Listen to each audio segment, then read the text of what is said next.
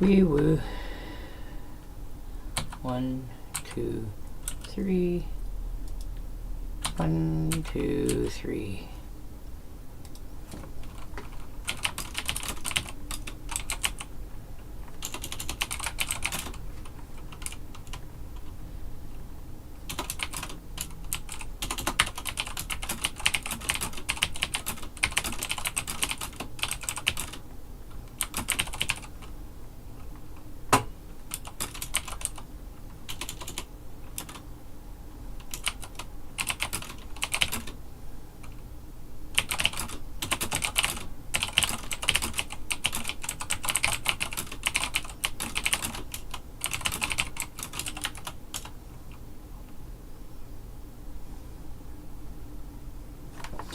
Alrighty, 'tis me.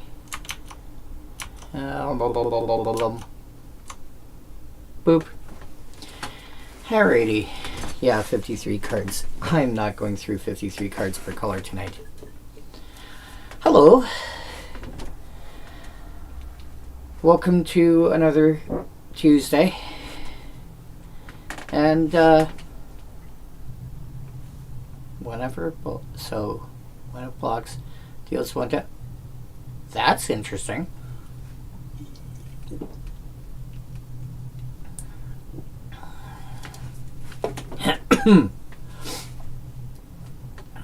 I wonder, is there a way to go...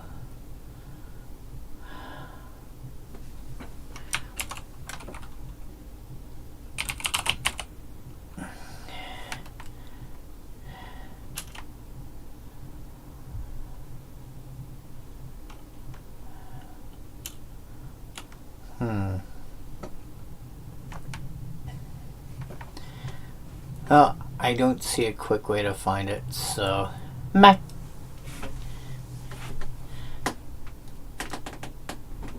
Oh, okay. Cool. So yeah. Tonight we start Tempest. Yeah, and we're, as usual, we're going to go through, you know, the lower, you know, the cards that get forgotten. Let me just take a quick boo at this. Yeah, okay. So, I guess we can start off. I guess I don't really have anything to talk about before we start the stream. You know, before I start the actual. But yeah. But light javelin here. Elite. I mean, there's a few different ways I've heard people pronounce this. Elite, elite, elite, whatever. Whenever it blocks, it deals 1 damage to target attacking creature. What happens if it can block more than one thing? Do you? No. It says whenever it blocks, not whenever it blocks a creature. And the difference is if it block, you know, if you get an effect like, oh, I'm drawing a blank on names right now. But there's a few cards.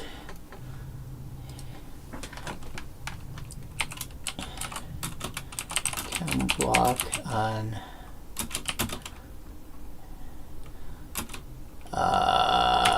type creature.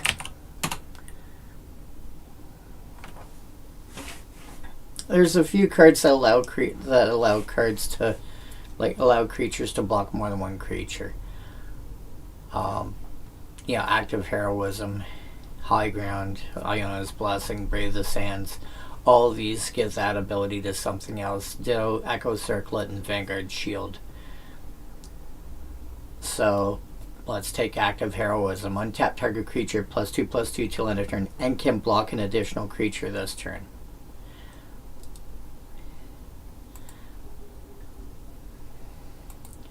And so if it says whenever this blocks a creature, the Javelineer would, the ability would trigger twice because now it's blocking 2 creatures. And but since this simply says whenever it attacks, or sorry, whenever it blocks, well, you only declare blocking once per combat. So unless you've got a way to end up blocking more than once per combat, which is highly unlikely, or more than once a turn, which is highly unlikely because that requires somebody to be attacking you more than once a turn. 1 damage target attacking creature. They probably don't want to be attacking into you unless you arrange something weird like a person's got multiple combats available. They attack you with something like Stuffy Doll, which has been aimed at, the activate ability, or sorry, the a third person has been named for whoever Stuffy Doll's abilities are going to be targeting. And, they attack with Stuffy Doll into Elite Javelineer. That really doesn't make... No, that's...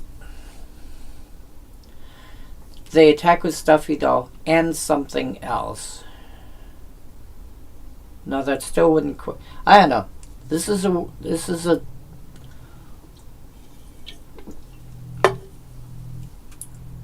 This is a card that can work, but you'd have to be attacking with...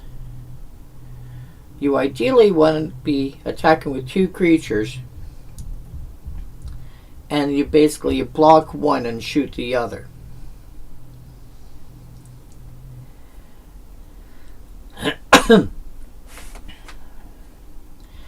I mean, it does have its uses. Don't kid yourself. You throw something like Basilisk Collar on. Speaking of which, I started making a... Let's see if I can find it. That's not it, is it? No, it's not. Where are you? I am dumb, you're that one. I started making a list of... and I'll just pull this up real quick.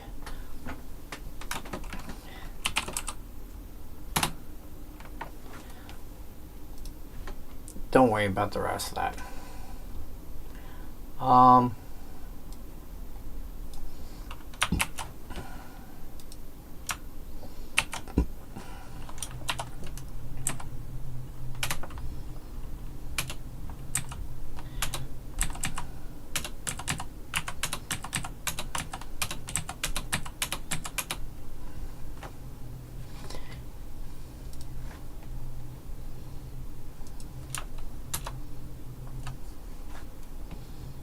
Go away, you don't matter.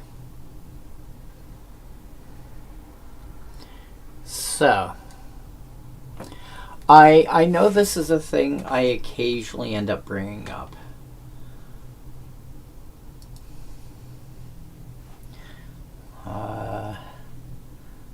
Let's see if I can embiggen you. I want you to be... There we go. I want this to be more readable on something smaller.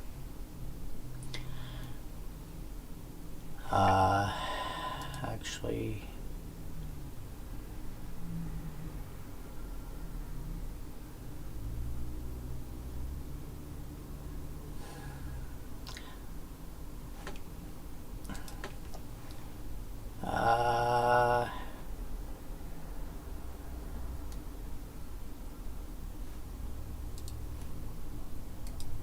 There.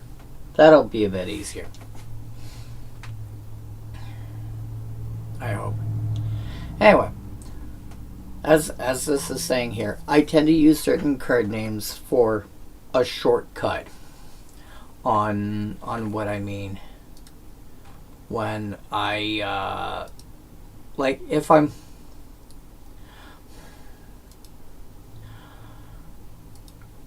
commonly if I'm looking for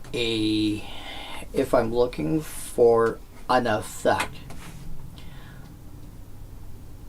I will commonly mentally shortcut to certain cards. And this is just because they're cards I'm familiar with that will do what I need them to do. And hopefully enough people know what the cards are that I can get the point across a lot easier. For example, when I call up Akroma's Memorial, which you'll see in the chat now, creatures you control have flying, first strike, vigilance, trample, haste, protection from black, from protection from red. I am very rarely looking for a good chunk of that. I'm looking for example, I'm playing a blue deck and I want to give my guys trample. Blue does not get trample very easily. And so I'm sorry, this thing is bothering me slightly. I gotta see if I can figure out how to. There it is. Show ruler. Don't care about the ruler right now. If I'm looking for, I'll either be looking for trample on individual creatures, or I'll want a general effect to give trample to all my creatures. And so Chroma's Memorial, it's a quick way that my brain goes, okay, I know at least one card to give my. If I'm looking in green, a lot of my creatures should just generically have trample, and barring that, I know I've got access to Brawn or aggressive mammoth or a bunch of other creatures that can turn around and go, hey, by the way, we give all you guys trample. That's easy because I'm playing green. If I'm looking for giving all my guys flying, that is harder. And so my brain will default to Akroma's Memorial more for illustrative purposes and to say, hey, I know there's at least one card that does that. So it's a simple it's a shortcut. I'm not saying you have to this is never you have to run this card. This is these are cards that I know that do a thing I'm looking for. Eldrazi Monument, same thing, because it specifically grants indestructible.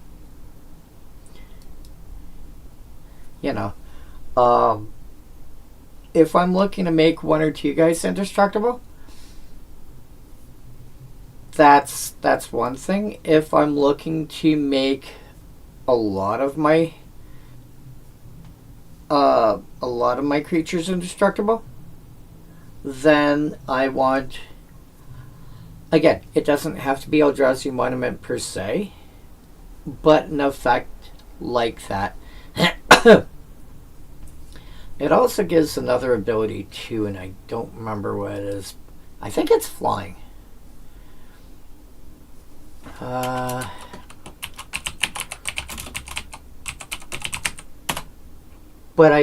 Flying. Okay. So if I'm looking for granting indestructible, my brain always defaults to Eldrazi Monument. I also tend to go, hey, look to see if there's others. But Eldrazi Monument, I'm like, okay, there's at least one card I can run. Chain Reaction, Star of Extinction, Blasphemous Act. all three of them are basically damage-based Wrath of God effects. Blasphemous Act generally being big enough to get everything off the board. Starve Extinction, same thing. Chain Reaction, scaling with the number of creatures in play.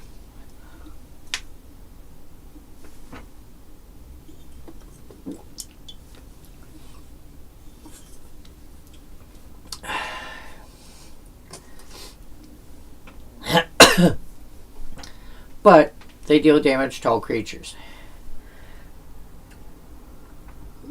Are there other cards that will do the job that I'm looking for? Quite possibly. But if I mention one of these three cards, it's generally because these are cards in red that will deal damage to all creatures for enough to basically wipe the board. Inferno is another,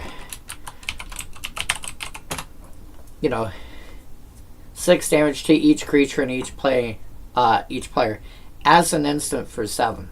It's actually pretty good. But 6 will get rid of a lot of things, but there's a lot of things that it won't get rid of. Lure comes from the fact that I remember playing with it way back in the day, when realistically it was the only card that allowed you to, cool, all creatures have to block this. Basilisk Collar most commonly gets shortcut for a way to grant death touch to a creature, grant death touch to a creature. It also gives lifelink. There are times when both are relevant. The most common times that I am looking for Basilisk Collar, though, it's I want death touch, and having lifelink is an additional bonus.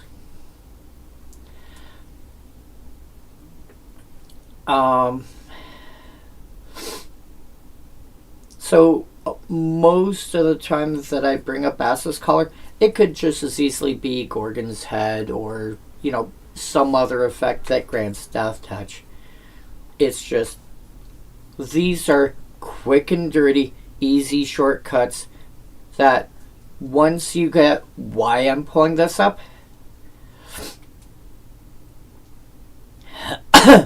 Akroma's Memorial, if I want my blue creatures to have haste, it is difficult to give haste to blue creatures. It's not impossible without going into red or green. You don't need Akroma's Memorial anymore. But if you are going blue-white, if I'm playing Azorius and I want my creatures to have haste, it's more difficult. But if you're playing white, it's actually more doable because you end up with cards like,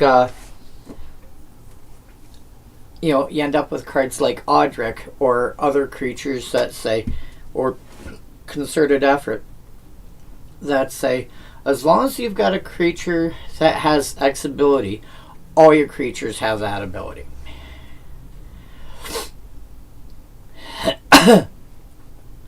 Mirror Entity, it's a changeling that can give all creature type, like all creatures you control, all creature types.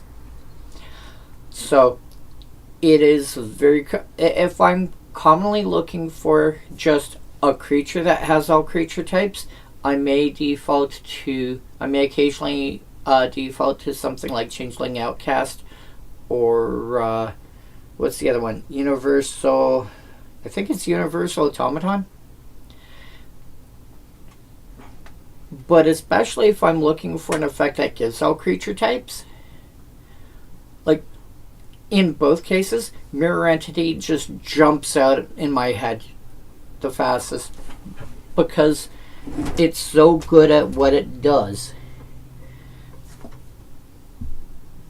it's so good at what it does. It just, you don't. This is part of the reason why I started streaming what I do. There's a lot of cards that people forget exist because I do this. If I say Chroma's Memorial, a lot of people will go, oh, a Chroma's Memorial, and they'll stop.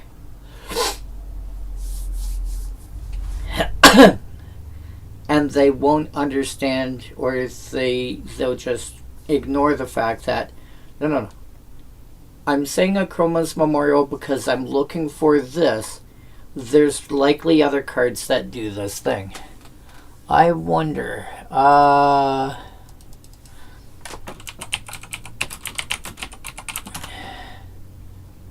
okay, you do have a red-green color identity.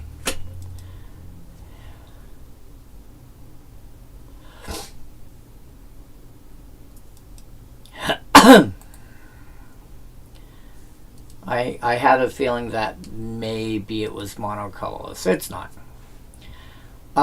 Desert Twister or Vindicate for a card that'll destroy any permanent. There's a lot of cards that do that. If I'm talking about, if I use one of those two terms, it's destroy any permanent. There's a lot of cards that are destroy target non-creature permanent. Like Bramble Crush is the first one that comes to mind for that. Or destroy target non-land permanent. And I think the first one that comes to mind that does that, I think is it Salt Blast? No, Salt Blast I think is non-white. But there's a lot of cards that have some kind of interesting restriction to them. And there's some cards that are exile target permanent. But usually I will end up leaning on Desert Twister or Vindicate, because those are the two that come to my mind the fastest when I'm looking for an effect. And literally all of these cards you can look up to see what they do. And Mycosynth Lattice to make everything in artifacts, that is kind of out of necessity, because there's not, I think there's only a couple of other cards. And Mycosynth Lattice is,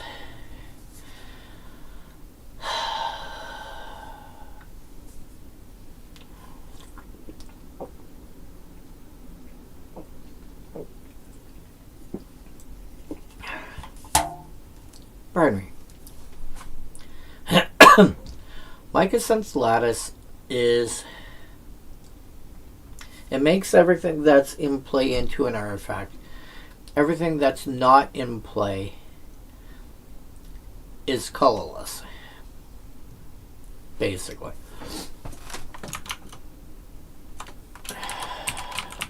Mycosynth Lattice. Oh, permanents are artifacts in addition to their other types. Oh, cards that aren't on the battlefield, spells, and permanents are colors. Players may spend mana as though were mana of any color. So,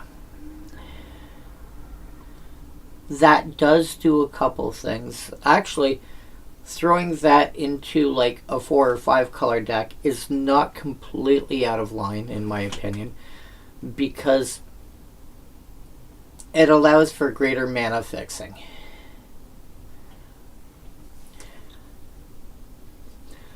If everyone at the table is playing 3 colors, especially if they're all on the different 3 color schemes, somebody playing Mycosynth Lattice and not as a combo piece, pardon me, and nobody else is playing cards that specifically combo with Lattice to make the game unfun for people. The person playing Lattice just did the table a favor, Because if you're playing, if you're playing Jund, black, red, green, and you've got your green, and you've got your black, and you can't get your red, because you're just not drawing into the cards that give you access to red mana one way or another. You're not drawing into your cultivates or your explosive vegetations or what have you. You're not drawing into your tutors. You're not drawing into your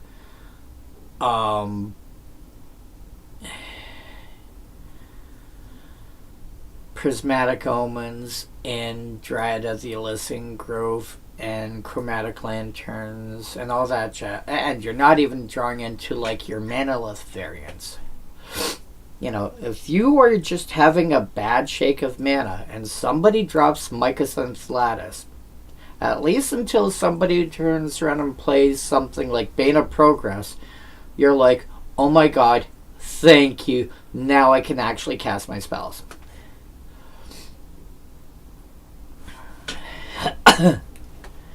That being said, these are all here for shortcuts. These are not the only cards that do what you're looking to do. That do what I'm looking for. They're just, I think, Lure Nemesis Mask, I believe, is a equipment that does that.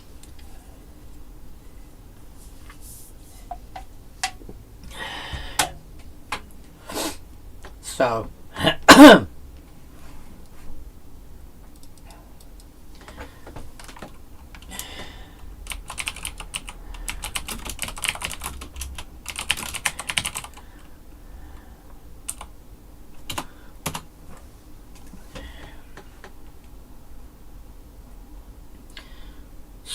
I would say if this is if you're ever looking, if you're ever watching my stream and you see one of these come up, keep in mind this is not because this is the only card or the best card, because situationally speaking, there can be cards that do the jobs that you're looking for, but better.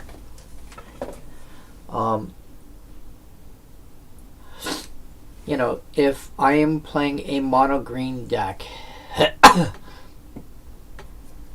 and I want something to give all my guys flying, I can actually do that not too difficultly. Not sure if that's the word I want, but anyway, I can do that without a lot of difficulty. There we go.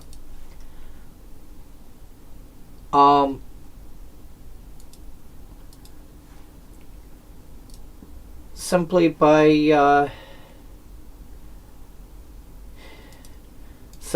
looking at an effect like towering, I think it's called Towering Viewpoint.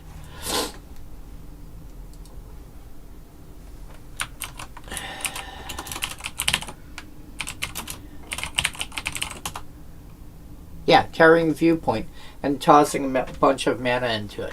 I'm playing green. That's not hard. I generally don't need flying all the time. I need it when I need it.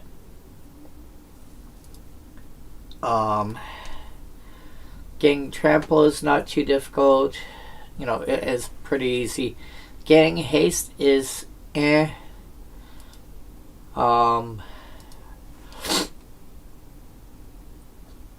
First strike is going to be harder. Vigilance is going to be harder. Protection is going to be harder. But it's not unreasonable. Ah, son of a biscuit.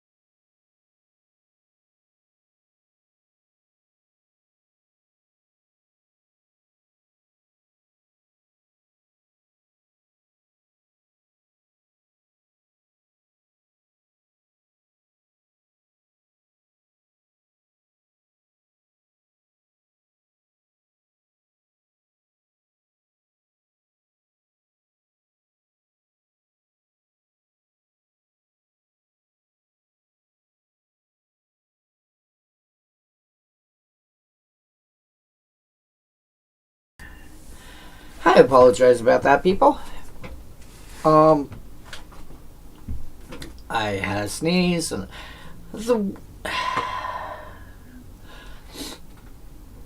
I am in southern Ontario in Canada, and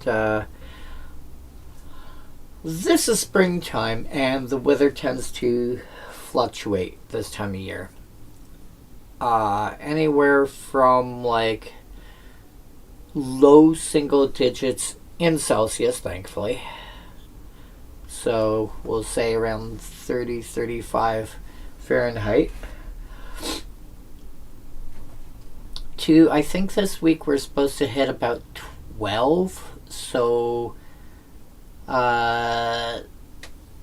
say 55-ish. 53, 54, 55-ish Fahrenheit. And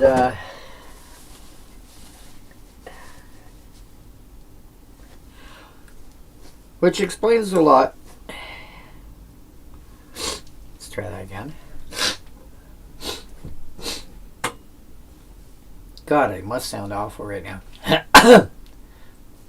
But that explains a lot why people this time of year tend to get sick, because the weather will go from like, hey, I just need a light jacket, to I should bundle up in the same day. And one thing I realized probably 10, 15, maybe 20 years ago was, if you look at the daytime high and the overnight low, at least for around here, the temperature difference tends to be somewhere around 10 to 15 Celsius degrees difference. Now, a difference of 10 degrees is 18 Fahrenheit, and a difference of 15 is 27 degrees Fahrenheit. Or 18 and 27 Fahrenheit degrees, I should say. God damn it. I must sound awful right now. I apologize. The difference there. So, if you've got a daytime high of 20, you can expect the overnight low to be somewhere between 5 and 10. For my American friends, that means if you've got a daytime high of 68, you can expect the overnight low to be somewhere between 41 and 50. Regardless of which system you use, that is, I can probably get away with just a long sleeve shirt during the daytime, to I need a sweater and probably a jacket. And depending on what kind of person I am in terms of how well my body handles cold temperatures, I might need to make sure I throw long johns in my bag as well, just to be on the safe side.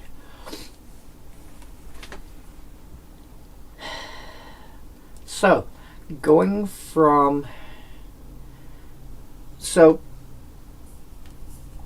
that's a pretty big fluctuation. Because the difference between 50 and like almost 70 Fahrenheit is definitely 10 to 20 Celsius is definitely noticeable. And people will dress for, being out during the day, and not consider they could be out later at night.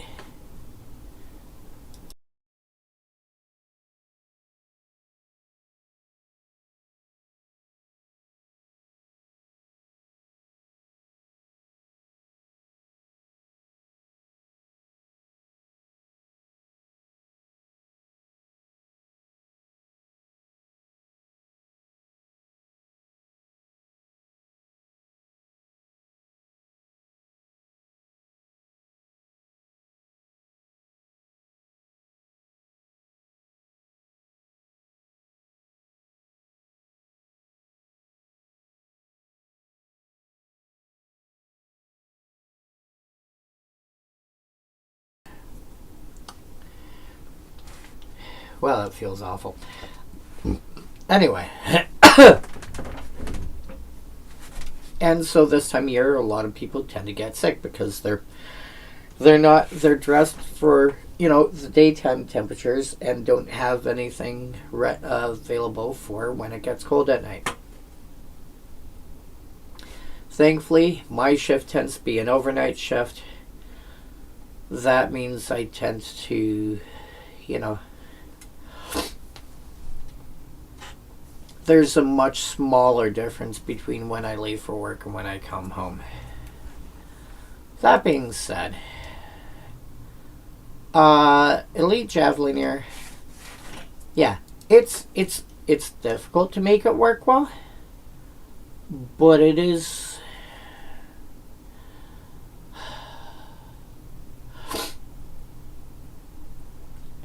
This is this is a sort of card I would want Death Touch on. So, again, Gorgon's, I think it's called Gorgon's Flail.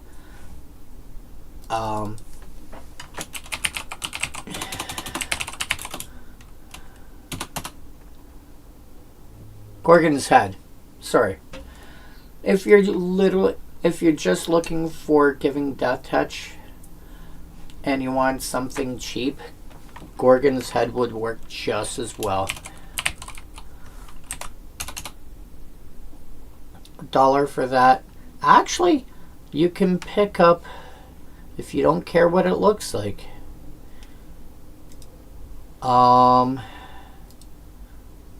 whoops, checklist.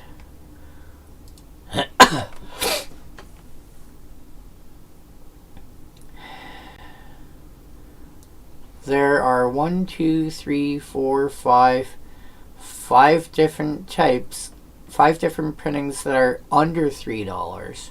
1, 2, 3, 4, and 5 more that are between $3 and $3.50. If you're going on a strict budget, then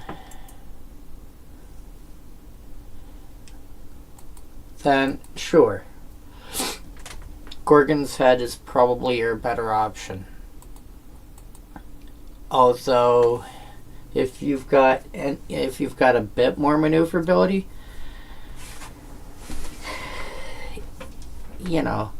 for under $3, probably even under $3 Canadian. Incidentally, I found this out recently because the exchange rate for the Canadian dollar to US recently has been pretty bad for the Canadians. I'm Canadian. Upwards of around, $1.43.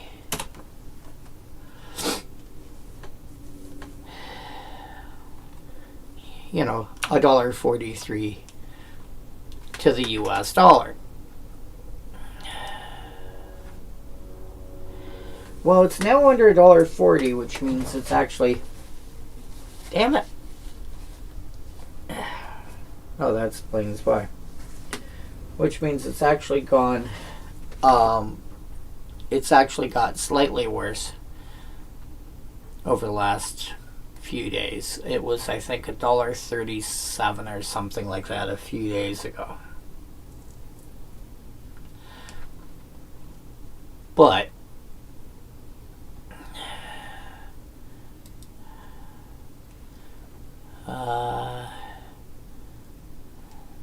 go away.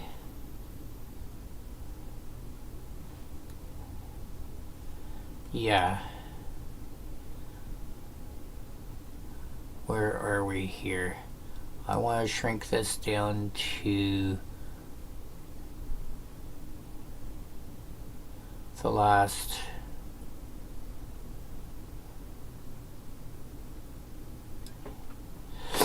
Yeah. Earlier this week we were around $1.38. Around $1.38. Oh, actually. We'd actually gone down to... Alright, so it was still $1.38 point something. And now it's starting to go back up a bit. But yeah, it's $1. Calling it $1.40 is still not unreasonable, but it was like $1.45 not that long ago.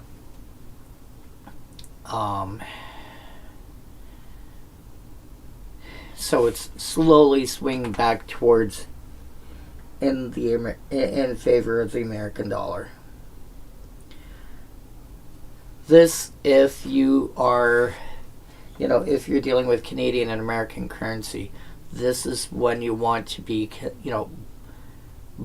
this is when you want to be buying American, no, you want to be selling American currency for Canadian dollars, assuming just the two.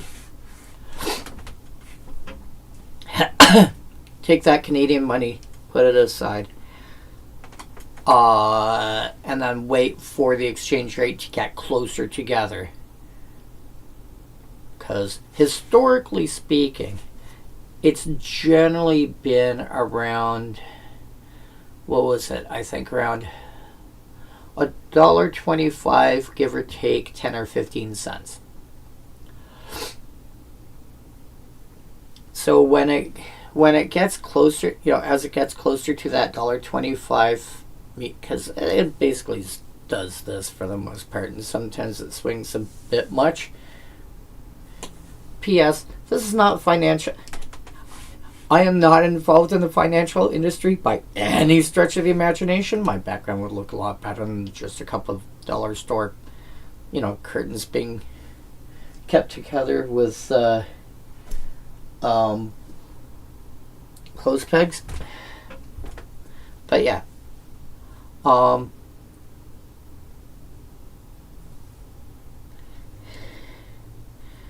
This is not coming from somebody who's involved in the financial industry at all. This is just somebody who has, out of their own curiosity, looked at what tends to, the general history of the Canadian and American currency exchange rates over 35, 40 years. And what range it tends to fall in. And then go, oh, okay. So you split about here.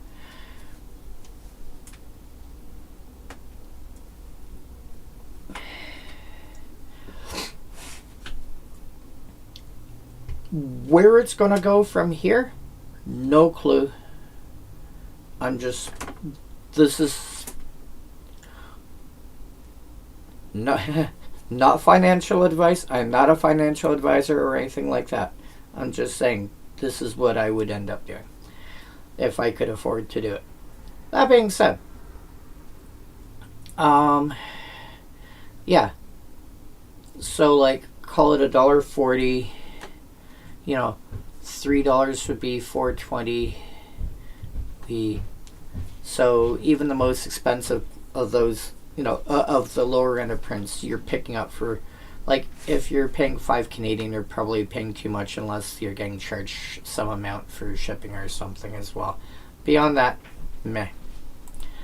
But if I were to play with Elite Javelineer, I'd probably throw some kind of basilisk color on it and play it that way. COP Shadow?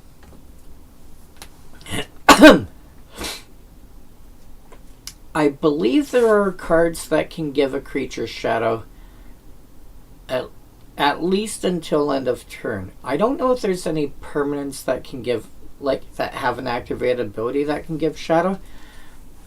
Let me just take a quick zoom through here. See if this can gain shadow till end of turn, but that's itself. You know what? Let's do this. Oh, shadow. Oh, until.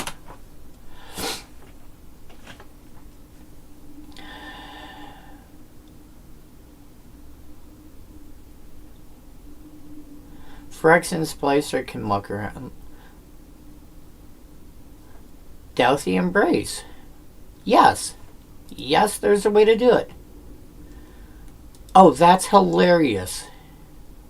I have to figure out where black ends up on the list. But that being said, if you're playing black-white, you can combine Douthie Embrace and COP Shadow and basically never take damage from creatures ever again, as long as you've got sufficient mana for it. Oh, that's funny. Okay, that one's free, folks. Staunch Defenders. 3/4 comes into play, gain 4 life.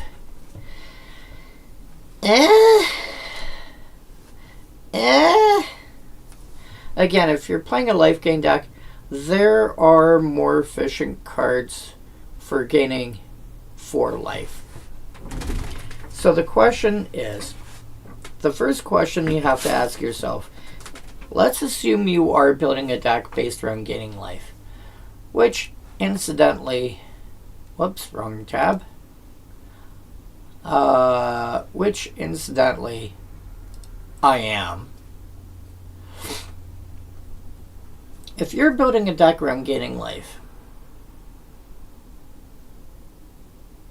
the first thing you gotta ask yourself is, which is more important? Because one of the two has to be more important.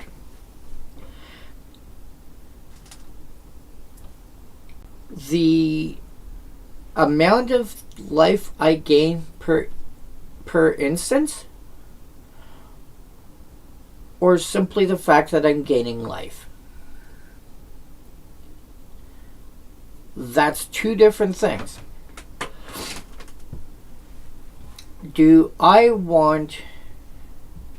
basically, you have to ask yourself, do I want 3 instances of gain 1 life each? And this is for the deck as a whole. Do I want 3 instances of gain 1 life each? Or do I want 1 instance of gain 3 life? If you're looking at Staunch Defenders and you're in the second camp, this may be a consideration. However, what I've commonly found, what I've generally found, is that it's more useful in general to have 3 instances of gain 1 life, because you have cards like a Johnny's Pridemate, and that's another card that I should add to this list.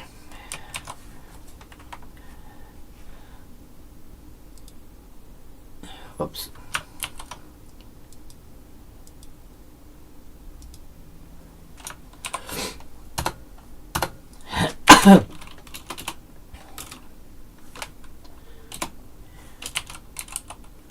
A Johnny's Pridemate for life gain triggers. A Johnny's Pridemate is 1 white, 1 other. Whenever you gain life, put a +1/+1 counter on a Johnny's Pridemate. It's a 2/2 creature for 2 mana.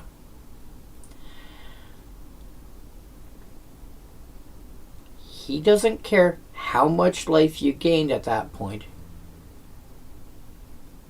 He just simply cares that you gain life.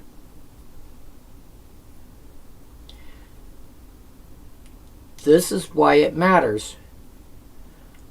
Do I simply care about like a few instances of gaining a bunch of life, or a bunch of instances of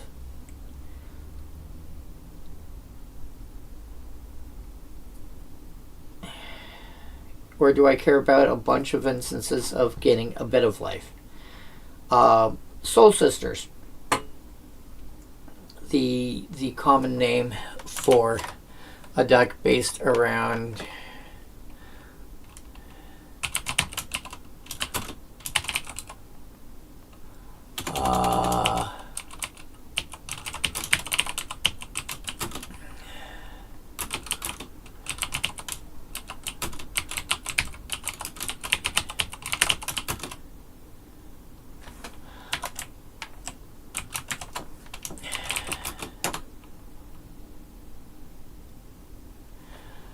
Oh, I have somebody. Hello. Collector invest. Should I be afraid?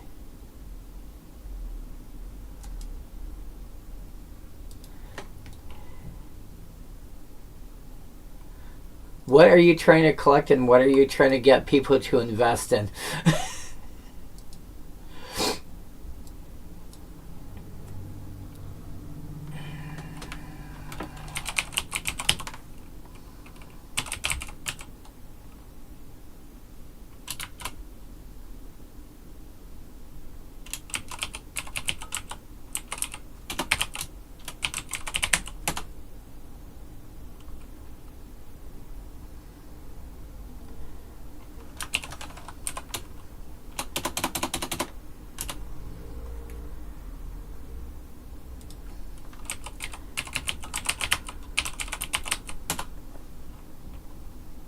There we are.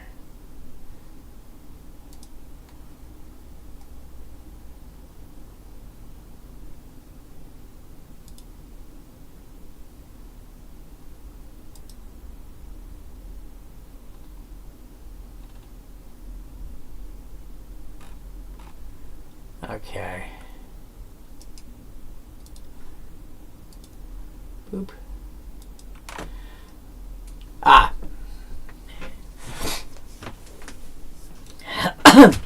Yeah, that's not me. um I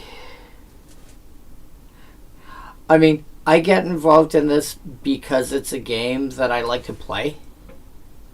I am well aware that some cards are worth a lot of money.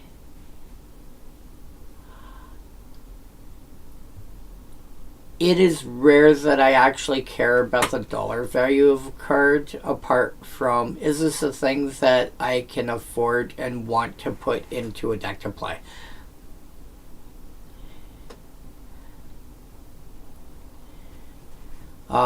Beyond that, I don't look at this. I don't look at this sort of stuff for investing in. I understand a lot of people can make a lot of money at it. That's not me.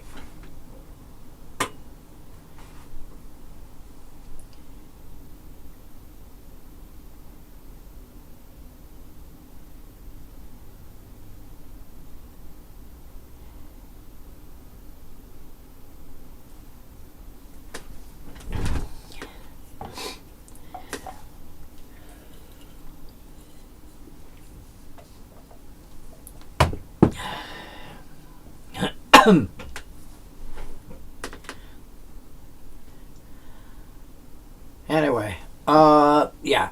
Basically, Soul Sisters is based around effects like Soul Warden, and, we're doing stuff to gain life, and then on Johnny's Pride Mate, effects that care about, the fact that, oh, you've gained life.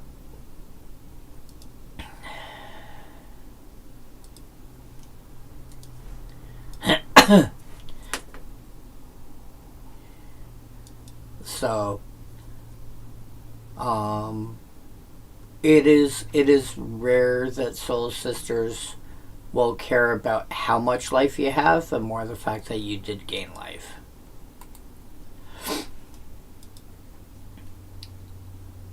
Staunch Defenders. The thing is, if you're looking at gaining 4 life, there are more cost-effective ways to do that.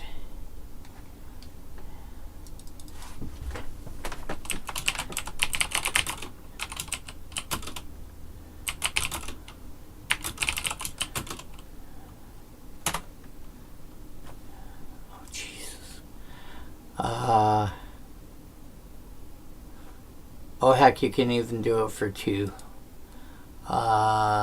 Sort by mana value.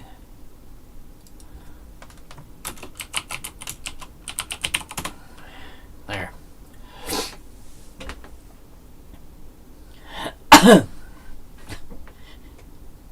If you make Golden Glow Moth indestructible, you can consistently gain 4 life. But yeah, most common way I've seen people deal with it, at least in Pauper, is Lone Missionary.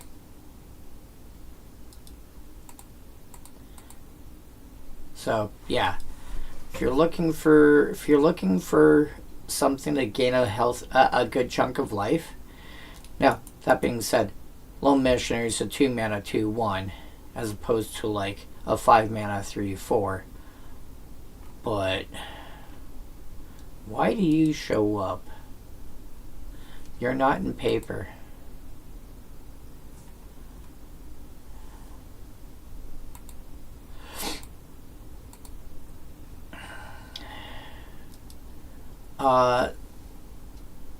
Unless you want to gain 4 life, unless you're making a deck based around how often can I gain a good chunk of life, in which case Staunch Defenders may end up slipping in.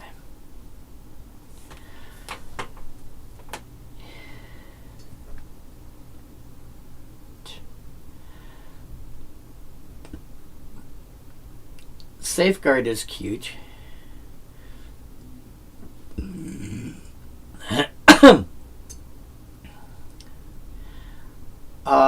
Safeguard. You know what? If you can generate a lot of mana on a regular basis. Oh no. If you're playing Fog Dot,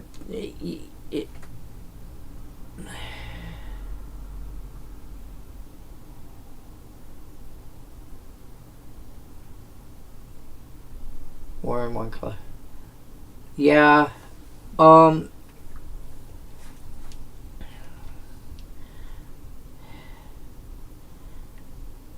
Yeah, Collector Invest, I don't think this is the kind of oh, there we go. I don't think this is the kind of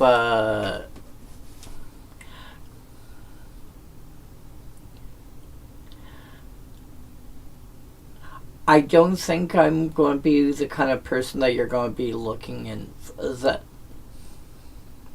I don't think I'm the right kind of customer for you. We'll put it that way.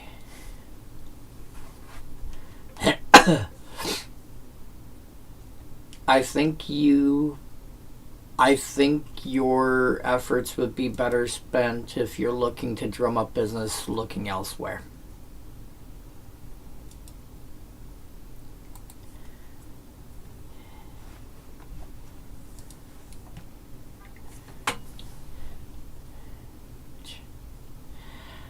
Repentance. This thing is hilarious.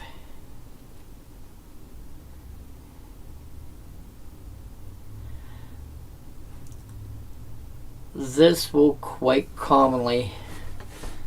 So,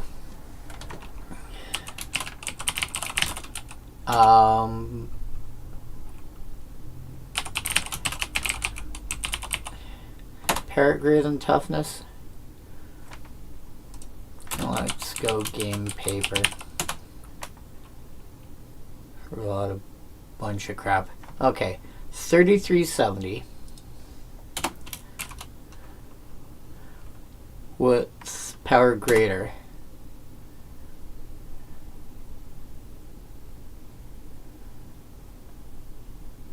Oh wow, 4424. Really?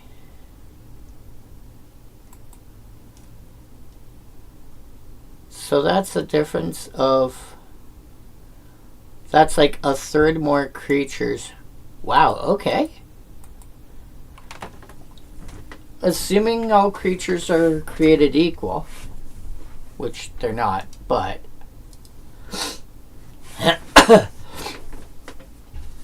your average creature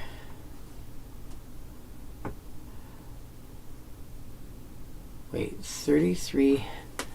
Know what? What about equal? There's gonna be more. 33, 44.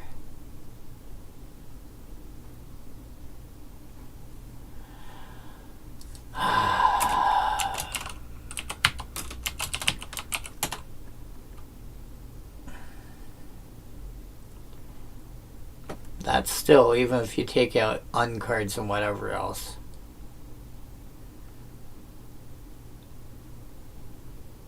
That's more than, that's almost twice as many. Come on. Yeah. So 84.79.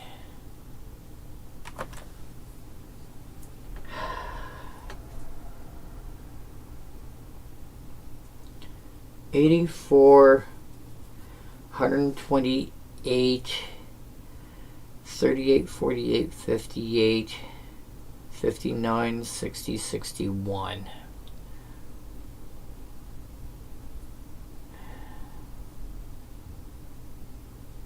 Wait, 84.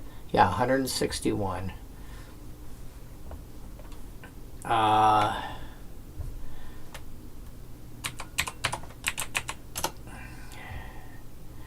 So yeah, almost 53% of creatures have got even stats, but out of the remaining roughly 47%, it's roughly 4 of them will have higher toughness and 3 will have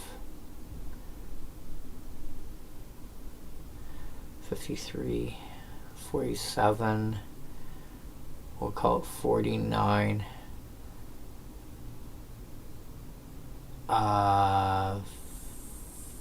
28, so probably about 27. So roughly like 1 in 4 creatures is going to have higher toughness. So a little more than half the creatures. Yeah. Cute. So that being said, more than 3/4 of the creatures will die.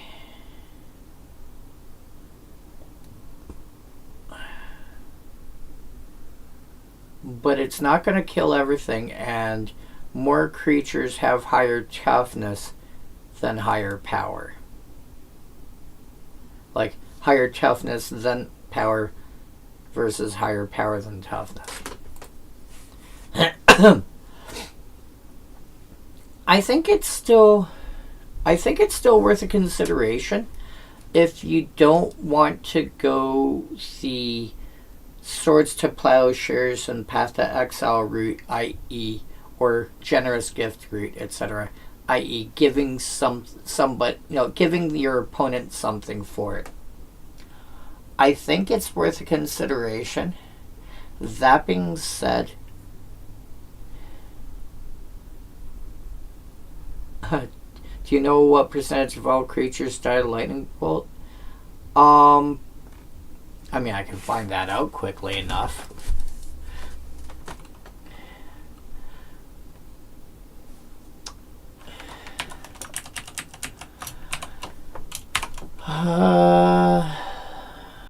Okay, so type equal creature, excuse you,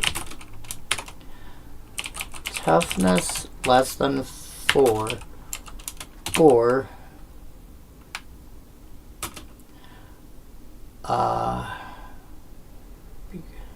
what's the word I'm looking for?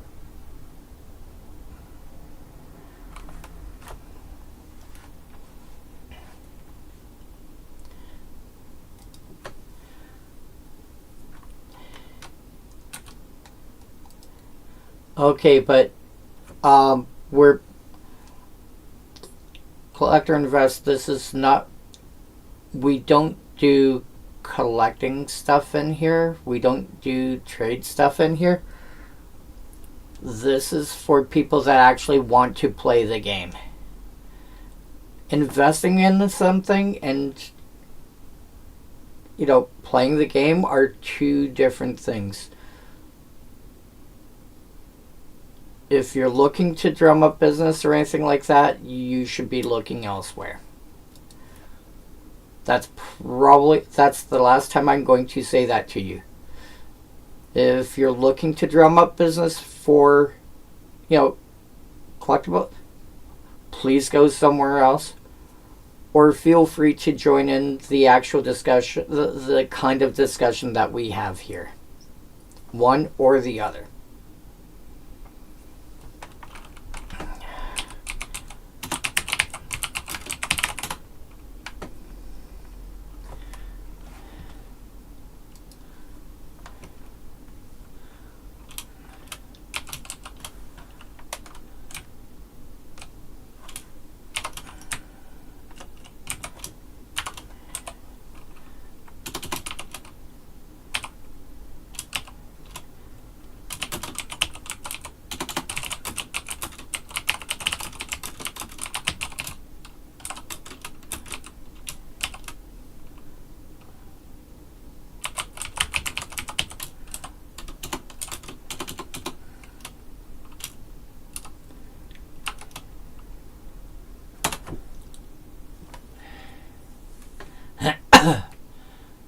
Okay.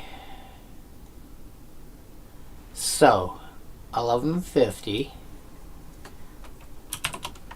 Sorry, 11150.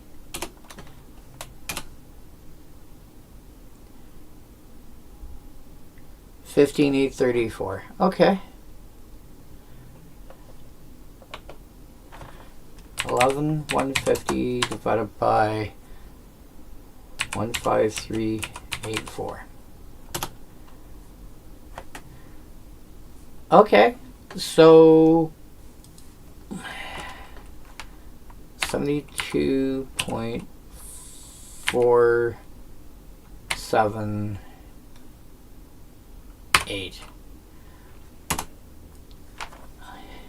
Okay, Ghost, that's approximately the percentage you're looking at, assuming that every card has got an equal chance of being played, which they don't. But hilariously, that's close to the same percentage of creatures that would die to Repentance, which is, I mean, it's not the exact same number, but it's in that same range. I think Repentance. Yeah, so was I. That being said, Commander's also a format where a lot of people like playing their 4/4s and 5/5s, and your angels, your demons, your dragons, your stuff that has. Because the other thing to take a look at is, depending on the kind of deck you're playing. Let's say you're playing Slivers. Slivers have got a bunch of lords that can pump, power, and also relevantly here, toughness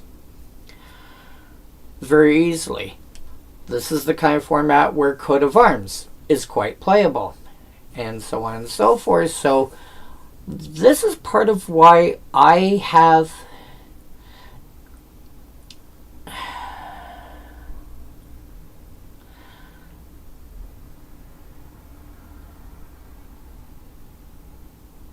I think it largely depends on the kind of group that you end up playing against. I think that is probably a more fair assessment. This is also part of the reason why, even in my commons only, like, I said this before and I'll say it again, I like building odd off-the-wall decks. But there are some cards that I found, like some of the decks that I build are, what's the word I'm looking, like they are built literally out of nothing but commons. No, not this deck. I've got like 6 decks that are built out of nothing but commons, for example, for Commander. And one of the cards that I found that I enjoy playing in various red decks, not just commons, is this guy. I don't know how well you can see that. It's called Fisher. It is a red instant originally printed back in the dark. It is 2 red plus 3 for an instant that basically says destroy target creature or land. It can't be regenerated. I picked up enough of those that any deck that I run that's commons only that involves red is going to have a copy. There's also Lava Flow, which is the exact same as a sorcery. Then there's Aftershock, which is probably the better one. Oh yeah. Oh yeah. For sure. The one I prefer the most for Commander is this guy, Aftershock. 2 red, 2 other, sorcery. Destroy target artifact, creature, or land, and it deals 3 damage to you. It's 1 mana less than Fisher or Lava Flow. It's sorcery, but it has enough flexibility. It will kill artifact, creature, or land. That's a lot of flexibility, and you do not care how big the creature is. If you do not care about rarity, you've got your various Chaos Warp effects, and then I had this cute little combo I came up with, or I shouldn't say I came up with it, but I found it. There's Wild Magic Surge. You combine that with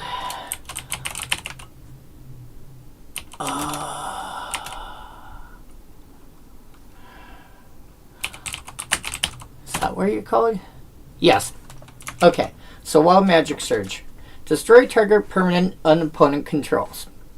Its controller reveals top cards of their library till they reveal a permanent type that shares a card type with it. They put that in play instead. So basically, if you hit a creature for 2 mana, you blow up the creature.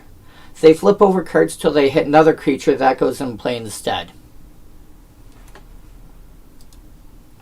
Combine that with Weathered Runestone. Non-land permanents in graveyards and libraries can't enter the battlefield, so players can't cast spells from graveyards or libraries. So non-land permanents. So if I hit a creature with a Weathered Runestone out, they'll flip over till they hit another creature. They'll try to put that in play. They can't. They put that card onto the battlefield and the rest on the bottom of their library in a random order. I believe that card also gets put on the bottom.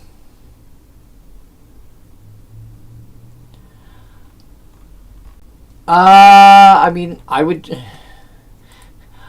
take the... I have been known to make some very unusual decks. I have some of them sitting beside me right now. Is it this one? I think so. Yes. This one right here. I'll show you. I'll pull up the list real quick. This is my mono blue deck, but I did not build a regular mono blue deck. Oh, no.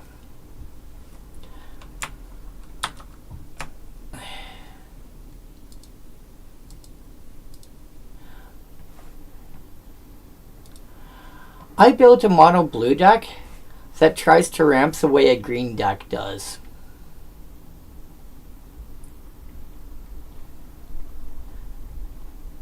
With big stuff to ramp into, creatures to tap for mana, kind of ritual effects, ways to fetch lands out. If you go to this link, that will send you over to this page here. You know, the one that's marked Commander Decks in Progress. And you can start going through that and find all sorts of weird and interesting things that I've come up with. Sphinx of Magosi. One of the few, and I mean few, ways in this deck to actually legitimately draw cards. And it's not in there to draw cards. It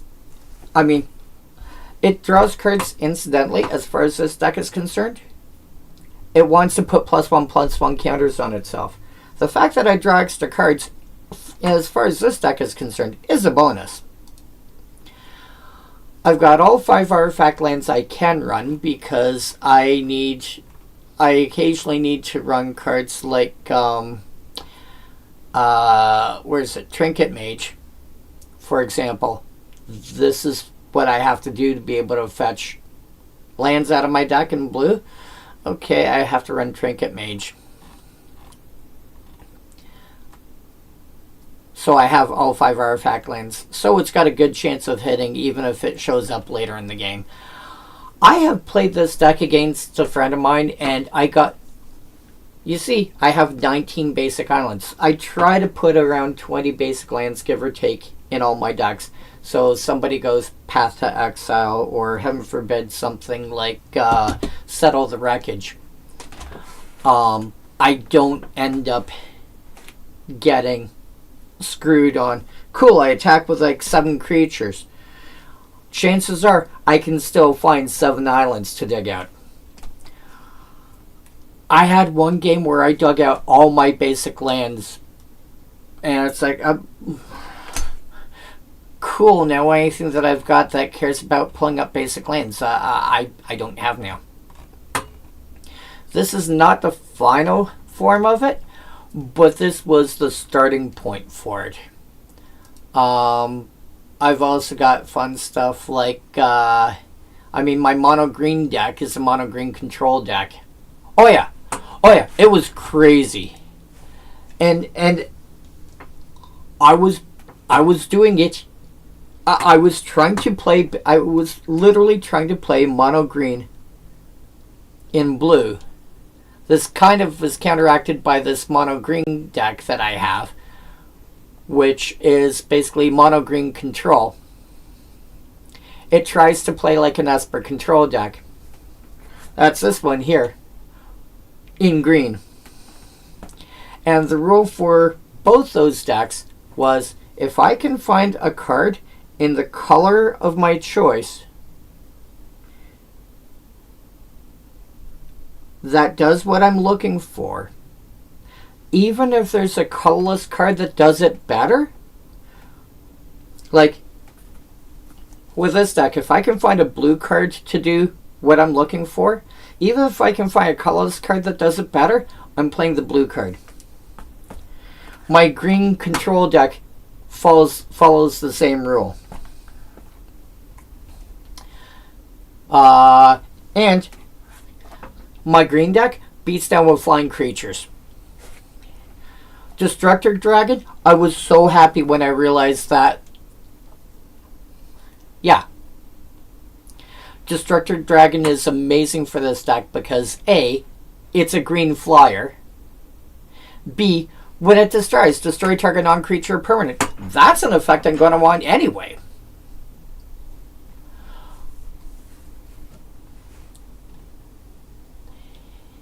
Yeah, I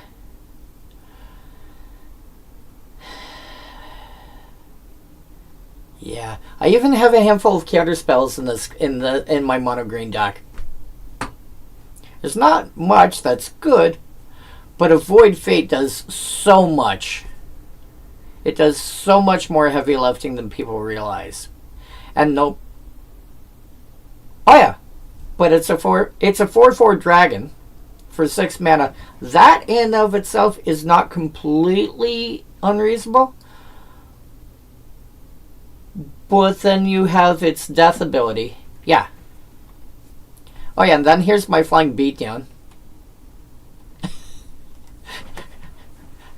Bayou Dragonfly, 2 mana for 1/1 flying swamp walk. You get what you can get, right? Hornet Queen is actually like 7 mana for 6 power worth of flyers. Flying Death Touch, I should say. That thing, I remember playing that when it was... Oh yeah. Some of these have been cut and replaced with new stuff. I did manage to pull out... I did manage to get my hands on a copy of Old Gnawbones. So that's in here. That's in the list now.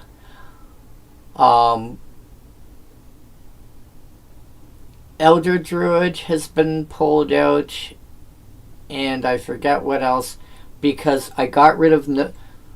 Elder Druid and the Veneral's Disc got pulled out because I got Somberwald Beastmaster and... Oh, what was the other one called? Azuri's Predation.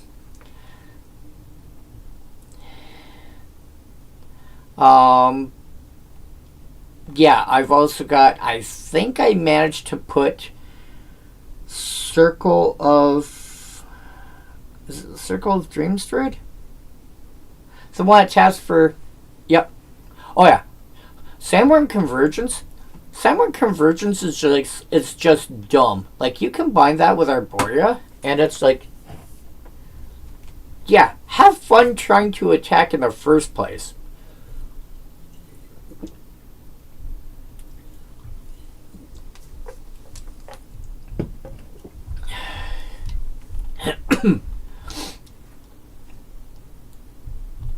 Yeah, so I have made some tweaks to the deck, like to the actual physical deck, but that's what I have for a starting point for it.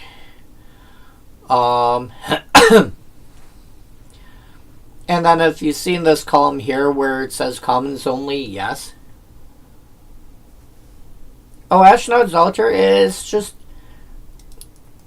if I have, like, first of all, if I have a creature that's going to be exiled, I can sacrifice it and have it go to the graveyard instead, which means I have a way to get it back somehow. I may have to use something like Elixir of Immortality to get it back. Also, if I need to cast something bigger, and I don't have enough, I don't have enough mana, I can always sacrifice something. Plus, I can also sacrifice, what's his name? Destructor Dragon, which would be a death trigger. By the way, I'm blowing up that thing. By the way, I got 2 mana out of it. I'm going to put that towards this other thing that I want to be able to cast. So, Ashnod's Altar has a few uses. Its primary source is to generate mana out of other stuff. If I've got some weird recursion effect that I figured out, and I don't think I do right now, but if I've got some kind of weird recursion effect going on, I could have, say, like, I could keep bringing the same creatures back over and over to, oh look, you killed my, you killed my blot. Okay. Yeah. The two biggest reasons, like, Ashnod's Altar basically has 2 halves to it. You sacrifice a creature and generating mana. And sometimes you want for one half, and sometimes you want for the other half. So it always depends on what you're trying to do. Something like Hornet Queen. Years ago, I think this might have been in M15 in Standard. I had a Alicia Who Smiles at Death Standard Reanimator deck. And so I had a few sack outlets, like Nantuko Husk. I had a few cards like that. And then, because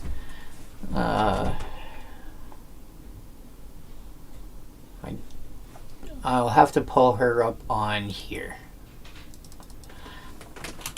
Alicia Who Smiles at Death. When she attacks, you can pay 2 mana, either of which can be white or black. If you do, you basically get to reanimate a creature from your graveyard that's got 2 power or less, and it comes into play tapped and attacking. Because it was standard, you don't have to care about the 1-of rule, you don't have to worry about this, that, whatever. You just have to worry about having at least 60 cards in your deck. Okay, fine. So I had like 4 leashes in there and a couple of other things. Yes. And Hornet Queen was legal at that point. So I had 4 Hornet Queens, and I had Priest... Was it Priest of the Bloodright?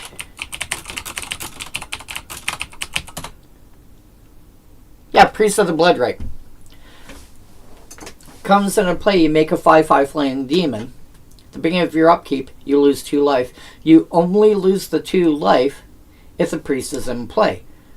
The 2 life loss is not attached to the demon, it's attached to the priest.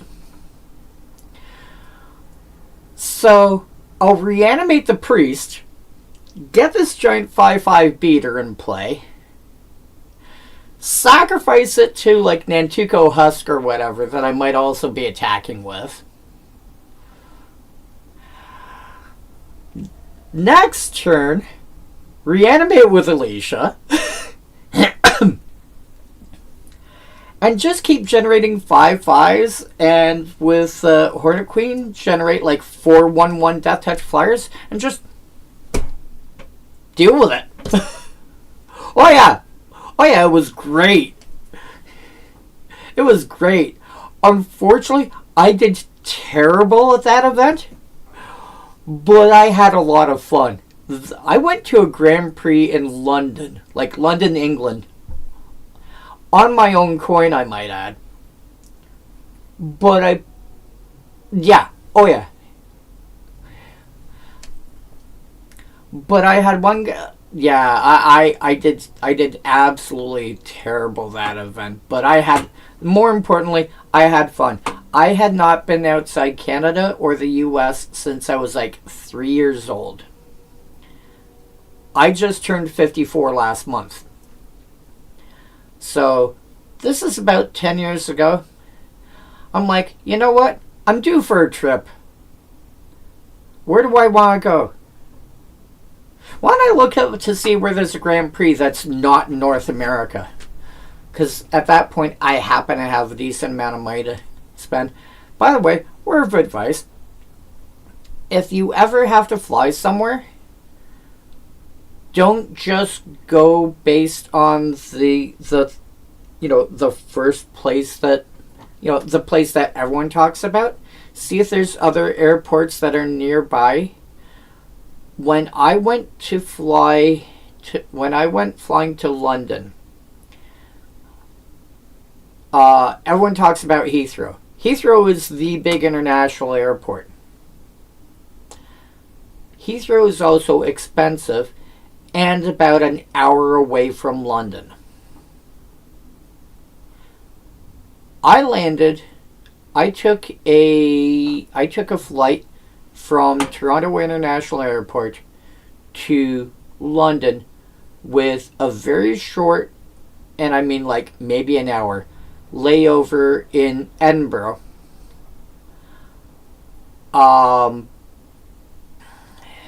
To London City Airport, which was about a 10-minute walk away from the hotel room, about a 10-minute walk away from the event center, and the hotel I was staying at was about 10 minutes away from the event center.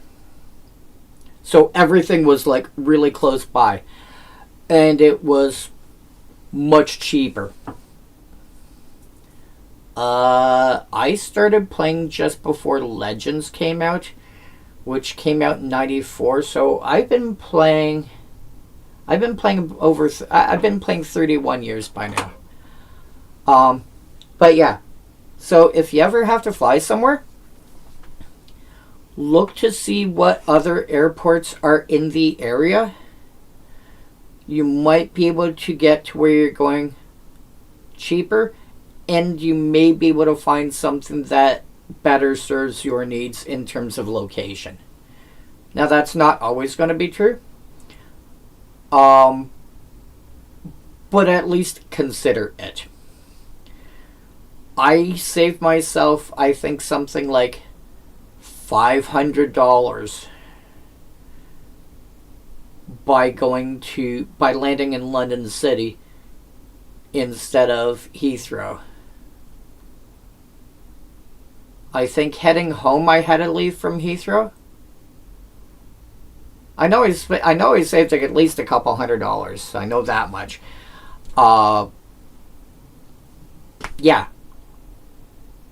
Yeah. And this was like 2015, and so $200 back then is worth a lot more than it is now. Might be worth $500 now.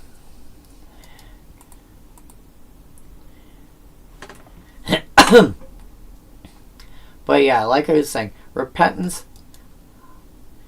Oh yeah. But Repentance, I would actually... I think Repentance, if I'm playing a deck, if I'm playing a white deck, and I... Like, first I'm going to be looking at effects that can kill a creature, period. Usually it's going to exile. If I... Like, me personally, I would generally end up playing a card like Generous Gift first. Because Generous Gift does not care how big the creature is.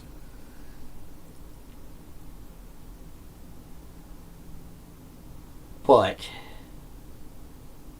Generous Gift turns around and gives your opponent a 3/3 creature. You know. It's like, I'm gonna blow up your thing. Here, have a 3/3 creature. If I don't want to give my opponent something for it, I may play a Repentance. Midnight Strike. Midnight Strike. Not familiar with that one off the top.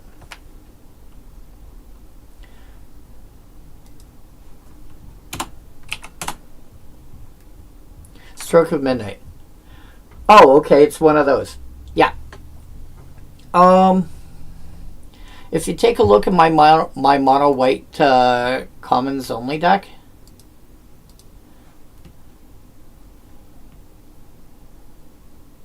come on, puppy. Thank you. I always like to go down the visual spoiler. This thing is based around, I spend at least one card, I get at least, I spend one card, I get at least 2 bodies out of it. There's going to be some changes due to stuff that's come out more recently. Oh yeah, Introduction to Annihilation ends up in, like, I put this in every commons only deck that I've got. I'm starting to put it into other decks as well, depending on what I need. Buyer's Silence, I mean, Midnight Stroke is basically, where are we here? Or sorry, Stroke of Midnight. Destroy target non-land. They get a 1/1 human.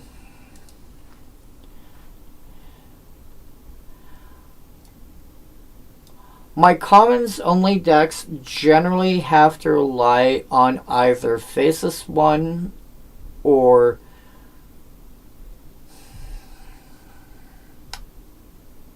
Prismatic Piper as the commander, because there's not another option available.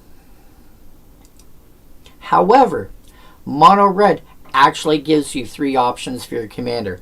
You have Joven, you have Chandler, and you have Skoa from Modern Horizons 3, I think it was. But everything else, you have to go with, that's the wrong one. Oh yeah, and like all these decks that are on that list, I am building them. Did I mention I'm building them? Oh, yeah, I'm building them.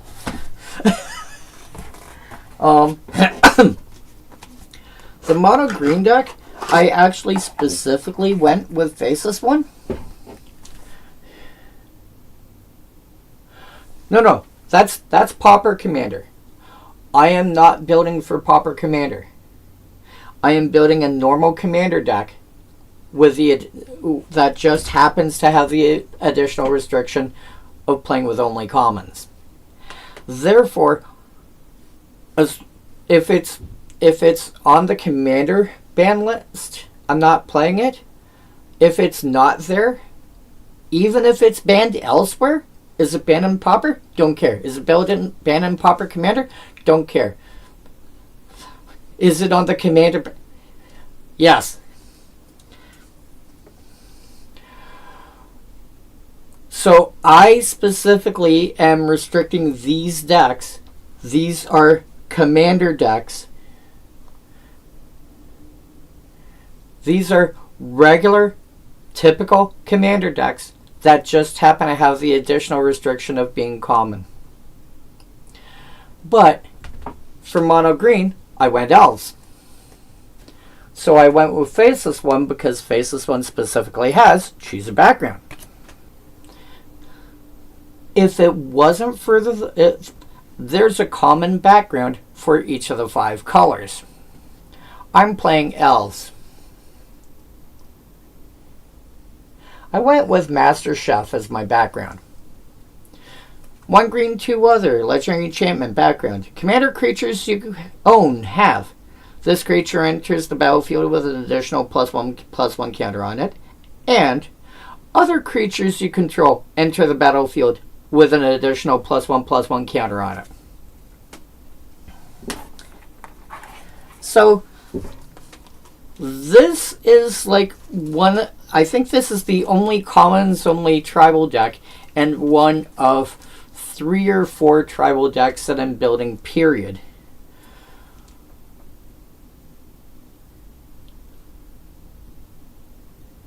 Oh yeah.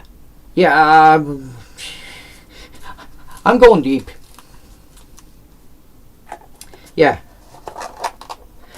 And because this is like the only commons tribal deck and it's green, I get to play with Master Chef as a background. So I'm like, okay, well in that case I have to, so I went elves. And then it turns out there's oh yeah, before I get too many rabbit holes. If you look at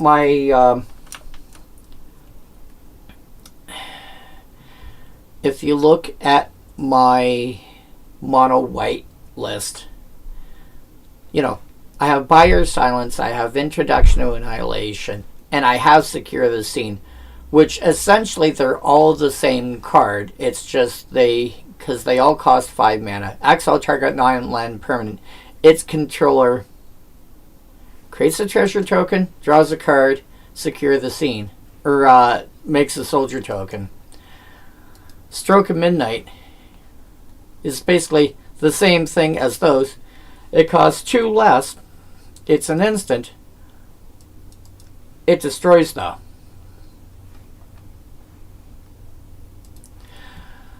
Which is why I'm running the guys I am. And Outflank is going to be replaced with Thraben Charm. And in fact, Thraben Charm is so good in Pauper that this thing is like, this is one of those cards that you should just, especially in a format like Commander, you should keep it in the back of your head. Because if you're considering at all a card like Outflank, play Thraben Charm first. It's an extra mana. 1 mana to 2 mana realistically most times does not make a difference. It deals twice the damage of the number of creatures you've got. So even if somebody just hit a board wipe, I play Raise the Alarm. Cool. Now I cast this and 4 damage to each to target creature. Destroy target enchantment. Nice propaganda you've got. Shame if something would happen to it. Or exile any number of graveyards. Nice reanimator deck that you got. Oh look, everything you wanted to reanimate disappeared. Oh yeah, this thing is just dumb. But like in a good sense. I have Outflank. Yeah, it's getting replaced with Thraben Charm because it does so much.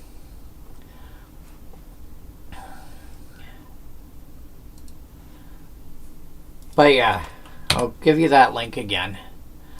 But yeah, if you ever want to take a look at, if you ever want to use this just for like ideas, and then at the bottom, this is not stuff I'm necessarily going to make, but I'm like, this is stuff that I randomly came up with. Because like, yeah, basically. So this first batch of decks down here, I plan on doing one for every color and color combination, including colorless. One for every monocolor, including colorless. And allied colored pair that's commons only. So 32 for the first one. And then 11 more that are commons only. So that's 43 decks. Okay? That's this big section here. Down to this.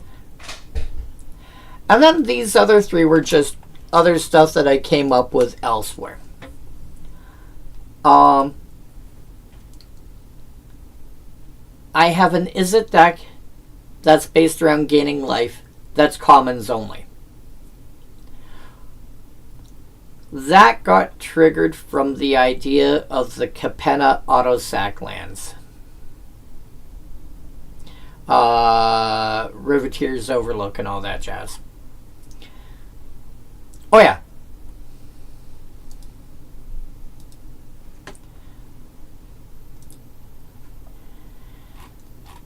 This originally triggered from these guys. Because when they come into play, you sack them, fetch an appropriate basic type, and gain a life. So the question was that I saw that and I'm like, how hard would it be to run all 5? Well, the first answer is 2. You only need to run 2 colors if you want to run all 5, but they have to be 2 opposing colors. You know, black, white, or red, blue, or green, black, or whatever. But if you do that, you can run all 5. And then I'm like, okay. Well, I mean, cards like this, realistically, for the most part, they're only going to be getting used when they're common. You know, because they're common. So, try commons only deck. But white, black, and green all have pretty easy ways to gain life. I have a Pauper Legal mono black burn deck. That was actually the first Pauper deck that I built, and I brewed that specific one myself. I saw Tyrant's Choice, and I'm like, wait, what? Because I knew there was some, and then when I found that, I'm like, that's insane. Maybe burn is actually a thing in mono black after all, so I built that.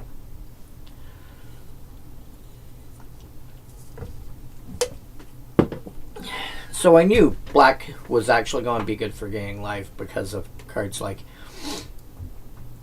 a lot of the black burn.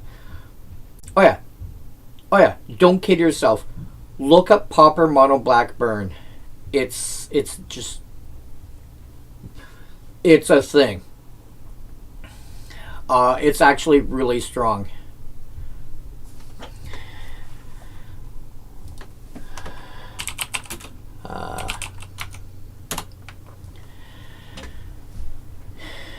So when I realized white, black, and green were all going to be easy for gaining life, I'm like, so what does that leave? That leaves red and blue, neither of which are good at gaining life. So I'm like, okay, let's assume for the sake of argument I restrict myself to commons. Is this a thing that I can do? Well, I've got the 5 lands. And, you know, Swiftwater Cliffs, your life gain land for that. Okay, so that's 6. Okay, that gave me a starting point. Well, what else can I do? Radiant Fountain, yeah, Seraph Sanctuary. Whenever an angel enters the battlefield under your control, you gain 1 life. If you scroll up to the top, I have 4 cards that are technically angels.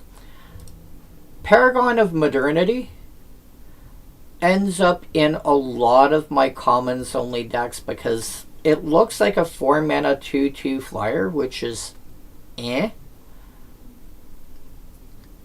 most of my commons only decks, even the monocolor ones,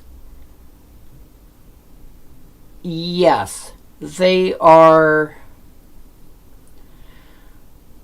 do require some help, but they're actually not bad. But even I'll grab this one, which is Mono Brown Ramp. Commons only, you want an easy theme. You want something that you're going to come across a lot. So, Mono Brown Ramp, which incidentally, I did manage to get all my basics as wastes. So I was really happy when I was able to pull that off. I have Heapgate and a few variants of that. I've got Network Terminal, which taps for any color. Let's see here.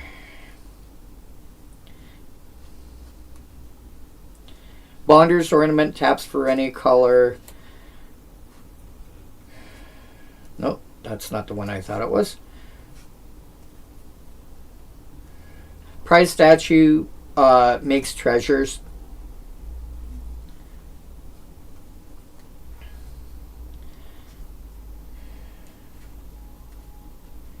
Mana Geode makes mana of any color.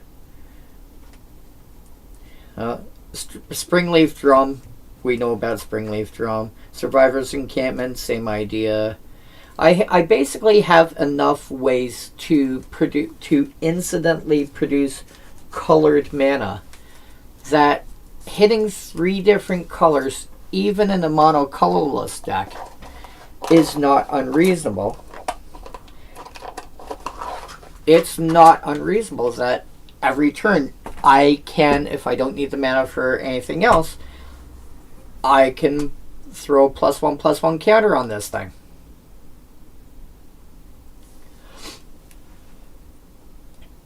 This is the only angel in a Izzet deck that's actually an angel. But I also get access to Lichara Kinseekers, Mistwalker, and Warspite Changeling. There's other options as well. I just figured these were the best options.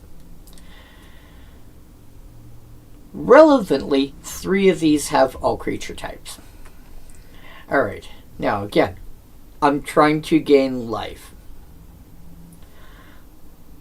Environmental Sciences searches for a basic, puts it in my hand. Filigree Familiar comes into play, I gain life. When it dies, I draw a card.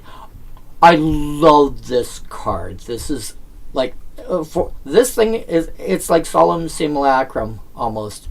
This thing ends up in like all my commons only decks and some decks that aren't. Golden Egg comes into play, draws a card, and I can sack it as a food. Pendulum of Patterns comes into play, gains life.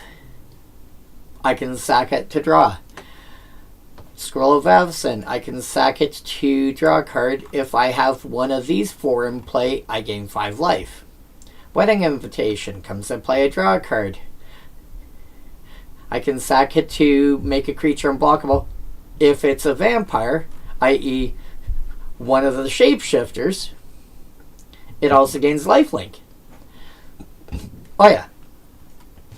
5 bodies that are primarily here for, being bodies that gain me life, either when they come into play or when they die.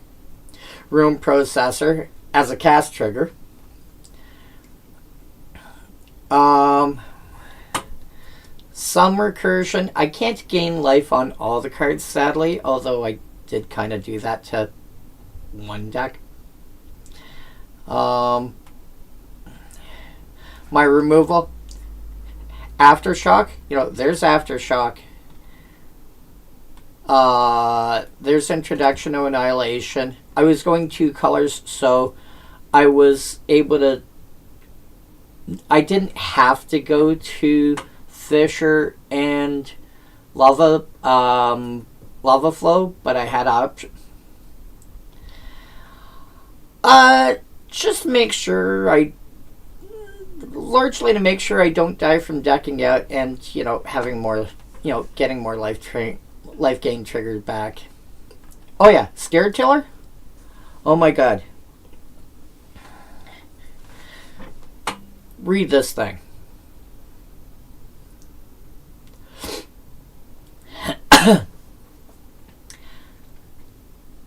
Once I saw this, even ignoring the fact that we're talking about this deck, forget that for a moment. Just look at the ability in of itself. It lets you get back lands that are in your graveyard or put extra lands in play. All that needs to happen is it has to become tapped. So you run almost any deck that I have that has Scared Tiller, which is most of my commons only decks. I run Springleaf Drum, Holdout Settlement, and Ally Encampment.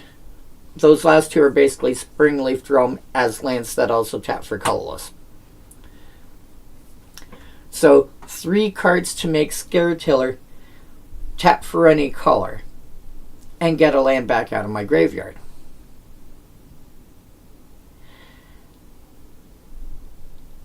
Okay, that could be Quicksand, which is removal. That sacks itself to do it. That could be, a fetch land. That could be this. There's a decent suite of lands that can actually do things. And then you combine this. With the. You can get back a land that you cycled earlier. Or you had to use it for like Boseiju or Otawara that you had to channel earlier, and now you actually need it as a land. You can actually get them back into play now.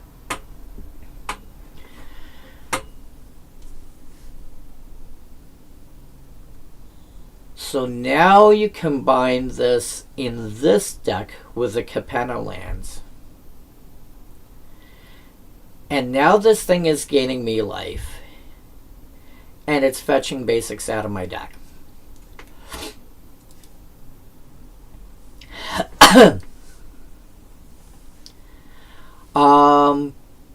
Yeah, it Scared Tiller, when you're building a deck out of nothing but commons for Commander, does a lot of heavy lifting. It is actually, I would rank for a commons only Commander deck. I would rank it and Introduction to Annihilation almost as high as I would rank Soul Ring in a normal Commander deck. They're the two of them are just that solid and that useful.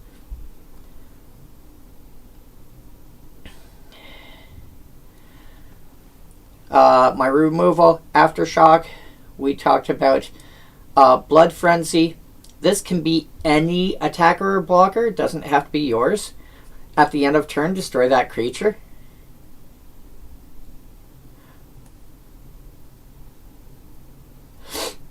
Yes.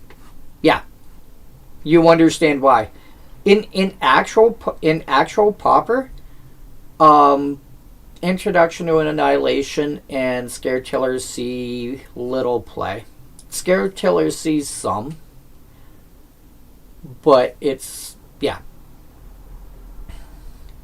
But when you're building for Commander, they're really strong because you also have those first couple of turns to do setup and whatever. Yes. Oh yeah, exactly.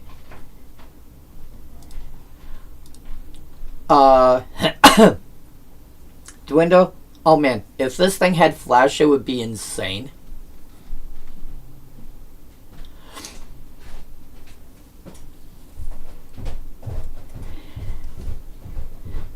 Oh yeah, your 6/6 dragon is now a 0/6. What?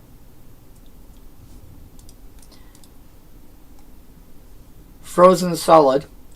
Whenever damage is dealt to enchanted creature, destroy it. Unstable Obelisk. A mana rock that you can eventually pay 7 mana and blow up anything. Introduction to Annihilation, we've already talked about. Icy Prison is basically Journey to Nowhere that anybody can pay 3 on your upkeep to keep it around. Yeah, I know. But the game was also, a lot of these are also really old. And then Giant Albatross. Giant Albatross, I'm going to pull up its Oracle text because it is a weird one. So, 2 mana for 1/1 flying. When it dies, you can pay 1 blue and 1 other. If you do, for each creature that dealt damage to this creature this turn, so dealt damage to the Albatross, destroy it unless its controller pays 2 life. A creature destroyed this way can't be regenerated.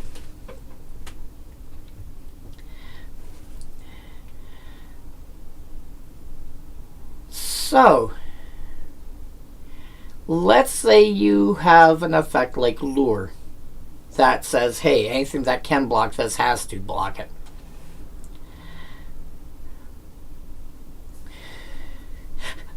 You lure a Giant Albatross, then when it dies, because it's going to, because everything's going to just like gang block it. You pay 2 mana and go, okay, for each of these creatures that blocked it, you've got a choice. Do you want to lose 2 life or do you want to kill the creature?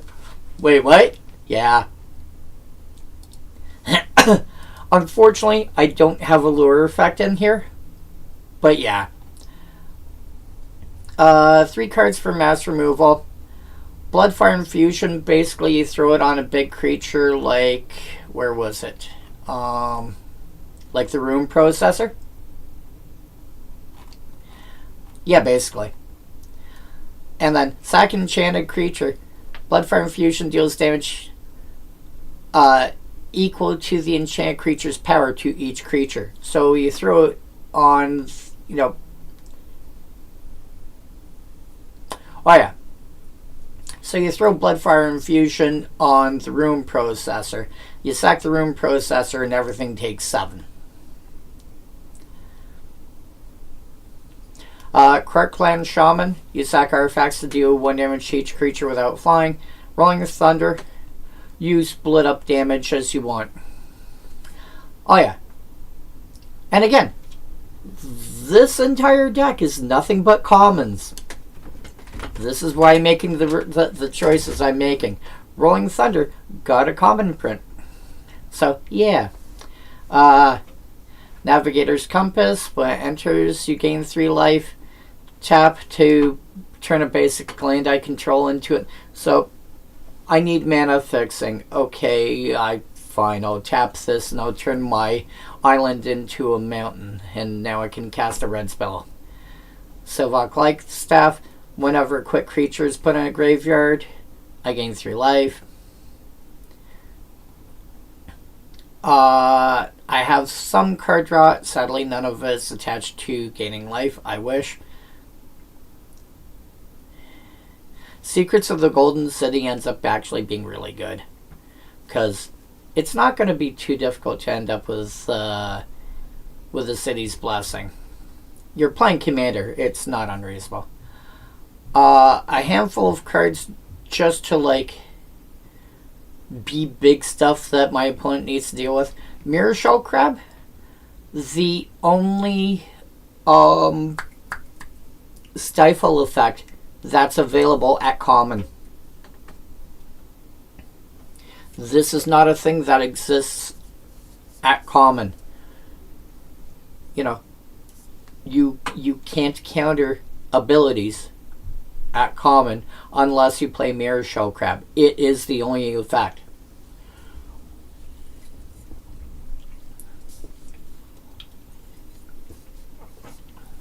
In fact, for a while after Mirror Shell came out, a couple of years, I think, like, you would have this. No, it's an ability. You would have people counter something with this and then reanimate it, and it's a 5/7 with ward 3. Yeah, so the only way to stop Mirror Shell Crab's ability is with another Mirror Shell Crab.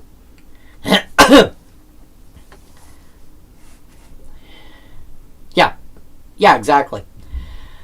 So the thing about the funny thing about Mirror Shell Crab, it's like years ago when Dredge, like we're talking before Prized Amalgam came out. Dredge decks ran a specific way. Oh yeah, Tormod's Crypt Keeper. I've started putting that in my decks instead of Tormod's Crypt, because it's the same thing as Tormod's Crypt, but it's a 3/2 Vigilance for 3 on top of all that. Dredge decks commonly ran about 15 or 17 Dredgers, and they commonly also had something they wanted to bring back with, like, Dread Return. You know, you mill as much of your deck as you can from the Dredge ability, and then you'd have like Narcomoebas jump into play, and then you can sack them to Dread Return. And people always want to play a specific kind of card as, well, this is my Dredge target, or this is my Dread Return target. And you would be playing with like Bridge from Below and whatever else. And Bridge from Below, whenever your creatures died, you put zombies into play. Well, you sack them to, you know, you'd be sacking your...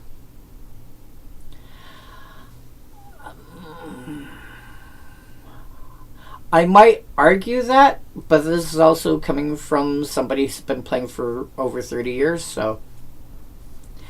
Anyway. Certain people realized that you didn't need a specific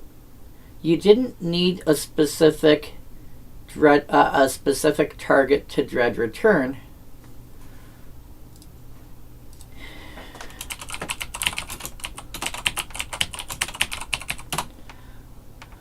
because, hey, Holly, get your red verbs here. Because you had Golgari Grave Troll. This is going to be interesting. I don't know if you guys can see each other. I have one person chatting to me through the YouTube chat, and another person chatting to me through the Twitch chat. I don't know if you guys can see each other.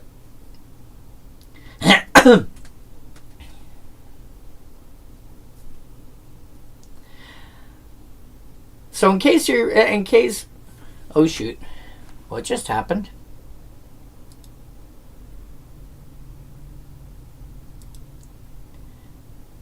Okay. Right, so not easily for you, but it is a thing. Okay.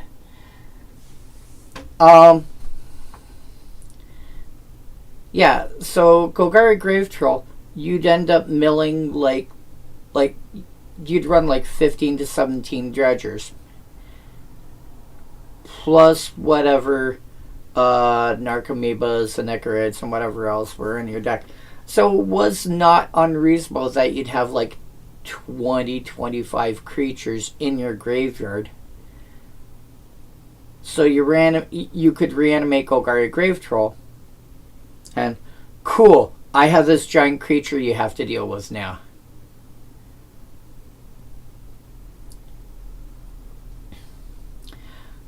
Holly, I don't know if you can see what we're talking about.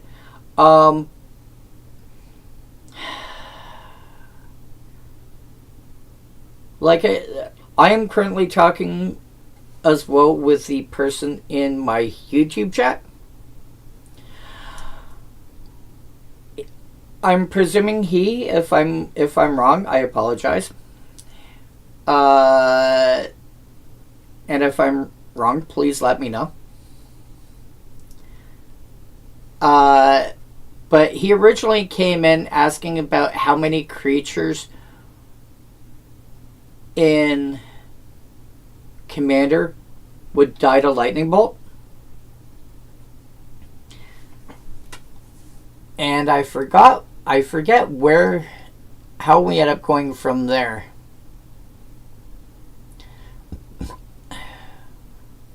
Oh yeah, I remember. Okay, yeah.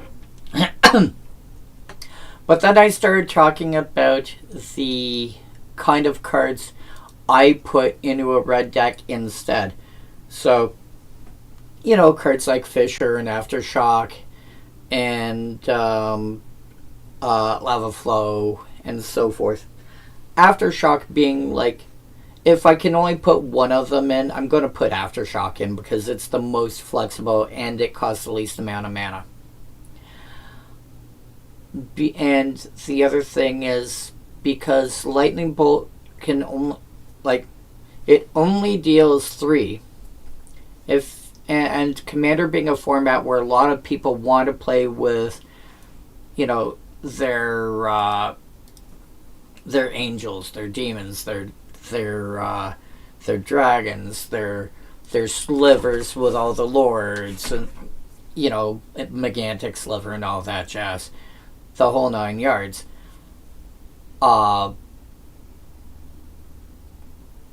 Outgrowing Lightning Bolt is actually pretty easy. So then we started talking about other, so then I started showing off some of my other decks. And then Dredge came up because the deck I was at that point showing off was Is It Life? And we got to Mirror Shell Crab, which is the only way to counter an ability in Pauper. And in terms of Void Slime kind of effect, or I forgot what the mono blue one's called, but counter target spell, activated ability, or triggered ability.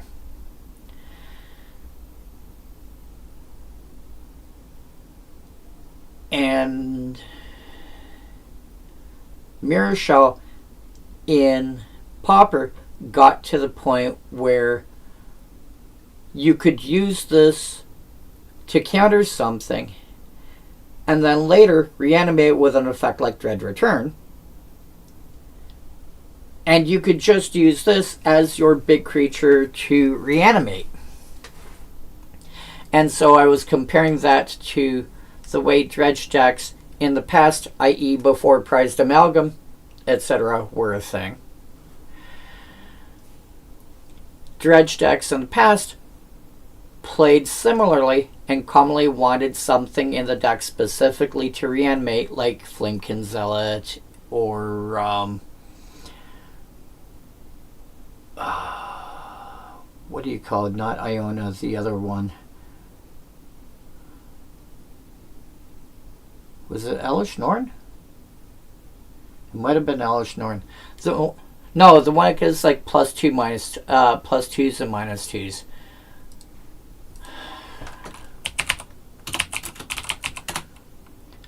Elish Norn Grand Cenobite. Yeah. Wanted cards like that. A lot of decks want cards like that, or Flamekin Zealot, or something else as specific reanimation targets to change the game around. And some people just turned around and didn't bother. They would just reanimate the Golgari Grave Troll instead. because Golgari Grave Troll, not unrealistically, you reanimate it, it's like a 20 power creature. Because everything is, you're playing Dredge, everything's going to be in your graveyard. What about those massive vanilla creatures from Aether Drift? Fine. Oh yeah. And plus, if somebody tries to blow it up, if somebody tries to blow it up, you pay 1 mana, which, depending on the kind of Dredge deck you're playing, is not unreasonable. And remove a counter to regenerate it, which, okay, that's not hard to deal with. Because unless somebody's playing realistically, Swords of Plowshares or Path of Exile, pretty much any effect that they're going to use is going to put it back in the graveyard. You can probably find enough. It'll be smaller, but you can use things like Icarid to put it back into the graveyard.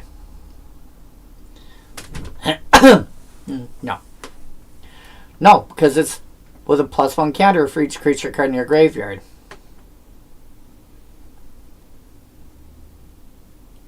You would have to remove that ability from it coming into play. You'd have to, like, donate Solemnity or something equally weird. But yeah. But that's where all of that came from. Oh yeah. 3-Wind Charm. Another card we were talking about earlier. Oh yeah, Giant Albatross. That is in my Is It Life deck. As a removal spell. I'll give you the link again.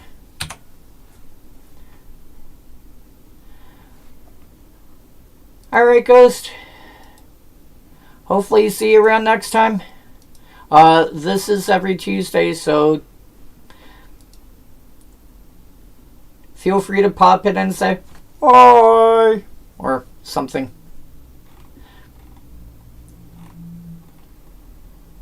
But yeah, oh yeah, and before I forget, in the ramp, Alter the Pantheon, those 3 shapeshifters all the way up at the top, because they're shapeshifters, they're also gods. So whenever I tap the altar for mana, if I've got one of those guys out, or my general. Oh no, legendary enchantment. Nope, not this deck. If I have one of those 3 guys out, I can do that. Yeah.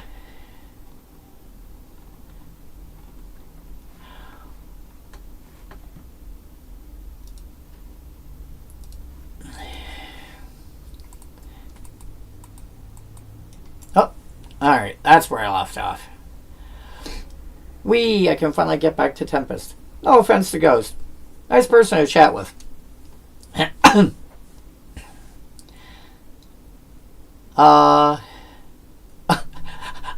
I got as far as talking about repentance. I had just started. I got to white. I got like 5 cards in, and then chats happened, and I'm not going to argue with that by any stretch of the imagination.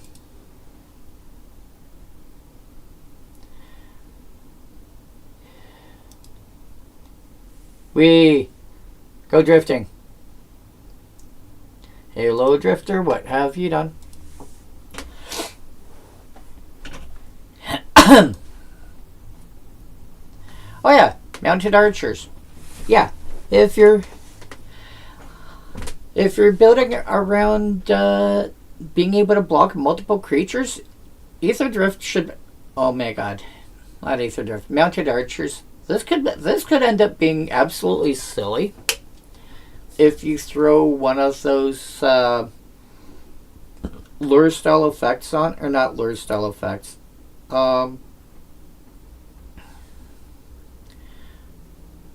something with like the proto death touch ability.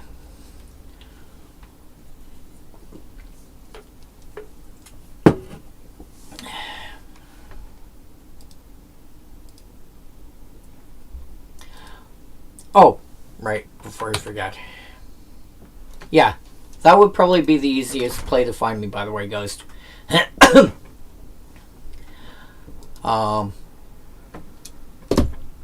If you get the Proto Death Touch ability, which didn't care about damage being dealt, so like the ability from like Thicket,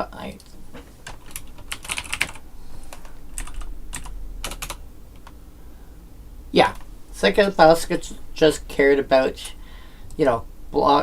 just cared about attacking and blocking, not damage.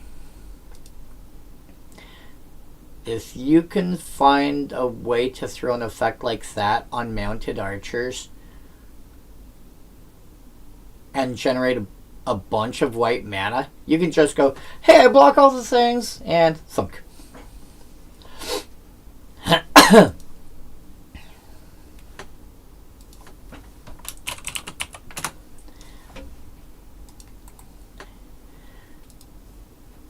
Oh yeah, you are human soldier archer. I mean, if I'm playing archer tribal, I'm looking into it. Quickening Licid.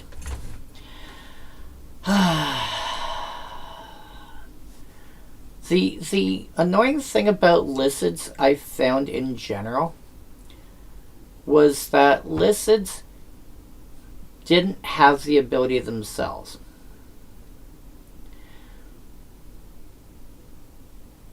It only, quote unquote, gave the ability to whatever an enchanted. Licids were weird. For those that do not remember them, they were creatures that had an activated ability where you could pay some amount of mana and tap it to turn the Licid from a creature into a aura that could enchant a creature. And the aura then did something with respect to that creature, just like any other enchanting creature. Probably the most common Licids you would come across would be, at least in terms of discussion, would be Dominating Licid, which was blue, which basically, cool, I have this, let's actually just pull up the Licids. This is the one everyone talks about. It's a 3 mana 1/1 creature. Pay 3 and tap it to steal somebody else's creature.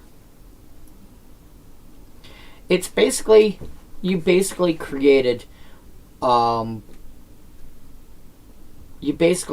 control magic. It was worse, but it was a creature that, you start off with.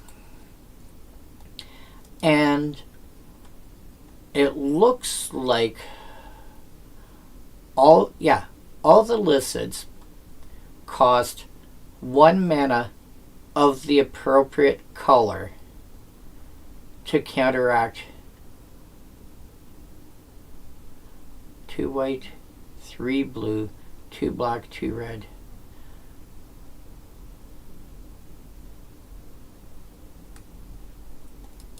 Two green, 1 artifact. Yeah, it was 1 mana of the appropriate color to turn it back into a creature at any time.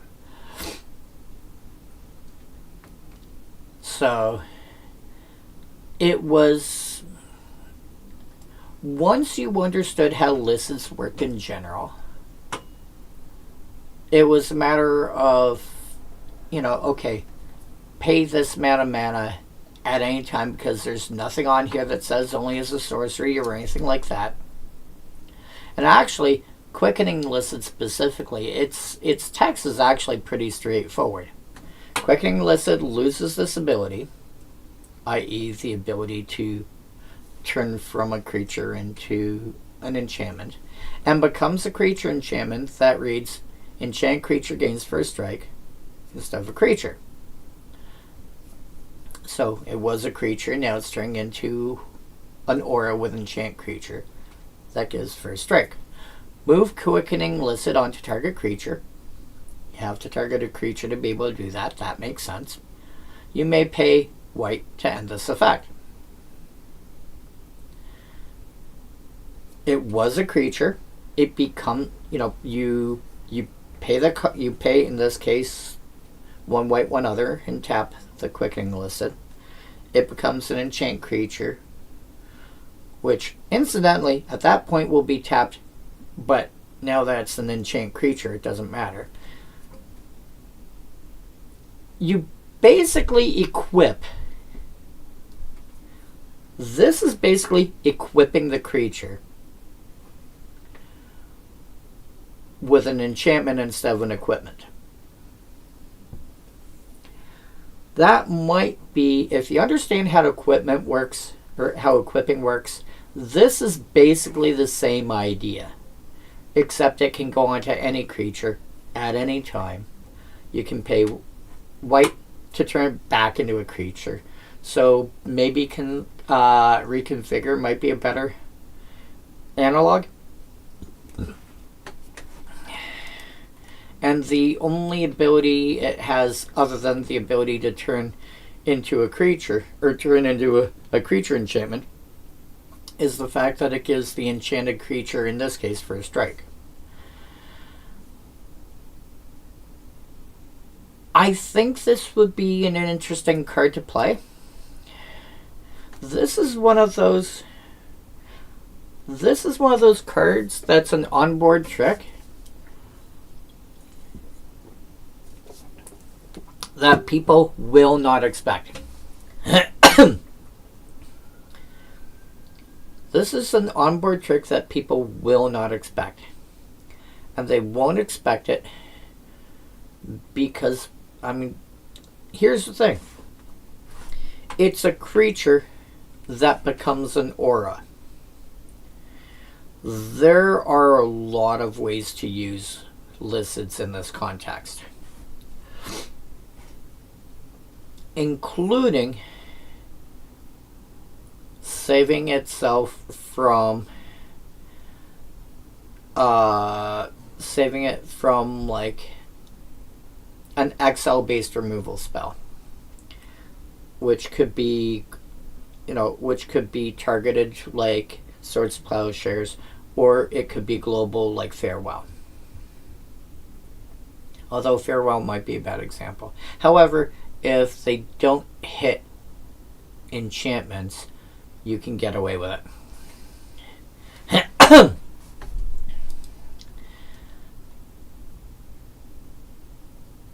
Also, the fact that its enchanted creature has first strike.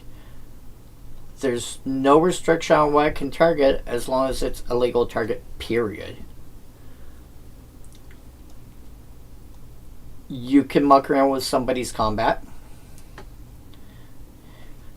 You can pay white to end this effect. Cool. Alright, you can fall off now. It doesn't, keep in mind though, that it taps to use the ability, and there's no way here to make it untap. And it's not coming into play and leaving play and coming to play again or anything like that. It is literally just changing form.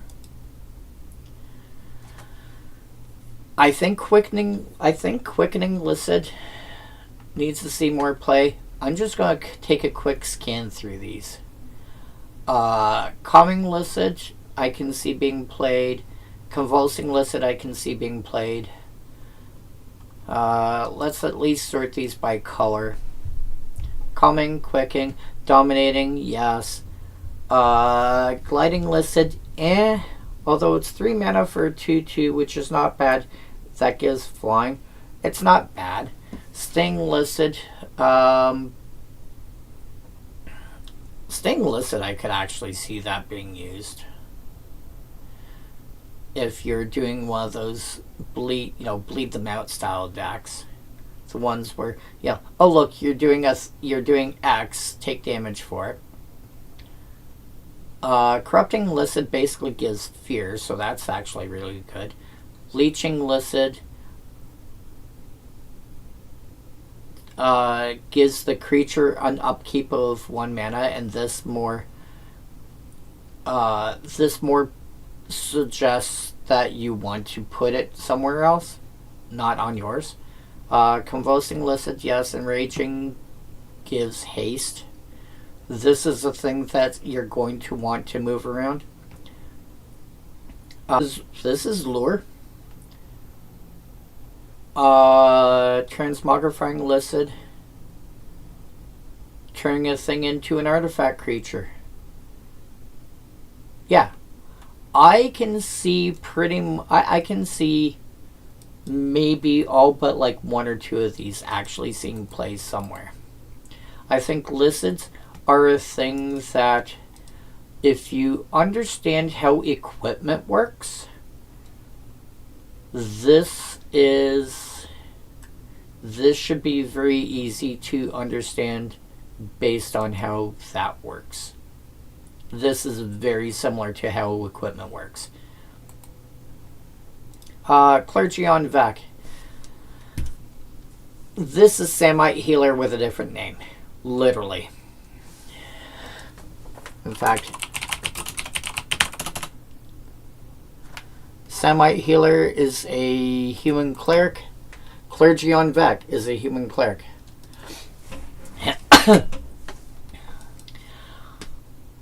There's no reason to choose one or the other. If you're considering running them, look for ones that prevent more damage first. Ideally at a relatively low cost in terms of, how much to cast them. I think for 3 mana you can get Prevent 2 on like a 0/3 or 2/2 or something. So start with stuff that can prevent more damage faster. Only use these ones if you're like, I've topped out with all the bigger ones I can get, now I have to start using these.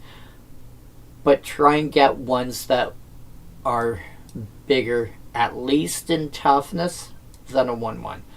A 0/2 would be a better place to start. Probably a 0/3, if you can find that. Avenging Angel. Avenging Angel has trouble dying. It doesn't look amazing.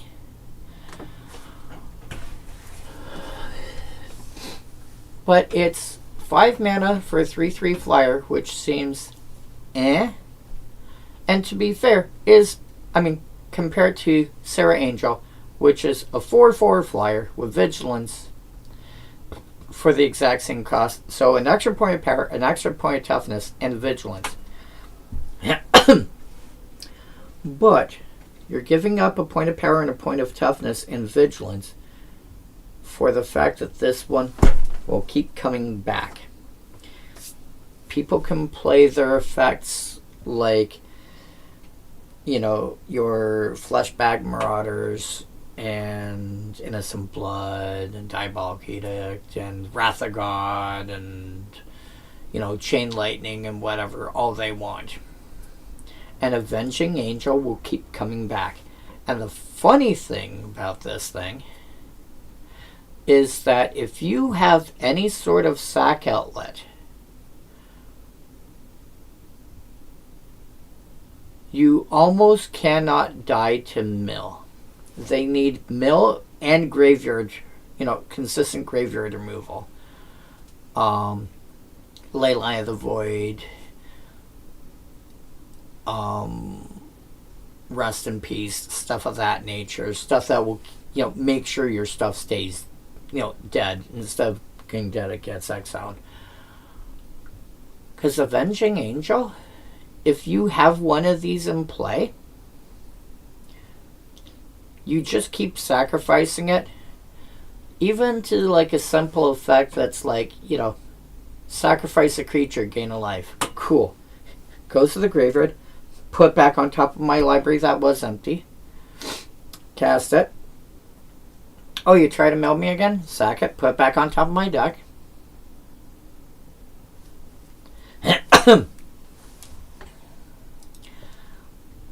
If you want this is... Okay, I'm making note of you. Avenging Angel from Tempest.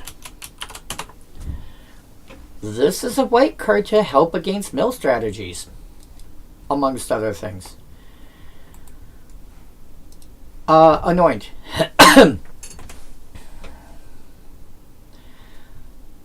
If you are looking for something like Samite Healer and mana generation is not a difficult thing for you, because realistically this is 1 white, prevent the next 3 damage. Oh, to target creature this turn. That might be hard. That might be a harder sell. I was gonna say Samite Healer, but no, this might be a harder sell than Samite Healer. However, I would still be okay with having a copy of this kind of effect in my toolbox somewhere. Because 1 to cast,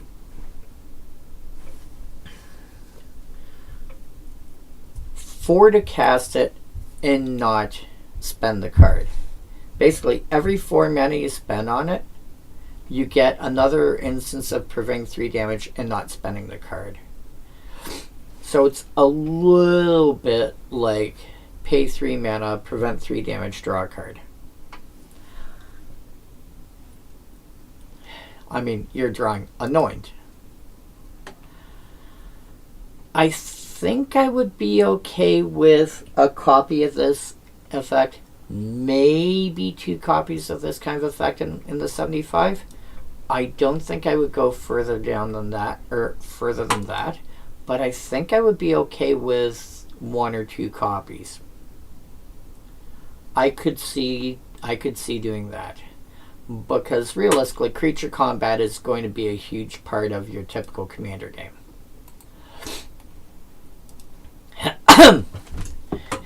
Pegasus Refuge.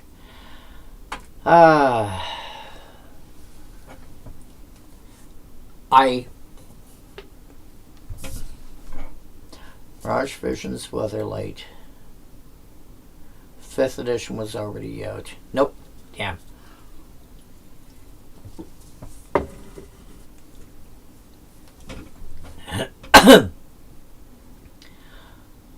I was going to say that I felt like this was back during the time frame when you could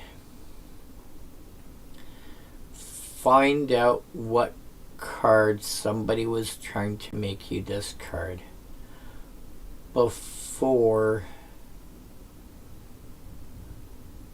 because like during revised, unlimited era, revised era, i.e., before 5th edition. And 5th edition, I believe, came out during Mirage. You had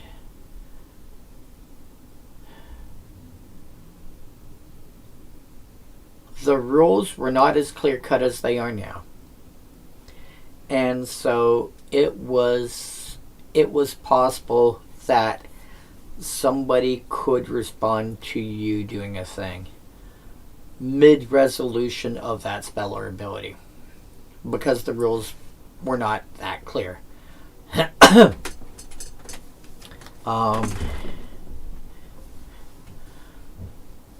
The rules eventually got sorted out, solidified. By 5th edition, they were close enough to what we know now that a lot of stuff just didn't work anymore that way. But I feel like during revised era, revised 4th edition era, you could figure out, like, if this card existed, it'd be like, oh, you're making me discard this card. In that case, I'll discard it to Pegasus Refuge and get a token instead. I want to say that by the time 5th edition rolled around, that was no longer a thing that you could do. Definitely by 6th edition. But I think by 5th they'd sorted it out. And so... But that being said, 4 mana and then paying 2 and discarding a card to make it a 1/1 Pegasus token with flying is actually not bad. And there's always ways to make use of this and make it more powerful. Cards that you want to discard. You could be building and so one of the many weird decks that I've been working on over the years, very slowly, very occasionally, is a modern mono white reanimator deck. And having decent ways to... The biggest hiccup is finding cards that I'm willing to... Like, finding the cards that I need to... that I'm going to be discarding.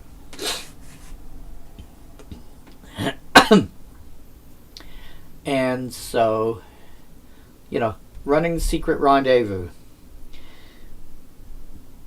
A very small blue splash in the deck. Literally just for Narset Parter of Veils. That's it. Because Narset Parter of Veils basically says that your opponents can basically only draw 1 card each turn. And so you play that and you go, cool. I'm going to cast Secret Rendezvous. You're my target. Okay, because it's you and target player each draw 3 cards. I'm drawing 3, you're drawing 1.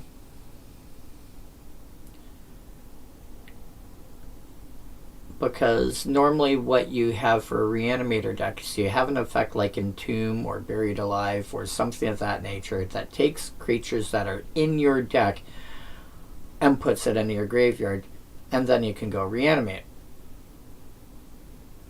If you're playing mono white, you don't have an easy way to do that, so you have to get the card, generally speaking, into your hand first and then discard it.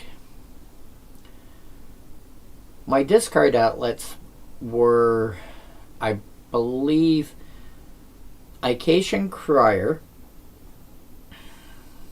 which turned any card in my hand into Raise the Alarm, and Peace of Mind, which allowed me to discard cards to gain 3 life.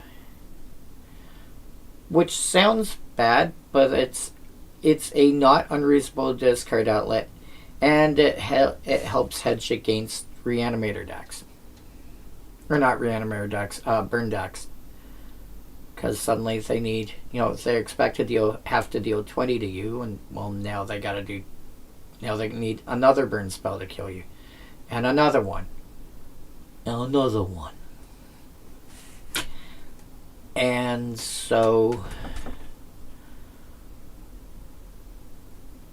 the reanimation targets were fine, the reanimation spells were fine. It's literally just finding ways to get the cards into my graveyard to begin with. So you had to break it up into its 2 components. Pegasus Refuge. If you are going for a mono white reanimator deck, that's the reason I told you that story to tell you this one. Yeah, if you are going for a mono white reanimator deck, there is a not unreasonable chance the cards you want to reanimate end up in your hand. pay 2, discard a card, make a Pegasus token. Cool. Now I've got a blocker. I have cards I want to reanimate. So, cards that I want to reanimate. I also want to do mono red at some point.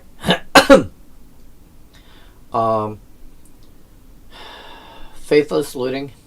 So, cards with flashback that want to be, you're okay with them in your graveyard to begin with. What's your code? Flage or whatever your name is. The red-white creature with escape. Or Uro, or, any effect like that that's basically, hey, I'm a big body with escape. Cool.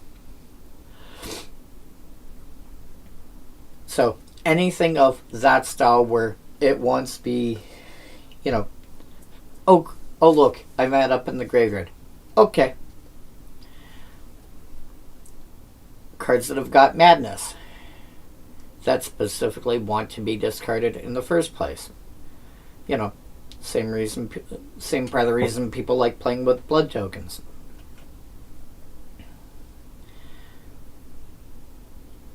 Then you start tacking on, I think it's Caretaker's Talent and Anointed Procession and all that jazz. That like making, giving you payoffs for, oh look, you're making a token, make extra. Or, what do you call it? Mana Echoes? I think it's Mana Echoes.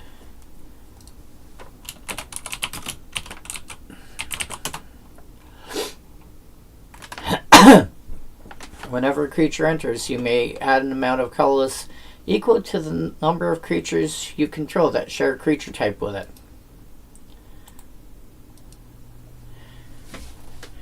So, is it other or just, or equal the number of creatures? Okay.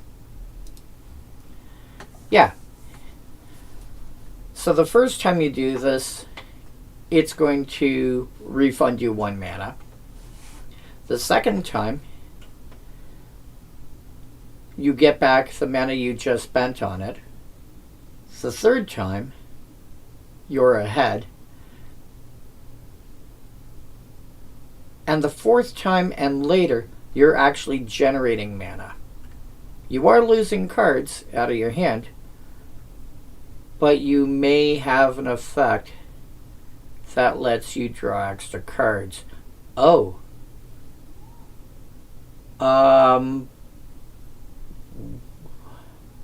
Well of Knowledge, I think it is. I think it's Well of Knowledge. And like Soul Warden and effects like that. So yeah, you can turn this into a combo piece.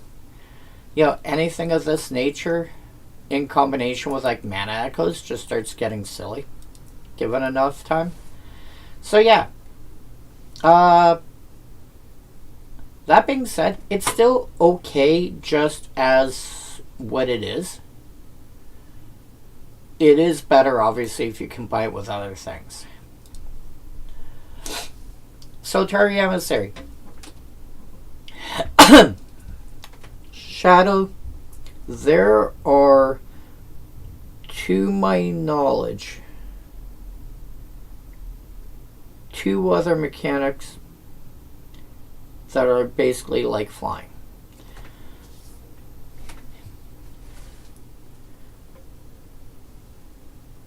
Flying basically says this can only be blocked by creatures with flying. Reach is an ability that says this creature can block as though it had flying, essentially. But flying can only be blocked by flying.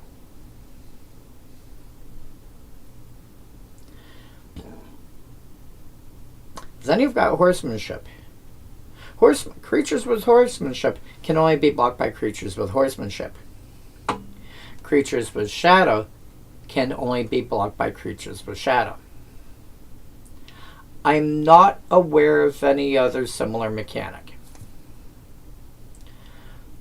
There's a handful of individual cards that have a similar ability, like Gingerbread is the 1/1 with haste that has an activated ability that says it can only be blocked by other creatures with haste. But as far as an actual named mechanic is concerned, as far as I know, it's only the 3.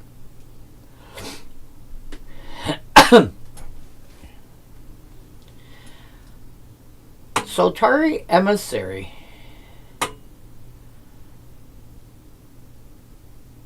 is interesting because it has activated Shadow, which means it can have Shadow when you need it to and not have Shadow when you don't need it to.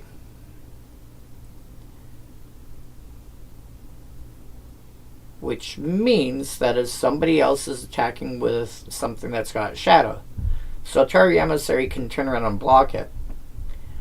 But it's also a regular creature when it needs to be a regular creature.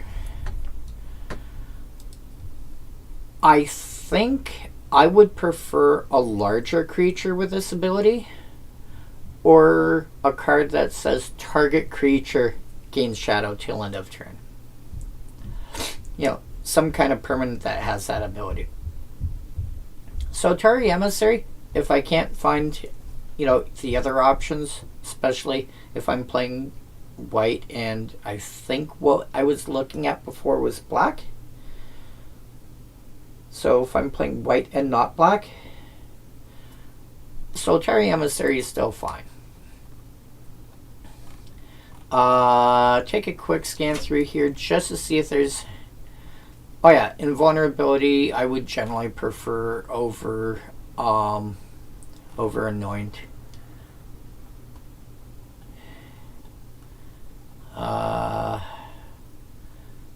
Yeah, a lot of these are cards that people are going to be familiar with.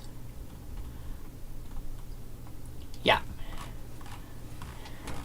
Did not quickly and easily see something. Alright.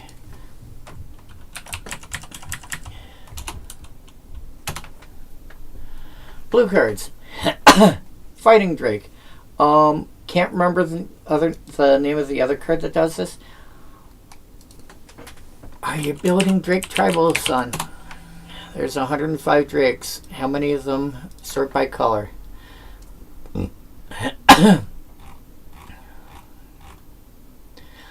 You can go mono blue and still have... Wow. Okay, there's how many? 105.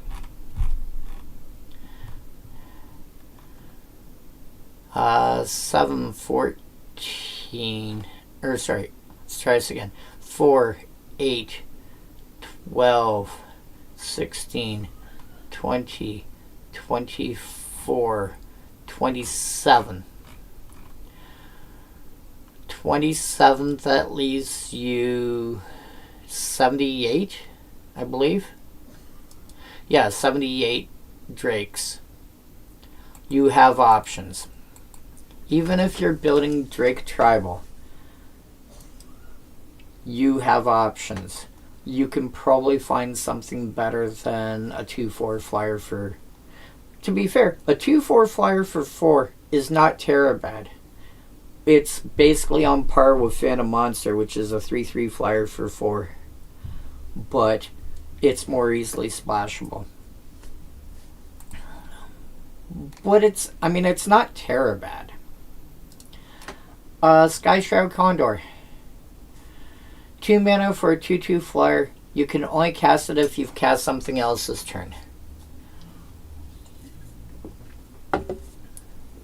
That's not a tough restriction.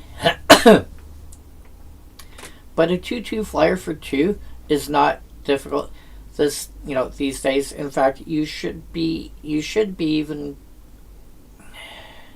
Like, even if you have to spend 3 mana for it, spending an extra mana to just not have to worry about this drawback is a lot. Again, even if you're playing Bird Tribal, you have better options.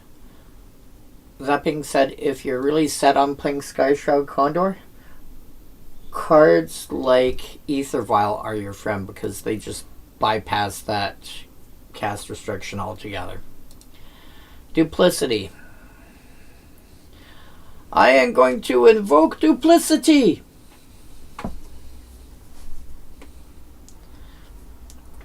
When it enters, exile the top 5. Face down at the beginning of your upkeep, you may exile the... Oh, this is one of those cards that swaps your hand around.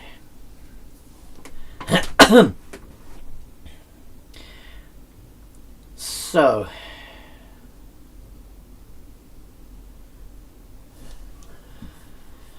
when it enters, exile top 5 cards. At the beginning of your upkeep, you may exile all the cards from your hand face down. If you do, put all other cards you own with exile with this at the beginning.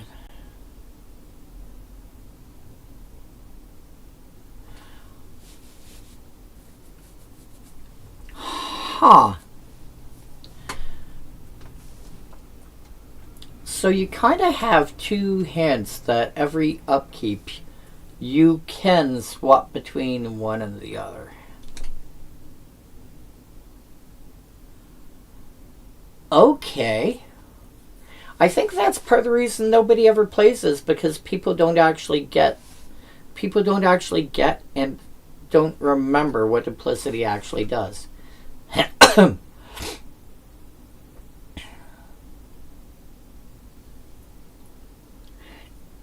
On each of your upkeep, so it comes into play, you exile the top 5. Every upkeep you can swap which batch, the cards that you exiled before, or the ones, do I want to play the ones that are already in my hand, or do I want to work with this batch? I'll swap them. And you can keep swapping them every, on each of your upkeeps. But this is on your upkeep, so before you draw for turn.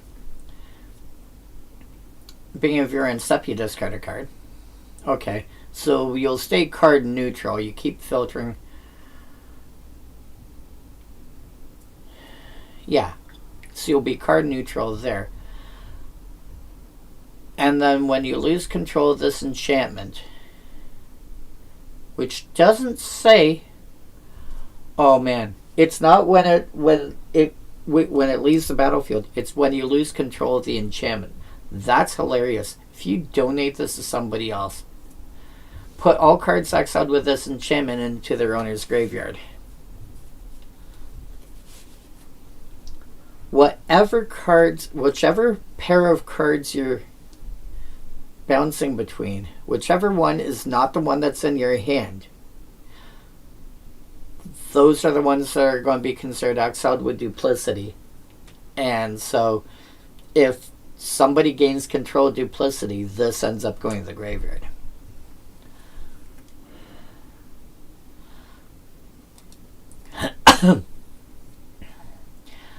This is a very interesting card.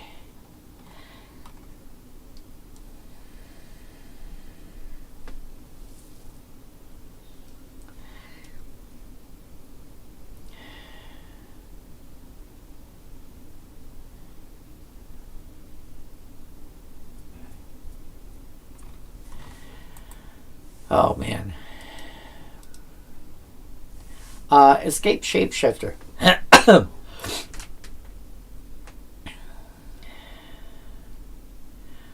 Oh man, this thing needs to see more play. It really does. So Escape Shapeshifter,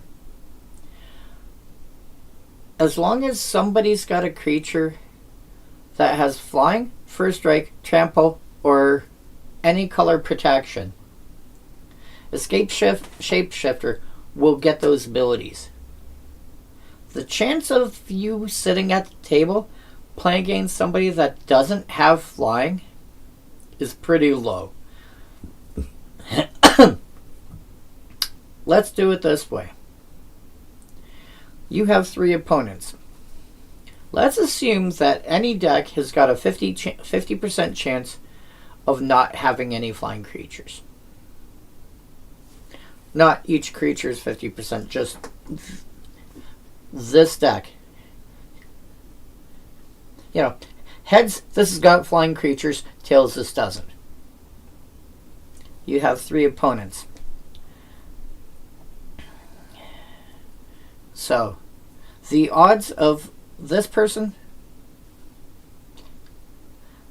this person, this person, and this person all not having flying creatures, 50% chance of no times 50% chance of no times 50% chance of no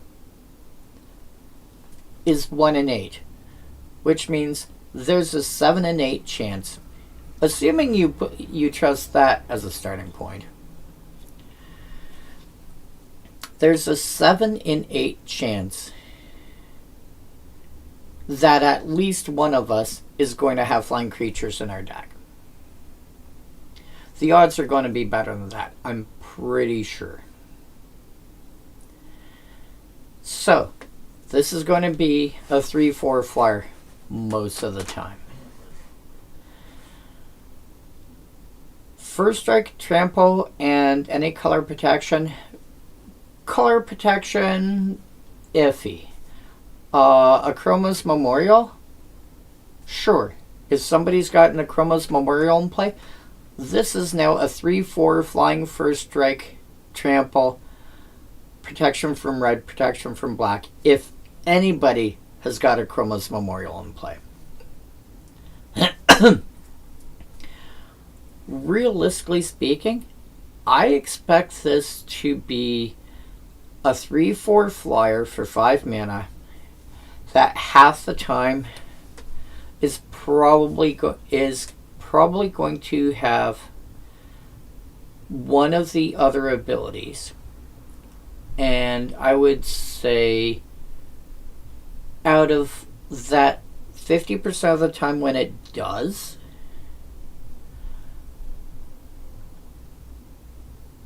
out of that 50%, I would assume that probably 2/3 of the time it will also have trample. Because I feel like trample is probably the next most common ability.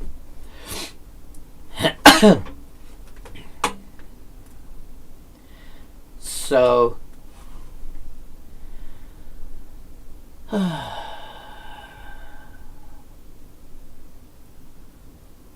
I think this is very likely to be a 3/4 flying and occasionally trample.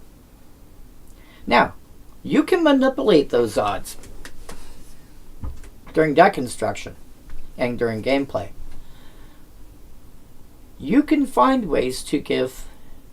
Oh, that's funny.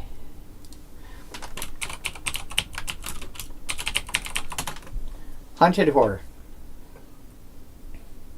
When it enters, target opponent creates 2 green 3/3s with protection from black.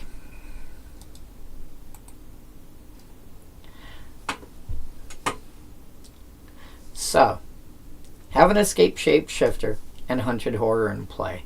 Oh, and the horror itself is a 7/7 trample.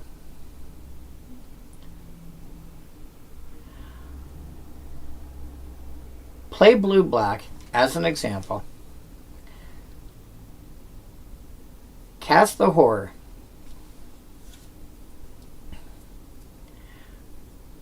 Donate or trade the horror during gameplay to somebody else. This is now going to be a 3/4 trample with protection from black. That's kind of... This is the story of me. You can manipulate that. There are going to be... What's the blue one? Oh! Hunted Phantasm. What do they get? Oh, they just get goblins. Okay. There are ways to... If you build with this in mind, if you build your deck with the fact that this is in your deck in mind. So in other words, you build your deck knowing that you want to put this in your deck. As an example, my mono green burn deck. I have Fraley's Supplicant here. I have 5 cards that make red or white tokens because Fraley's Supplicant wants red or white creatures to fling at people. It wants them to be at least 2 powers so that when you fling them, because Fraley's Supplicant, the creatures that flings only deal half their power in damage. Oh yeah, as you might be able to tell, I've done some more work on this lately.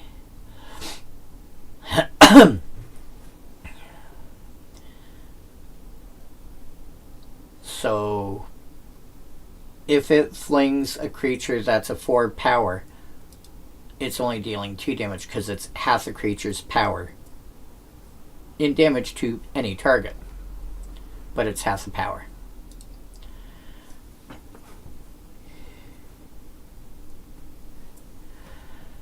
So,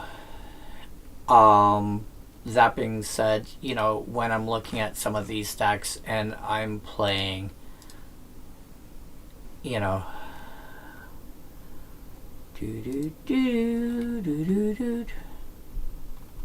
are you in here or no?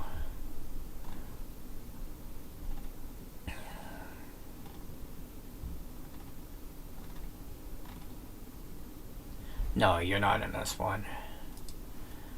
Oh. Let's go back to this one for a sec. My commons only deck.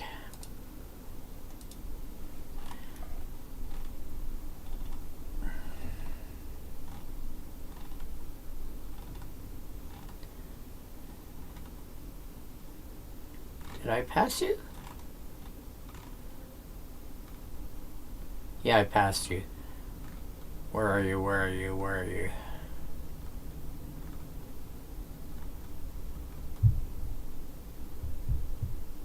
Are you not in here?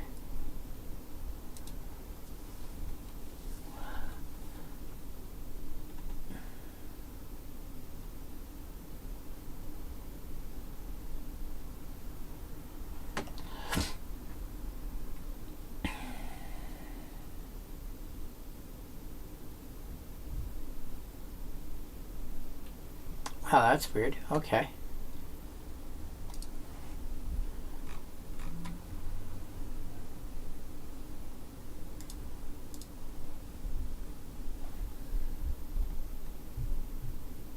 Okay, this one works. Wow. There, Scare Tiller. I have Scare Tiller in this deck. What do I have to go with Scare Tiller specifically? I have Springleaf Drum, and I have Holdout Settlement, and Survivor's Encampment was the other one. You know. So that's 3 cards to make sure Scare Tiller works. Because I can make Scare Tiller work without having to rely on something else. I can just attack with it. I prefer to have another method to make it work, but I can just attack with it if I need to. So, I think to make a card like Escape Shapeshifter work, I probably want 4 or 5 cards in there to help it somehow. Again, you know, Hunted Horror would be a good place to start. You know. No, what? I'm looking for Flying, First Strike, Trample, Sort by color.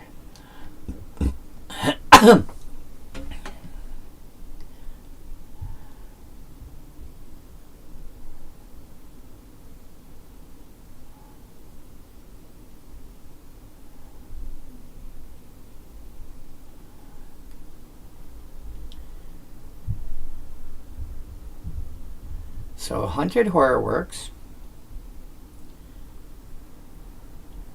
Hunted Dragon historically was always good because it's 5 mana for 6/6 haste, flying haste. Wow. If you play Hunted Dragon, the escape shapeshifter gets flying and first strike. Yeah, flying and first strike. Hunted Troll would be flying. There's also Haunted. Haunted Angel is flying.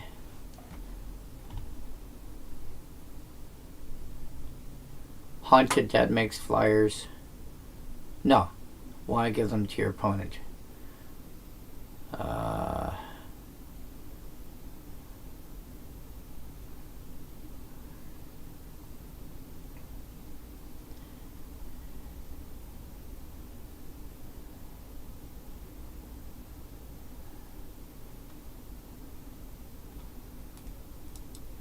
Yeah. So, I mean, the ideal card that you want for this deck, for this idea, would be Hunted Dragon. But Hunted Dragon and, like, a couple other cards, or something of that nature, that goes to your opponent.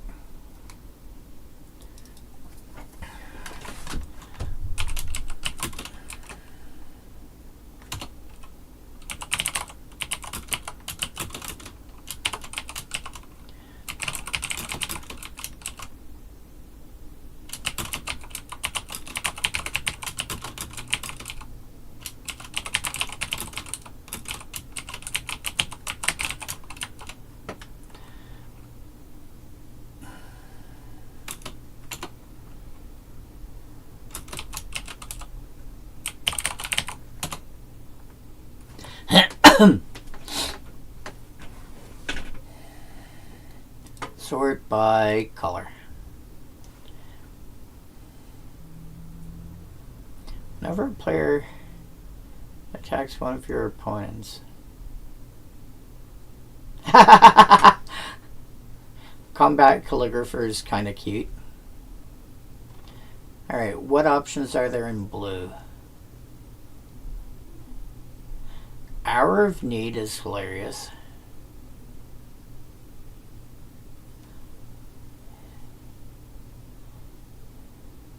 Hour of Need, Swan Song, Strict Serenade, Raven Form.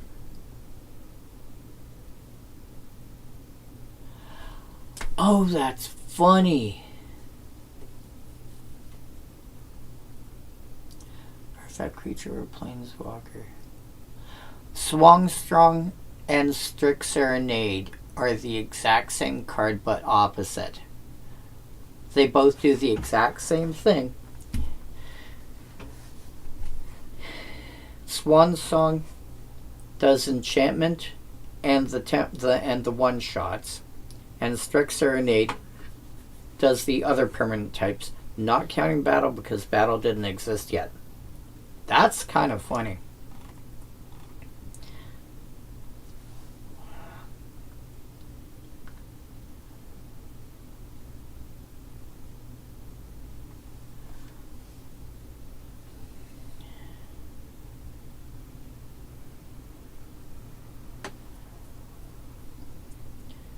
Gallows at Willow Hill.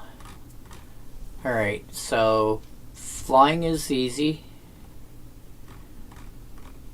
You have to get into another color to get another ability.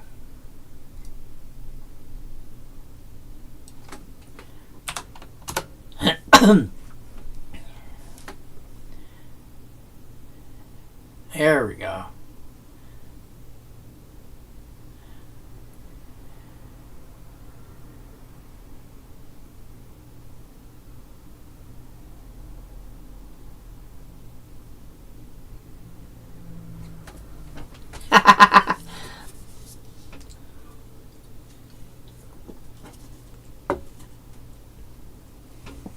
life of the party is hilarious.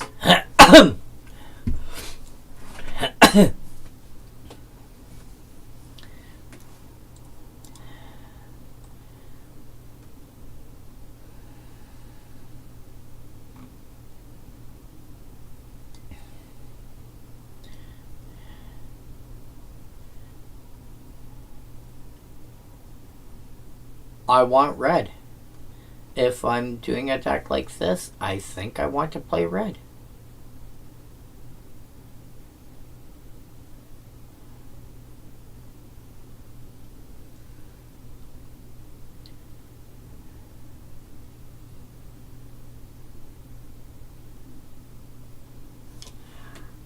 Oh my god, I just realized Questing Photograph, because I wasn't that familiar with them.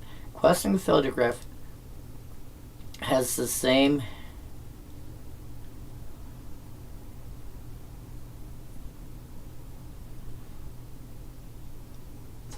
costs in the same order, the same balance effects in the same order.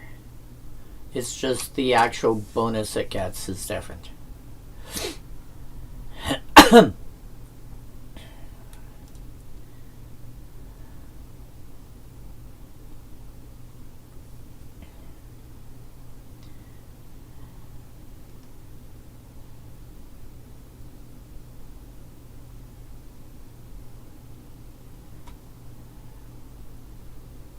Huh.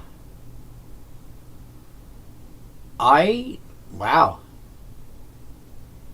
Yeah, no.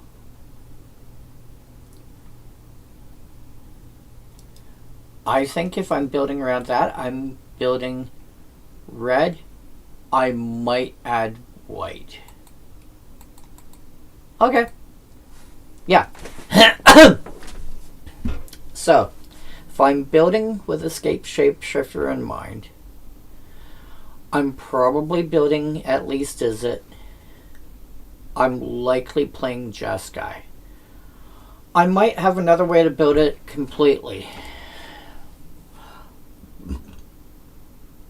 But I think I'm going at least Izzet. Right. Now that diversion has happened, Sting Listed. Sting Listed basically says that, you know, again, the entire conversation with Listeds earlier. Listeds, if you understand equipment, Listeds are not difficult. Think of them as, if you understand how equipment works, they work very similarly. They just can be attached to something, you know, attached to a creature that's not yours. And there's a 1 mana cost to end the effect and turn it back into a creature. And the creature gains some ability. In this case, Sting Listed turns around and says whenever the creature that has Sting Listed is attached to it becomes tapped, this creature, the creature it's attached to, or actually, sorry, the Listed deals 2 damage to that creature's controller. Saying this creature here, I think, is a bad choice of wording.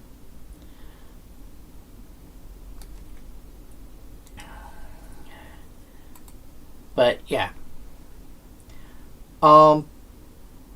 Again, it's if you're building if you're building a blue based deck that's just sitting there to bleed out your opponents, make your opponents bleed out of their eyeballs and whatever. Yeah. By the way, if you're playing with Listeds, always make sure to keep at least 1 mana of the appropriate color up, because if somebody blows up the creature while it's an enchant creature, it's an enchant creature. Unlike equipment, which falls off when the creature leaves play. if the creature this is attached to leaves play, the listed will fall off. You need to pay, in the case of staying listed, you need to pay a blue mana in response to whatever's going to make the creature disappear, for it to turn back into a creature.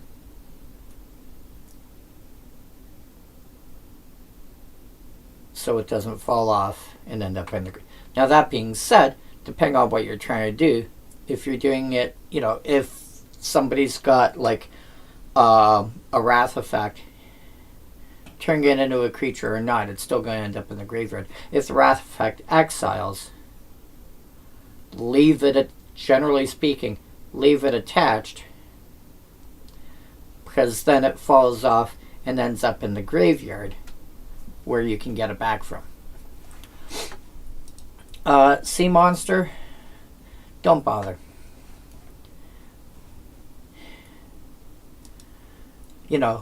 This is better than Sea Serpent. I think Sea Serpent was a 6 mana 5/5 with basically Island Home. This one simply can't attack. This is a 6/6, can't attack unless defender's got an island, which is fine, but there's better now. You can actually now get, for this you should be able, even in blue, you should be able to get like a 5/5 with like Ward 2 or something. Actually, you don't even need that, because you've got the, Tellurian Serpent and all that other fun stuff. Manta Riders, if you're playing Merfolk, you might want to think about it if you're looking for a flyer. But yeah, honestly, wouldn't bother. If you're looking for cheap flyers, play cheap flyers. Don't play cheap imitation flyers. Even if you've got to pay like one blue and one other for a 1/1 flyer with no other abilities. Even if you have to do that, play that instead. Because the times when this is going to have flying, the times when the fact that this has activated flying is going to be relevant, compared to just paying an extra mana, hypothetically, to just give it flying. And you shouldn't have to. If you're paying an extra mana to give it, no, just, you should be paying this cost for a 1/1 flyer. Possibly better than that nowadays. Even that common. The times when this having activated flying being relevant is going to come up so rare, you might as well just bite the bullet, pay a little extra, and get a creature that actually has flying. Thalicos Mistfolk.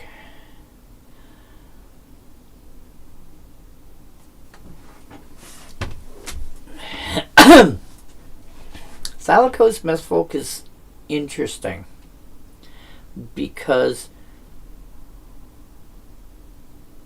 if somebody tries to wrath the board, as long as you've got a blue mana open, you can keep it. You can just go, okay, throw it back on top of my deck. Wait, what? Yeah, throw it back on top of my deck. Now keep in mind, abilities only work while the creature, while the thing that has it is on the battlefield. Like, assuming we're talking creatures, enchantments, whatever. Basically, stuff that's not instants or sorceries. They only work while the permanent is on the battlefield, unless they say otherwise, or unless it only makes sense from otherwise. This is neither. This only works while it's in play.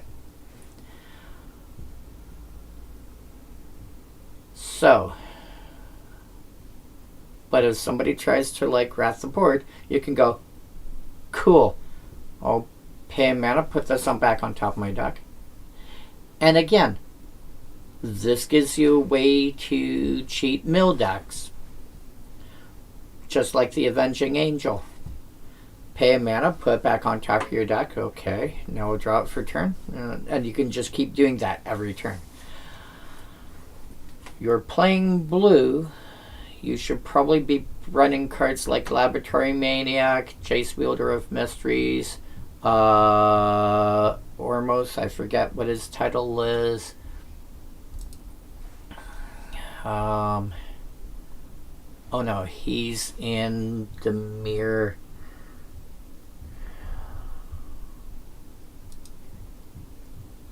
No, he's in Azorius.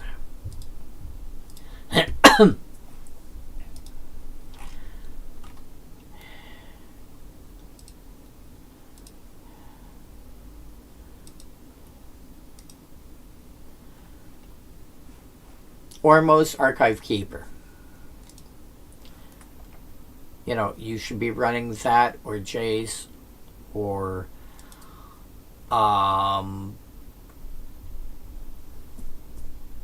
Laboratory Maniac or something instead. I think if I'm being friendly, I would play Ormos first.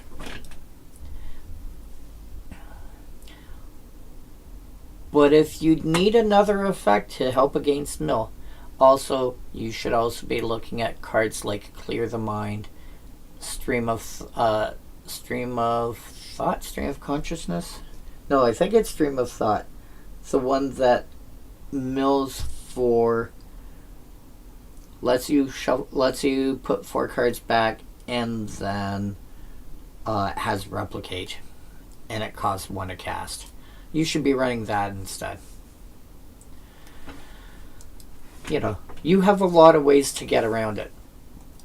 But if you want to play this as protection from mill, or, you know, protection from a Wrath effect, so you still have a Wrath effect to play with, or you still have a creature to play with, go ahead. Not a terrible idea. Wind Dancer. Play this. Honestly, play that over Manta Riders. You know, it's a 1/1 flyer for 1 white or 1 blue, 1 other that you can tap to give another creature flying. Earlier in the game, the fact that it's a 1/1 flyer will help, and then tapping it to give it flying till end of turn is, you know, take a sea monster or something like that. Go, hey, by the way, you fly now. Giant flying sea monster. You know, play that before you play Manta Riders. There's a reason. Again, this is in order of what EDH Rec says the worst cards, based on the selections I've made, the worst cards on the list are to the best. There's a reason Wind Dancer is ahead of Manta Riders. Thalaco Stream Sower.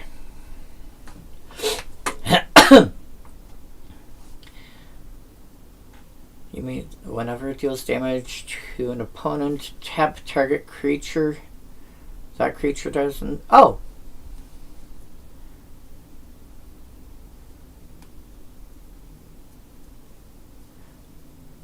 Oh, that's cute. Okay. So it's a 1/1 with Shadow that you can choose not to untap it. And whenever it deals damage, does not say combat damage. So it can deal damage by other means to an opponent. You can tap one of their creatures, and until you untap the Dream Sower, it's going to stay tapped.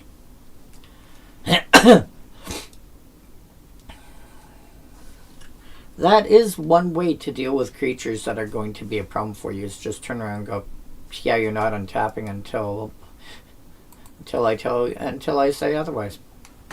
Makor, you want a bigger Prodigal Sorcerer, not bigger in terms of the amount of damage that deals, just the size of the creature. This is an extra 1 blue plus 1 for an extra 2 power, 2 toughness, and giving it flying. Yes, it's got an upgrade in rarity. It goes from common to rare. But that is huge. An extra 2 mana for +2/+2 in flying.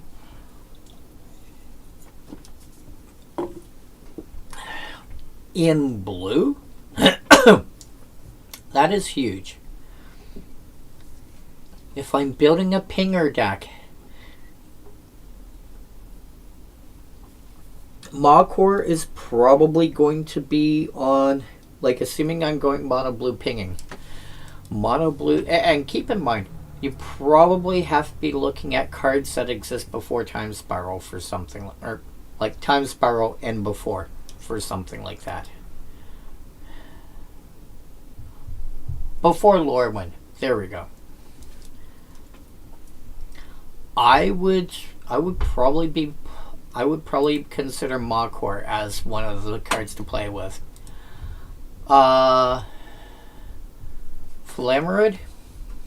Squid Beast. 3 mana for a 1/3 flyer. Can't be blocked by blue creatures. Pay a blue. Target creature becomes blue till end of turn.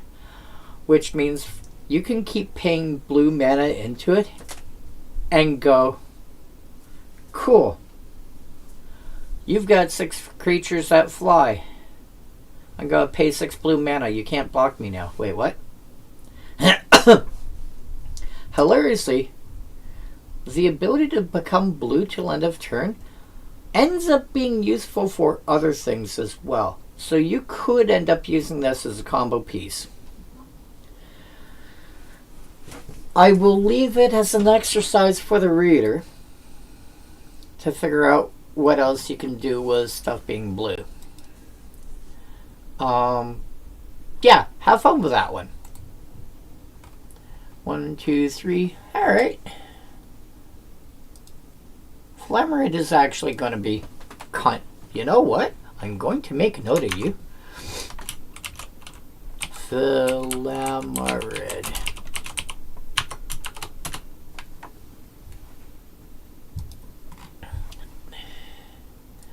Alright. White is done. Blue is done. Black man. Okay, that sounds terrible. I probably shouldn't have done that.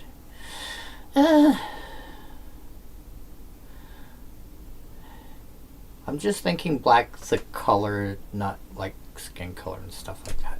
Just because, you know, next color on the list is black. And why is this lagging so hard? This should not be lagging this hard. I have like gig internet and stuff. Oh.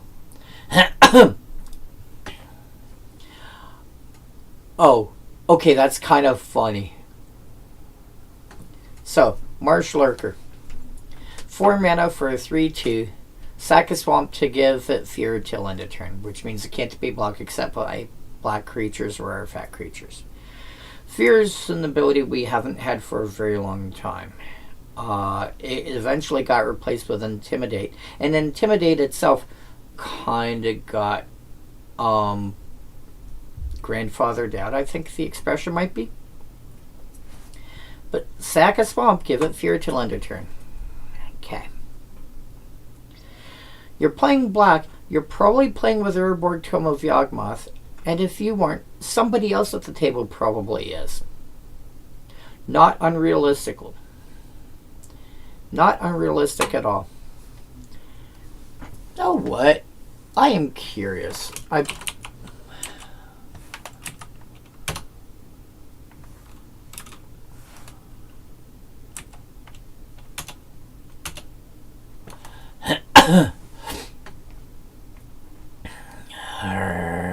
View all prints.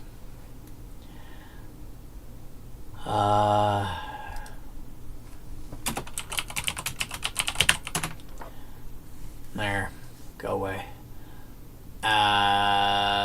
Checklist.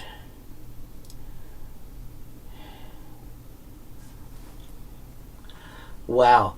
The original printing and M15 times Power Remastered and Uma. Those are all, we'll call it 50, so about $70.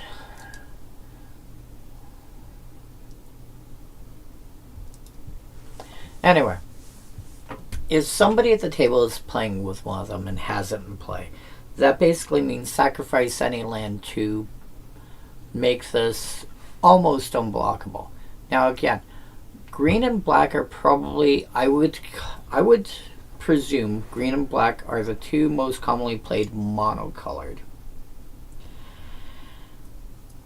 And probably the two most commonly played colors in general.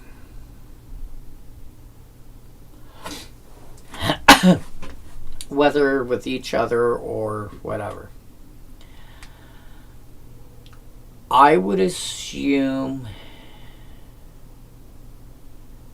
that any given deck, any given random deck, has a 75% chance, probably a 75% chance, picking numbers out of a hat, but just looking at one that feels reasonable,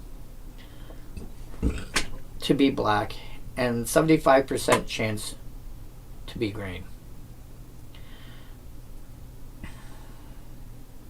Which means like a 56% chance to be black-green. With or without another, possibly just straight black-green, possibly Jund, possibly Sultai, whatever. But yeah. That being said, I'm probably, at that point, it's like, cool, somebody's got an Urborg in play. Okay, I'll sack this.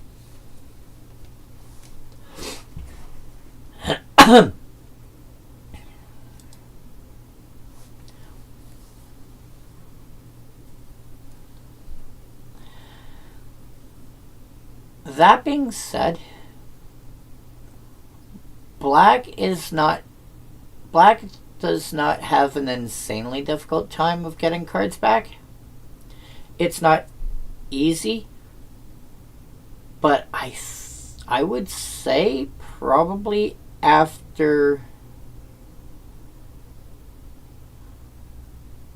green, it might be number 2. Now that being said, green's ability to get lands back is here, and black's ability is like down here. And then the other colors are like below that. But I would assume that it's I would assume black has got a vaguely decent way of getting lands back, and is more likely to actually want to. Yeah, okay. I would say it's more playable than it looks. I'm not saying it's good. I would just say it's more playable than it looks.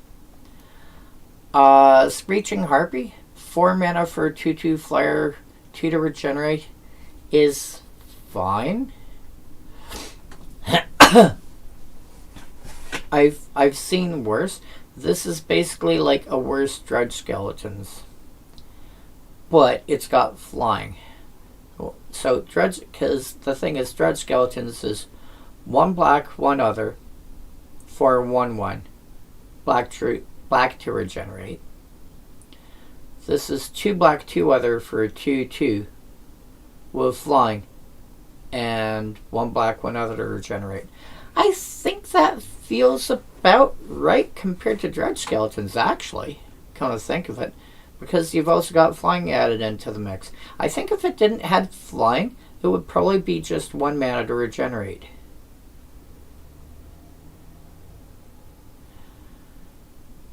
But yeah, I think this is a okay creature. Are you playing black and looking for regenerating flyers?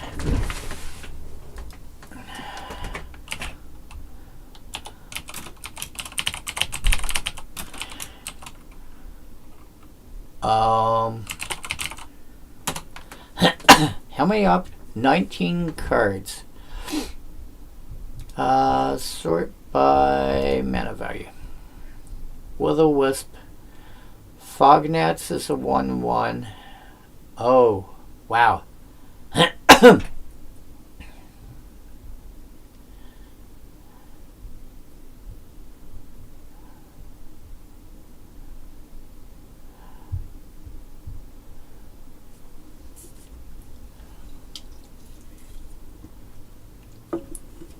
Fog of Nets, to be fair, did not exist yet.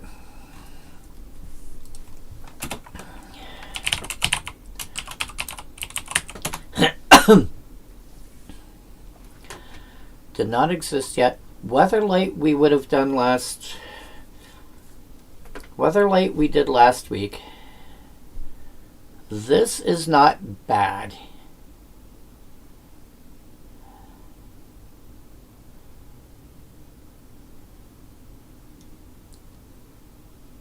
I would, honestly though, I would probably play... I might play Mischievous Poltergeist first. If I've got any sort of effect that gives like +1/+1 and lifelink, the paying life just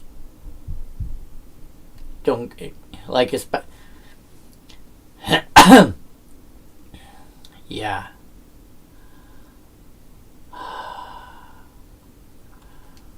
Again, not generally fond of Wake of Vultures. It has its uses. Not generally fond of it. Fog of Gnats is, I would say, strictly better because you're paying 2 mana for +1/+1 and a worse regeneration.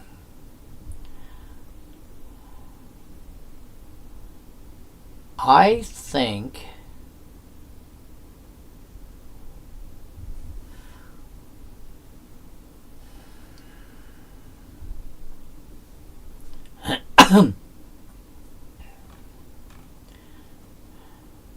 now, given stuff that's out now, I mean, Fog of Gnats, strictly better. Will-o'-the-Wisp, one would normally say strictly better, but it does have 0 power compared to Fog of Gnats, which does have 1 power.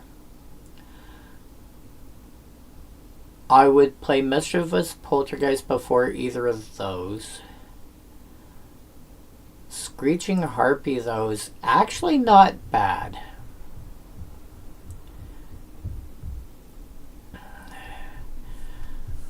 Marrowbats, if I'm playing Marrowbats, I really want a way to give it lifelink to counteract, because paying 4 life to regenerate a couple of times is one thing. You don't do it all the time. But the thing is, by the time you're playing Marrowbats, you're looking at the same mana cost, you know, the same mana value as Skithiryx.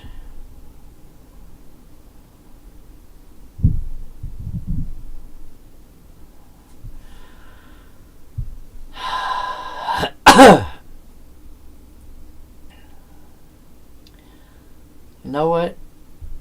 I think Screeching Harpy is okay.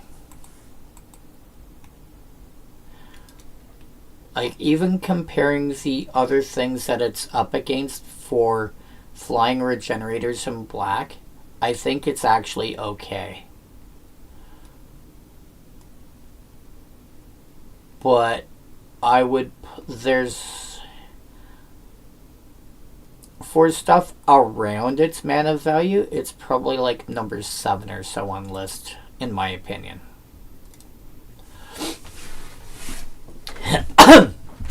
Sky Shroud Vampire. Yeah.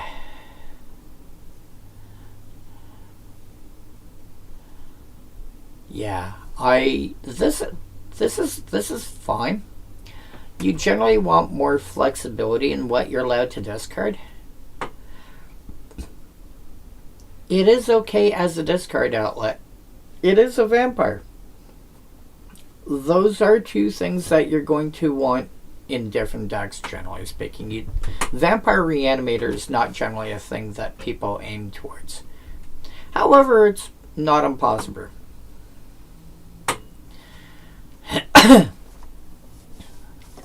I think if I'm building a Reanimator deck of some sort, and the thing is, if I want to be able to do, discard a creature card, I need to go fairly heavy on creatures. I need to go like 40 or 50 creatures, in my opinion anyway, to be able to support that well. So, that being said, discard a creature card. You may be wanting to discard for other reasons. Reanimator is not the only kind of deck that cares about creatures being discarded. Kitchen Imp, I think.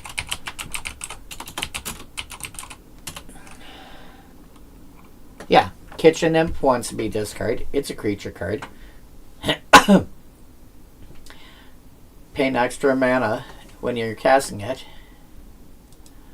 And it's like, hey, by the way, here, have a 2/2 Flying Haste. So there are ways to make it work. You're generally going to be looking at creatures with... You're looking for creatures to reanimate, or creatures that have abilities while they're in the graveyard. Creatures that have Escape, Disturb, Unearth, something of that kind of nature. Or something like Brawn that says, while it's in your graveyard, if you have a forest in play, all your creatures have trample. Or something of the like.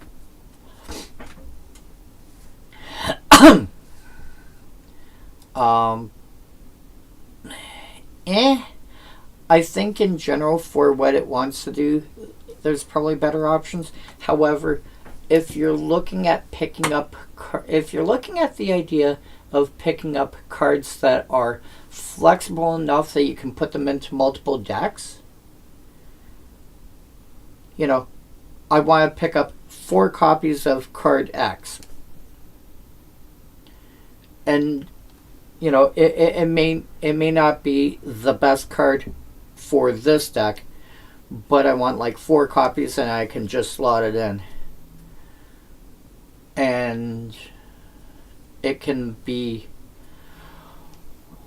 Or you're building a cube. Like, this kind of card would be fine for a cube, because it can bridge the gap between 2 or 3 different deck types. If you're building on either of those kind of ideas, then Sky Shroud Vampire is fine. It is a vampire. That might be part of the consideration. Would not generally suggest it. Servant of Volrath. When this leaves the battlefield, sack a creature. 3 mana for a 3/3. Which was okay back in the day. It's... You don't want to be sacrificing additional creatures unless you have to. Generally. You want to be in control of the creatures you sacrifice. This is why when I was talking to... I apologize if I end up butchering the name. Asgarog Ghost over in the YouTube channel. About Ashnod's Altar. That's part of the things that brings Ashnod's Altar as one of the cards I like to play, because it allows you to decide when and how a creature gets sacrificed. The thing is, this is just when it leaves the battlefield. If it's destroyed, if it's exiled, if it's returned back to, returned to your hand, if it's anything, sack a creature. However, there is one time I can see Servant of Volrath being useful. And that's if you give it to somebody else and then return it back to your hand.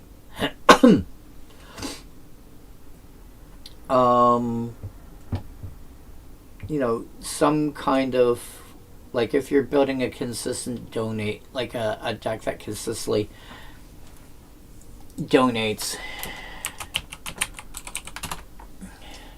like Zedru the Great-Hearted. If you're playing this would have to be in the 99. It would be because you wouldn't be able to play a mono black card in red white, you know, in a blue red white deck. But if you're playing 4 or 5 colors, Zedru can be part of the 99.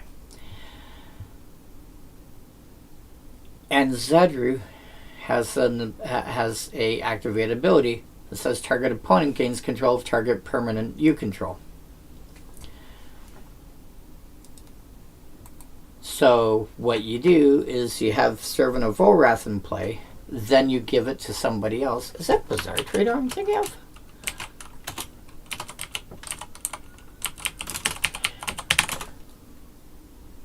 Target player gains control of target artifact, creature, or land you control. Yeah, that works.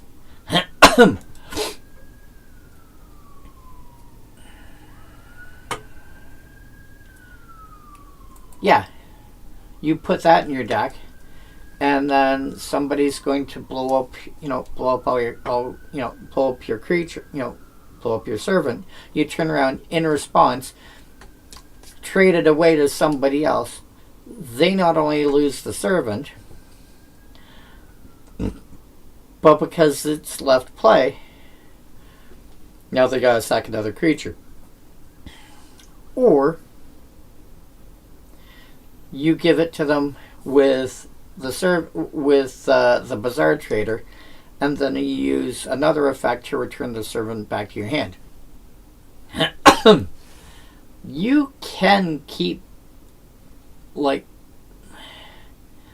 you can, as long as you've got enough mana and enough ways to untap the Bizarre Trader, or some other similar effect, you could end up like just making sure people never have creatures ever again.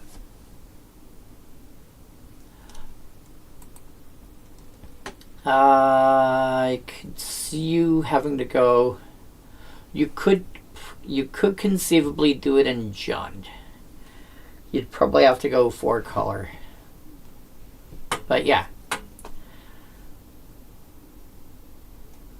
Because for something like that, you want Allurin, because that allows you to play it with Flash as well.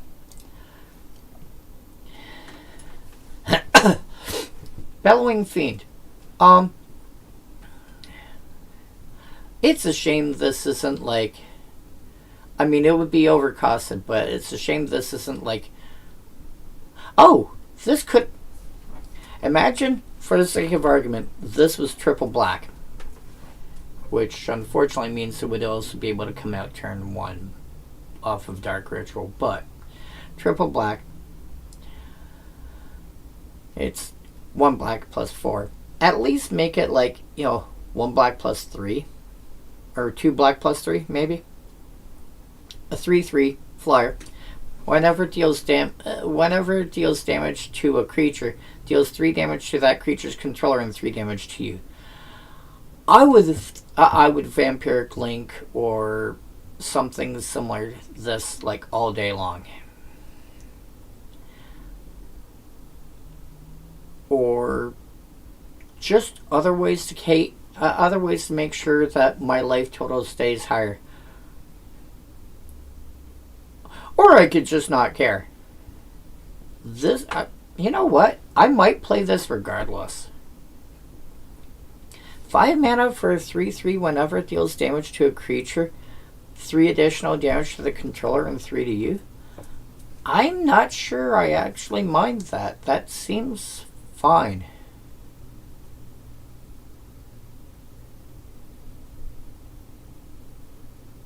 If I've got some additional way to gain the life back, again, Basilisk Collar,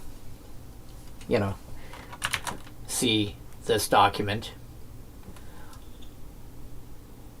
etc. Yeah. I could see me building around Bellowing Fiend.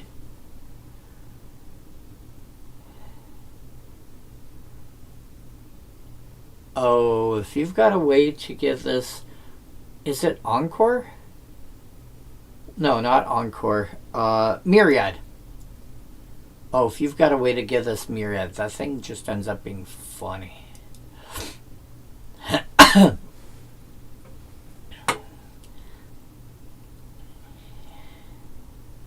Oh yeah. Oh yeah. I want to see that. So Spinal Graft.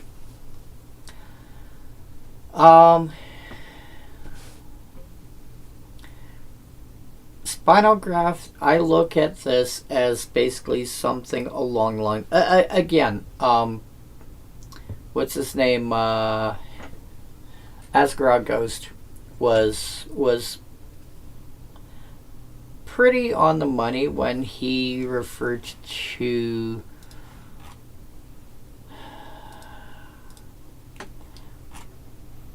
where are you? I have you listed as removal. You do not show up the way I want you to. I have to do you this way. When he referred to Blood Frenzy as basically being along the lines of Berserk. And so I see Spinal Graft. I see the same kind of card. The creature might last longer. But Spinal Graft is like, cool, this gets +3/+3. But if the creature is targeted ever again, it gets blowed up.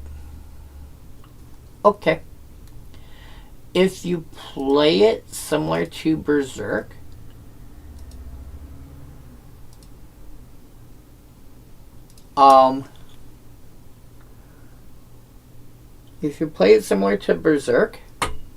cool. Keep in mind, though, that whenever an enchantment creature becomes the target of a spell or ability, that means it can get blown up from an effect like Giant Growth. So, I would assume the creature does not last until end of turn. However, I will also point out that it's lots of fun to throw this on, on an opponent's creature. Something that looks really dangerous. Cool. Hey, this 7/7 is now, this 8/8 is now an 11/11, which means since this is, so-and-so's commander, this is now a 3-hit kill, or a 2-hit kill instead of a 3-hit kill. Well, okay, well in that case, but if it's targeted, it's going to end up going back to the command zone. Oh, well in that case, yeah. So, this is a pump spell / removal spell with a timer. And all anyone has to do is target it with a spell or ability. It can be anything.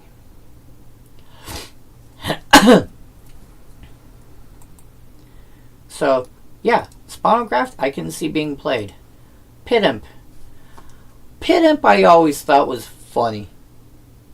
I thought it was funny and I thought it was fun back in the day. 1 black for a 0/1 flyer, which, Pay a black to give it +1/+0 till end of turn. Activate no more than twice each turn. So you can pump it twice a turn to make it in a 2/1. The problem is, once you start looking at cards like Foul Imp and similar effects, like we were talking about when we talked about, when we talked about Jin on Afreet, I brought up Foul Imp. Same with Fledgling Jin. Actually, sorry, it was Fledgling Jin that the discussion came up. Fledgling Jin I would play before this. But, yeah.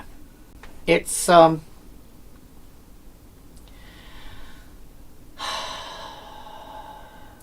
Yeah, Fledgling Djinn I would play before this. 2 mana for 2/2 flyers that pings you every turn.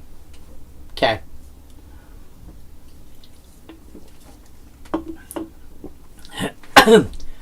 Versus a creature that's never going to be bigger than a 2/1 flyer and dies to a stiff breeze. Even at common, there's going to be better. Enfeeblement. Enchant creature gets -2/2. Is it weakness I'm thinking of? No.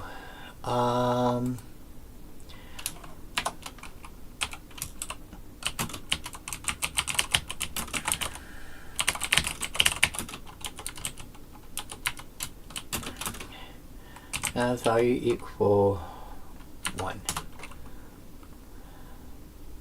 Because there's a cheaper version. Dead weight. That's what it was. I knew there was one that was cheaper. I couldn't remember what it was called. If you're looking for specifically this effect, you run dead weight first. If I'm looking for this kind of the thing is, I wouldn't run enfeeblement. I think for 2 mana you can probably get -3/3.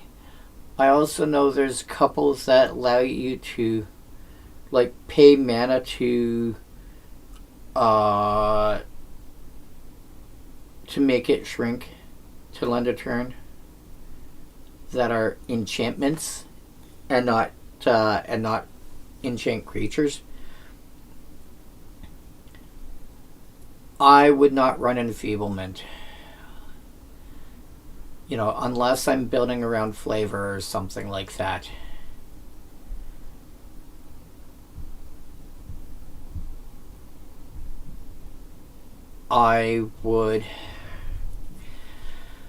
I'd also run, like, depending on the color schemes that I'm going,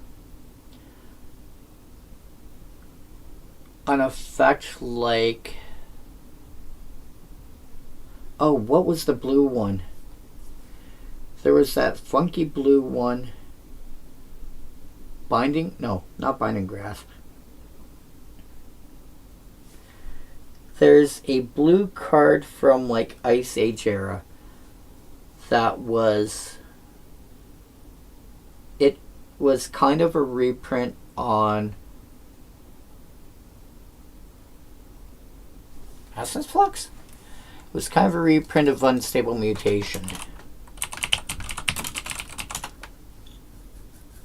No, not Essence Flux.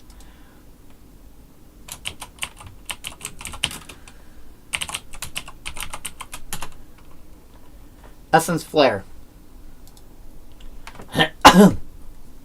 Which, I mean, let's be honest. Richard Kim Ferguson has got some cool ass art. There's some artists that I really, really love their art. I'm not saying others, like, you know, like Gregory here. I'm not saying I think his is bad. It's just certain art styles call to me more than others. This is fitting given the setting.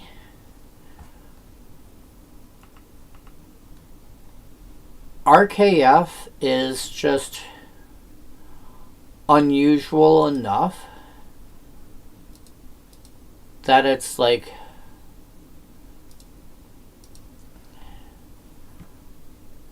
you know, like, I love this kind of art.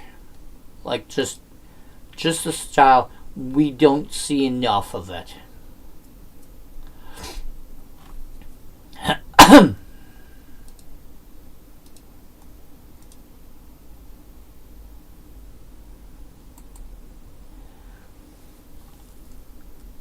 Yeah, and we actually had a few years where, let me think here, this was 2008 to 2009. We had about a decade without it. And so, I'm kind of glad we've got some of the older artists back doing, even if it's like promo-ish or special printing or what. Will not say no. Again, not saying I think D. Alexander Gregory's art is bad. I think it's good. It's just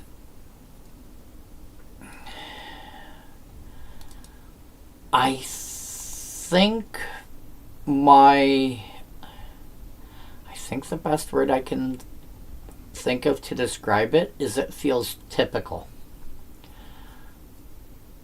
And I don't mean that to be insulting.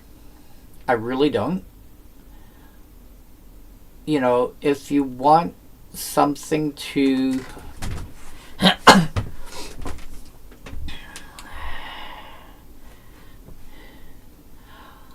like it's good art for like main set cards. It's the kind of art that you want in a set where you can see what's going on, you understand what's going on, etc., etc., etc. But where everyone should have the same kind of general style. And, maybe not exactly, but, if people are working on Spider-Man, for example, you want all the... You don't want one person's take on Spider-Man to look and feel wildly different from another person's take on Spider-Man in the same, if you're looking at like the cards in the main set, you want them to feel like they belong together. And enfeeblement from that perspective is good.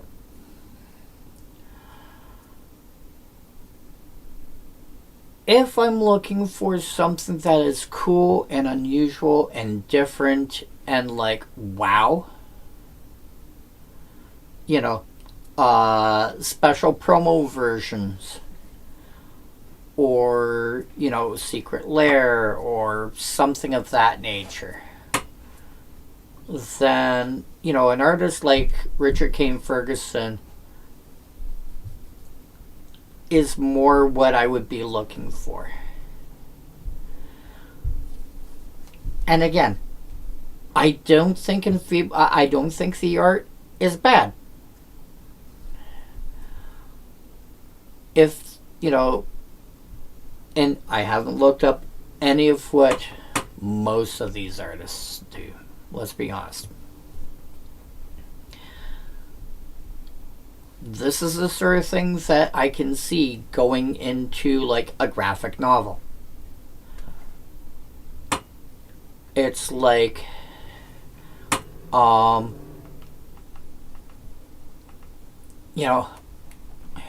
RKF might be for like, I don't know, a movie poster or something. It's something to grab your attention. But this is what you want a graphic novel to be like. I don't know if I can explain it any other way. Anyway, again, I like the art. It's just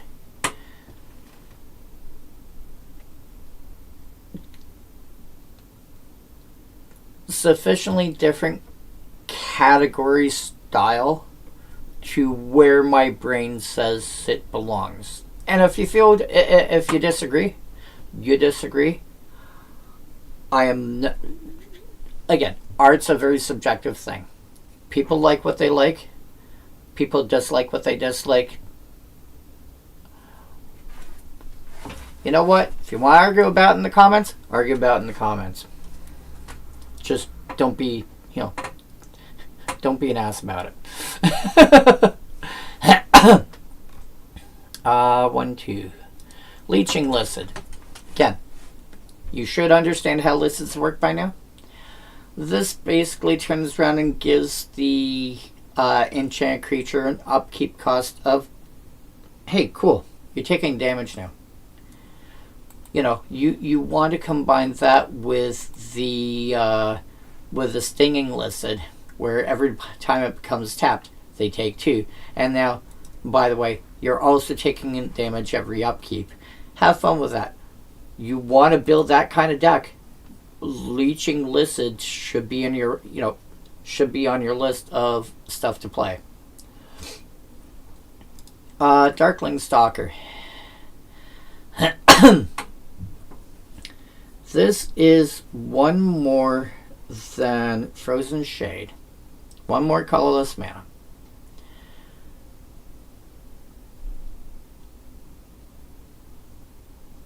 You get an extra point of power, but you get the ability to regenerate it. Which I think people not remembering that regeneration exists, like, it's something that people have to start playing with again, I think. Indestructible gets all the, gets all the, like,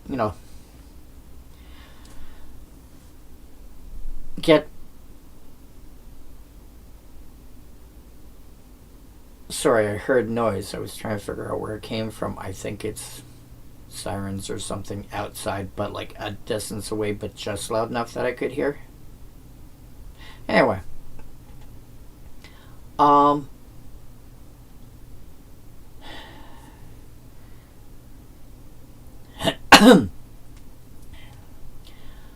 I think people really need to start playing regeneration again, because the problem is, you look at cards like Damnation and Wrath of God, and you're like sitting there going, what? Or even even Fisher, and you're like, why is this string, why does this string of text exist on these cards? Because nobody plays with regeneration anymore. Realistically, as far as like probably 99% of decks that people actually play are concerned, there's no difference between Wrath of God and Day of Judgment.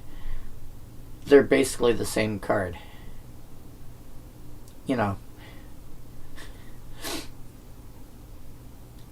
Have your meme pop up and go,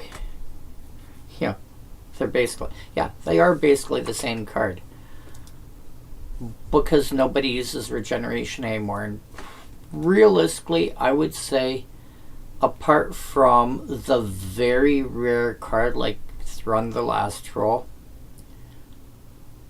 nobody plays regeneration anymore. I think we should bring it back. Even if we're not going to bring it back in terms of, hey, by the way, Wizards of the Coast, make more cards that have got regeneration, I think the community should bring back regeneration in terms of playing it. There's nothing wrong with going, hey, by the way, oh, you're going to do what? Okay, I'll pay this cost so it doesn't die. What? Make cards like Wrath of God have an actual use for playing it over Day of Judgment, because realistically speaking, I can sit at the table and play Day of Judgment and nobody will bat an eye,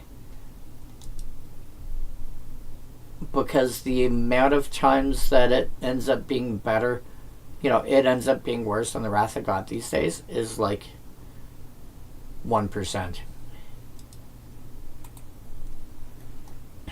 Kind of like the entire thing I was saying before about Manta Riders.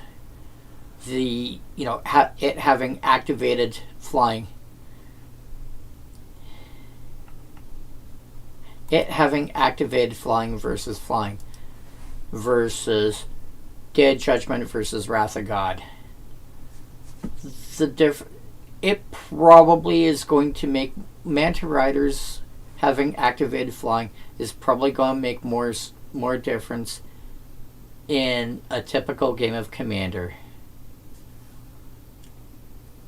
than the no regeneration clause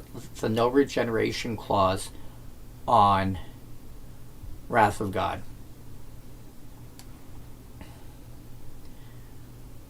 So yeah, I need to find ways to start bringing regeneration back. That being said, Commander Grevenil Vec. 6 mana for a 7/5, which doesn't sound bad. Hard to block because he's got, he has fear. Comes into play, sack a creature. Not necessarily a drawback. He's 6 mana for a 6/6. Comes into play, sack a creature. Okay. What do you want to sacrifice? Something that you want to die anyway? Something that somebody has thrown something on and you're like, well, that's useless. Okay, I guess I'll sack this now.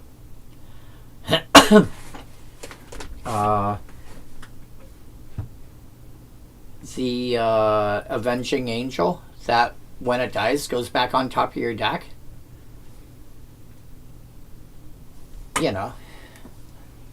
There's enough ways to make sacrifice a creature work for you. Grave Pact, whenever a creature you control dies,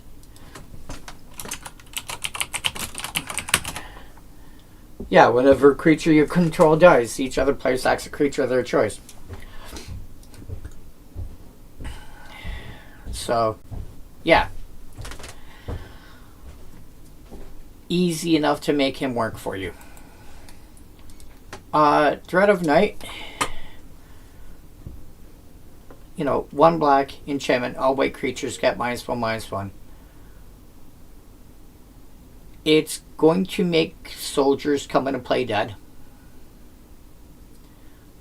It's actually going to make, now that we've got a couple of cards that make, I think we got like 3 or 4 cards that make Prowess Monk tokens that are 1/1s by default, they're going to come and play dead.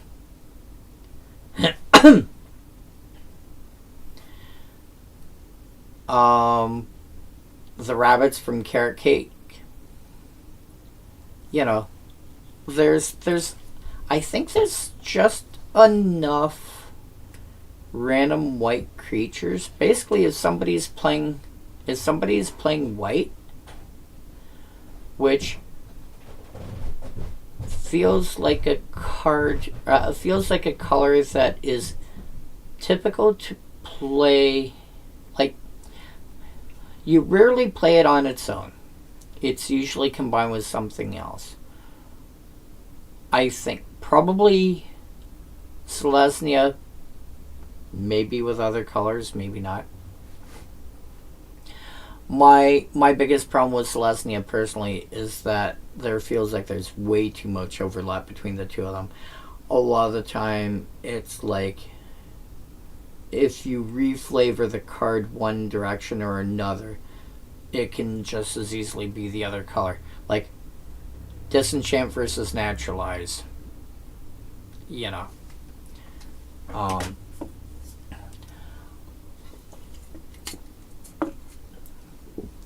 Oh look, am I making elf tokens or am I making soldier tokens?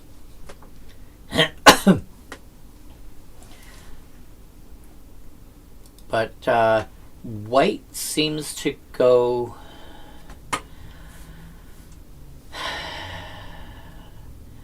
I think white tends to combine with black or green. It will occasionally combine with other colors. And I'm not saying just those two colors. I'm saying like white black could be white black and red. It could be white black and blue, etc., etc. And white green could be white green. It could be white green red. It could be white green black, etc. But I feel like White does not get a lot of play as a monocolor as far as from what I have experienced.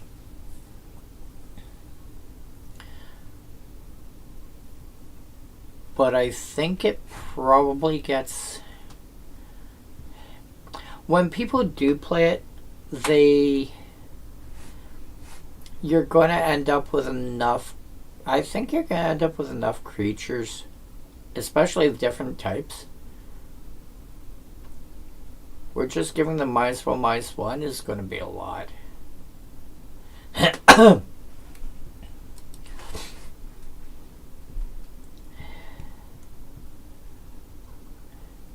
I think anyone building on a token strategy. The funny thing is, this is also going to occasionally hit splash damage for cards like, Mascot Exhibition. The Spirit token is going to drop down to a 2/1 because it's red-white.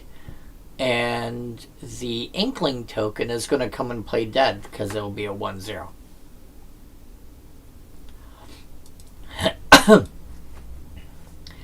I think having a card like this in your 99 is fine. Don't go overboard on it. However, if you are gonna... I would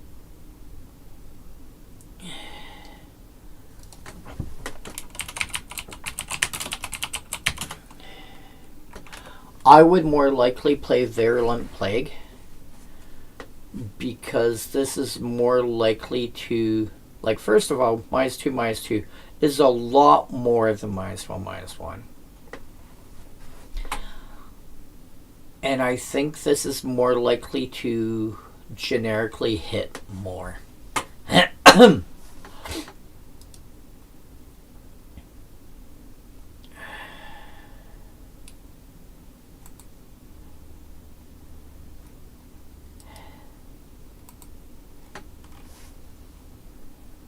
That is my feel on it. How about red? Red cards. Canyon Drake.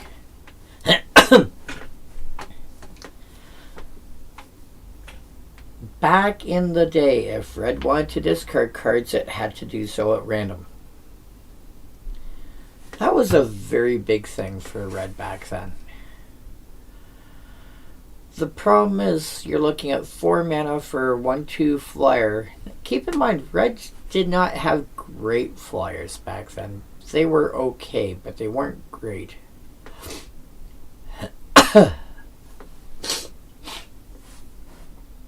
The problem is you already had Rock of Care Ridges.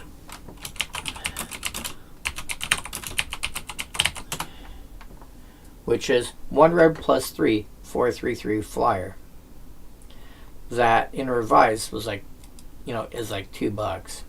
Sure, this was a lot, but it was easier to cast. 1 red +3, and it was basically twice the size. A 1/2 plus, let's say 2/1 is 3/3. It's never going to have more than 2 toughness. Which means it not only dies to Lightning Bolt, it also dies to Shock and all its variants. The biggest problem here is the random discard. Now, I've said it before and I'll say it again. There are ways to mitigate that. During the first trip to Innistrad, by the time we got to Gate Crash, I had a red-white Reanimator deck, or what a friend of mine in society call a Resurrector deck, because I was using white to bring stuff back from the graveyard. And I had a few cards that did random discard, but as long as I hit 4 lands, extra lands didn't matter. I had cards with flashback, like Faithless Looting, that had, you got flashback, you want to go in the graveyard. On Burial Rites, want to be in the graveyard. I'm playing a Reanimator deck, so all my big fat creatures want to be in the graveyard. I think there was like I think out of my main deck, so 60 card main deck, I think there were maybe 10 cards that I didn't want to be, that I didn't want to discard, but I think that's pretty reasonable odds.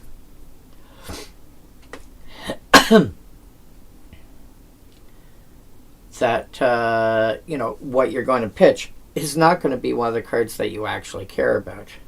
Why do I keep feeling like there's a...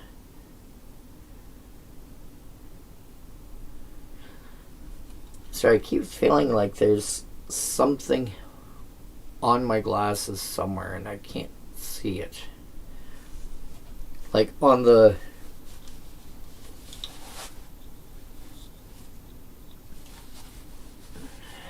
like on the bridge of my nose, and it's like right here, and it's driving me bonkers. Anyway, I'll figure that out later.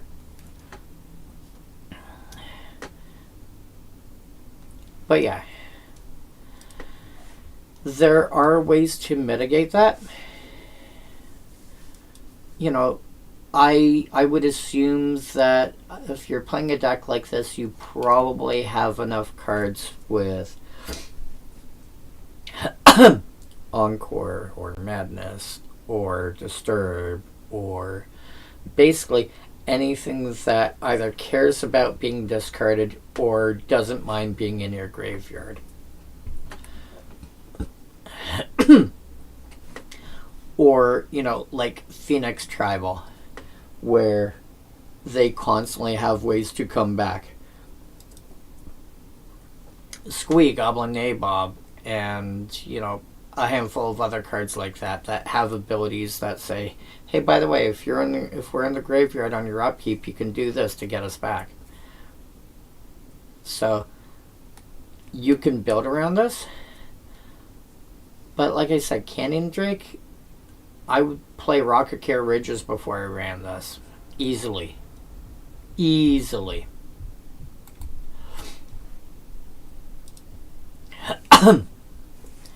Flowstone Salamander. 5 mana for a 3/4, which is not bad.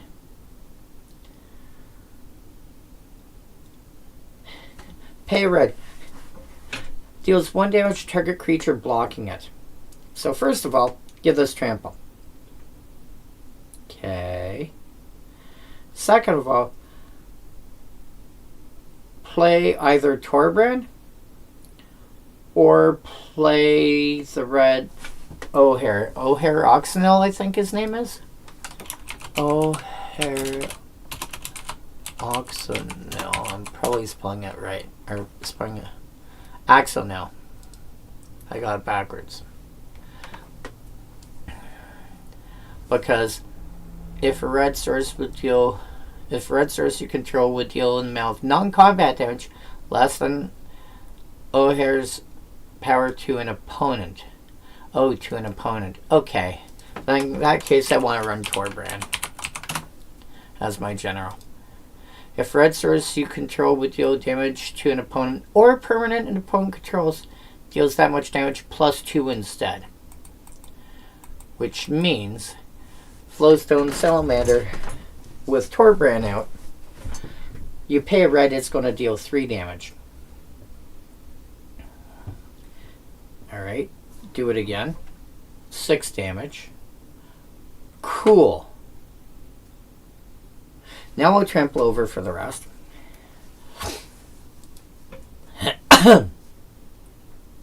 Because 6 is probably enough to kill most things that are blocking it. Which if you have Torbrand out and you've got trample,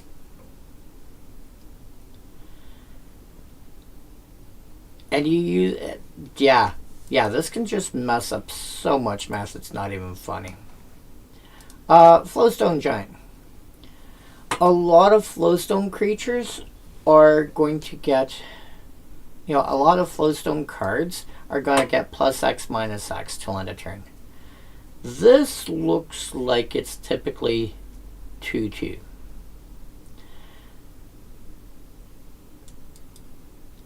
But 4 mana for a 3/3 giant. Okay. If it's not blocked, give it +2/-2 till end of turn. They can take, you do that once, they take 5.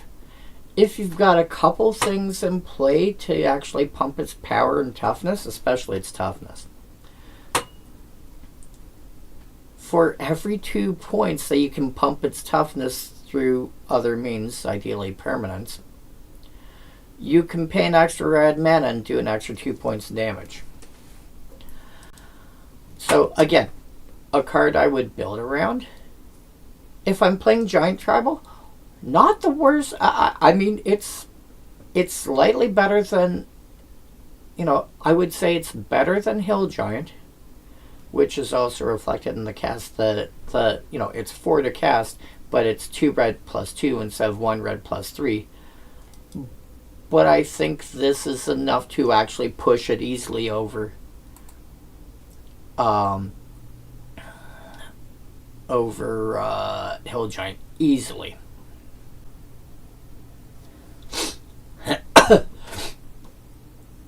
For an extra mana compared to Flowstone Giant, you get flying. I would say that's worth it because it's going to be unblockable. Like if somebody's playing goblins, the chance of them having flying is low. If somebody's playing elves, the chance of them having flying is low. A lot of tribal decks, the chance of them having flying. Zombies, vampires, yes. Slivers, depends on the color scheme they're playing, and all you have to do is kill off, winged sliver, and make sure one or two slivers just go away, and then cool.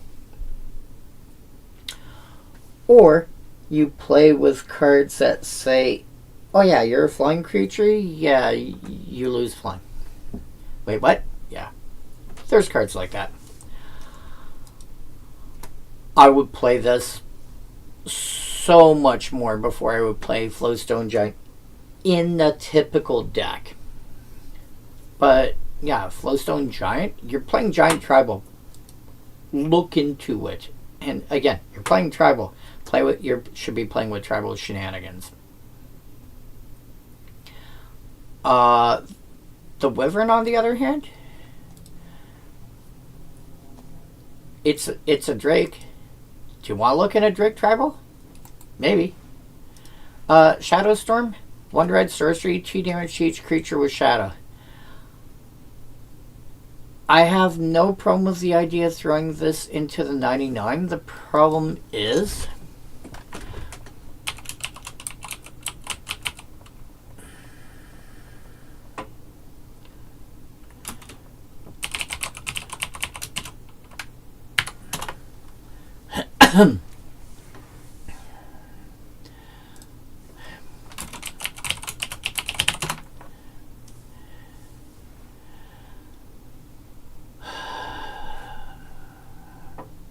you don't have Shadow, you can just block as though you did.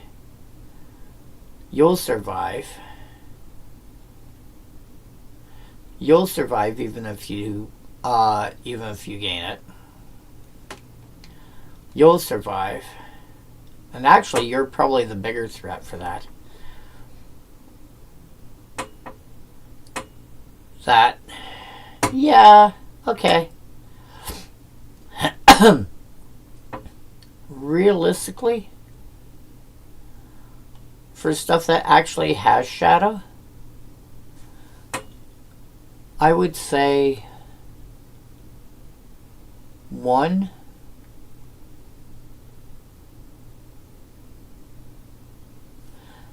Two of them will survive because the other 2 have got activated Shadow, and the rest either don't. Like Greater Morphling, it's an uncard. We don't talk about uncards here. Compared to less than 3.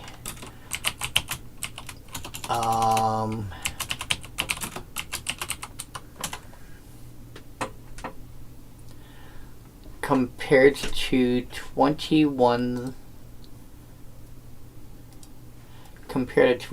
that can actually get blowed up.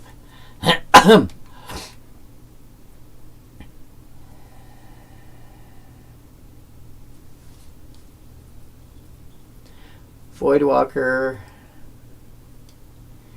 Yeah. Odelsi Trapper. Oh.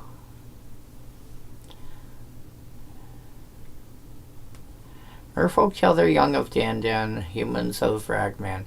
Dal tell tales of the Dalthi, and they are far worse.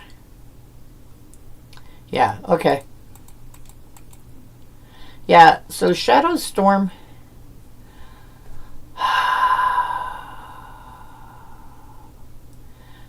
I think the occasional person throwing this into their 99 of the very occasional deck is not unrealistic. It's going to catch somebody sometime.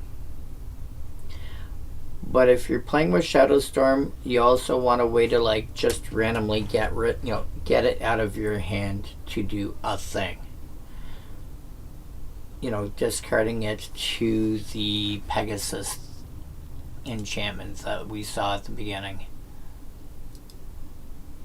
Where are you here? Pegasus Refuge. Or something similar. I would generally say no. Kindle? The problem with Kindle is that it's not, unless other people are also playing with Kindle, it's not going to do anything. It's a overpriced shock in most decks.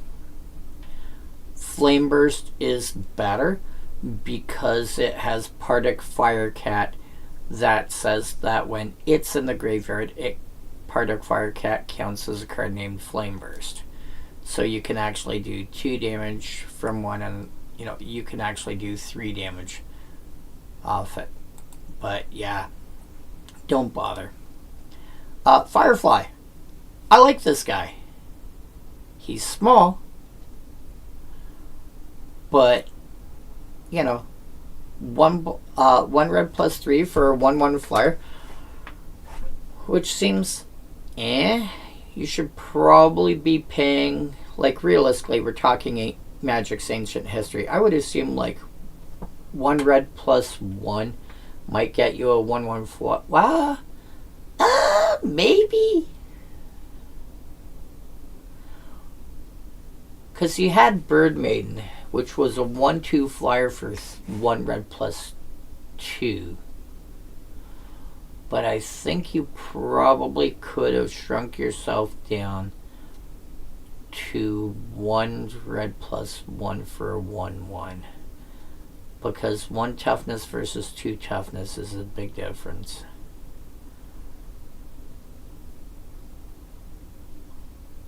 And 2 mana for fire breathing seems not unreasonable.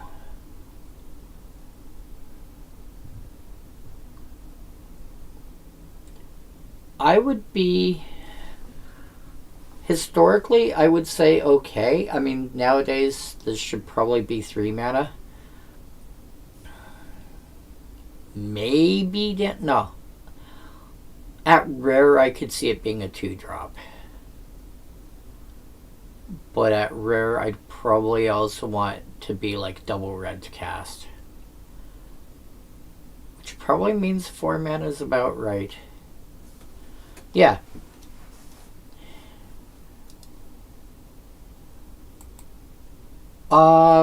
Yeah. It's fine. It's okay. Lowland Giant. 4 mana for 4/3. It's literally the same cost as Flowstone Giant. Play the Flowstone instead. You lose a point of power, but you've got more flexibility on how much to thwack for. Opportunist. 1 damage to target creature that was dealt damage this turn. 3 mana for a 2/2. It's not bad.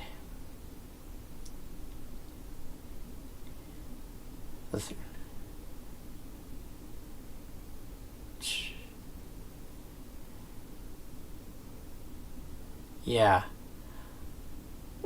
Although, by this point, I mean, Prodigal Pyromancer exists nowadays. I would play that instead.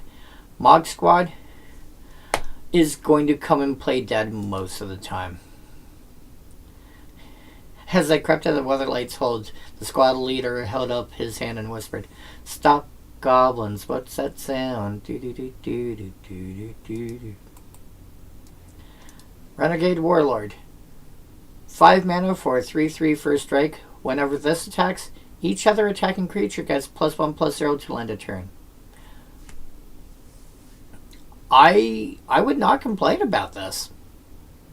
It doesn't sound amazing, but it's, you combine, like, especially if you're building a deck with a bunch of other first strikers or tramplers or any other fun combat ability. Oh man, if you end up cloning this, yeah, that first strike is going to be huge. And Sandstone Warrior, 4 mana for a 1/3 first strike with fire breathing. The only reason to play Flowstone Giant over Sandstone Warrior is creature type. If creature type is not relevant, play this. I will be back in a moment. I got to go to the little Thralls room, and when I get back, we'll start on green.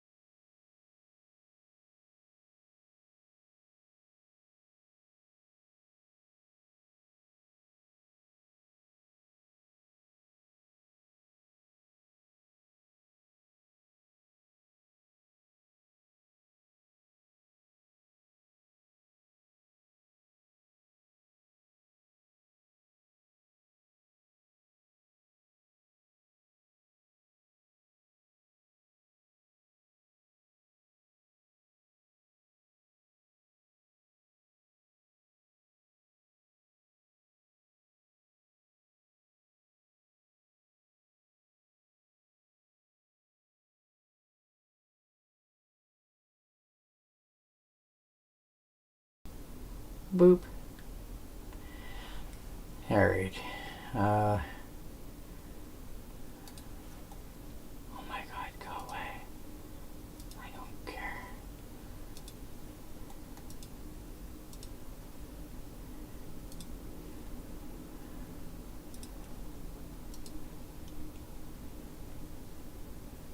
Oh no.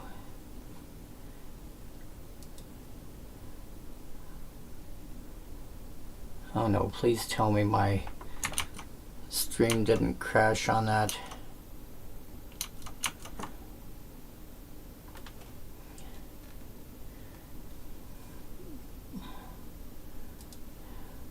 I might have to upload this to YouTube later. Well, we'll see what happens.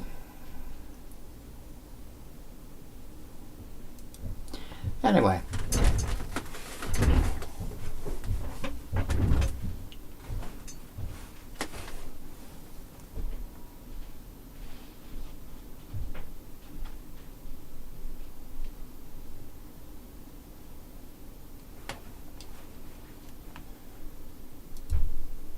So, Flailing Drake, 4 mana, 2/3. Oh. So it's a 2/3 that if it ends up in combat with another creature, the opposing creature gets +1/+1 till end of turn. That's kind of weird.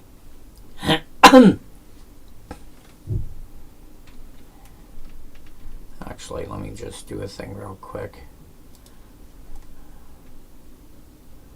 You pop out.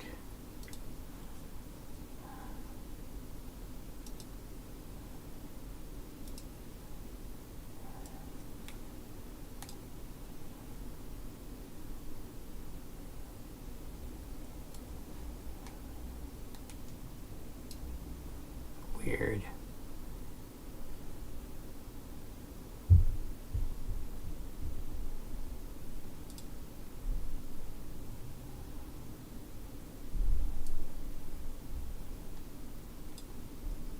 Huh.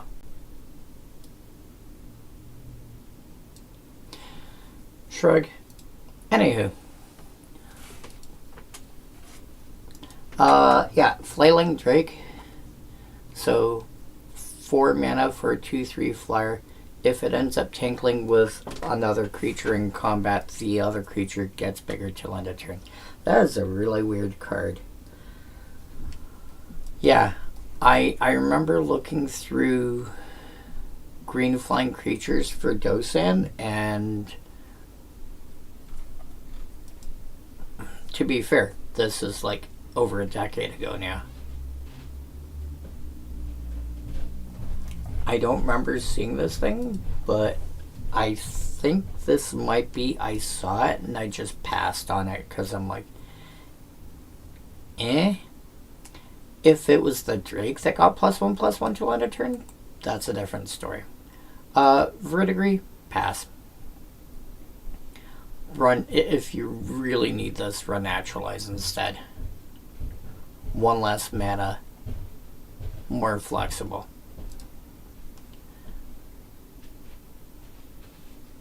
Huh.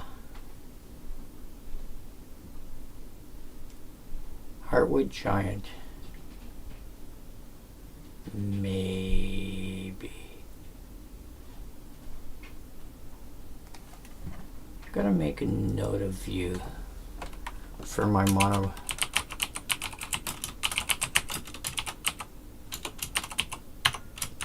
For my mono green burn deck. Because for what it is looking for, that's not terra bad.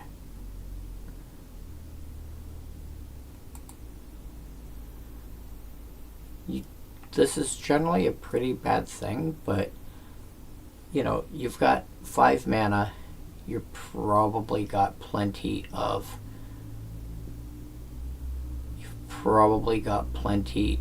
force in play by the time you actually get it out. You're playing green that can fetch a lot of lands, usually. it's probably fine. Plus, you're playing green, you can get your lands back.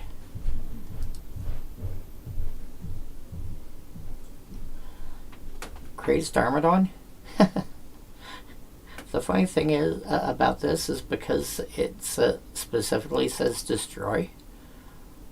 A card like Eldrazi Monument that makes your stuff indestructible does not care. And plus you can activate only once each turn. Okay. Eldrazi Monument makes it a 4 mana 4/4 flying indestructible creature. Do keep in mind, if you're playing with Eldrazi Monument, you do have to sack a creature every upkeep. But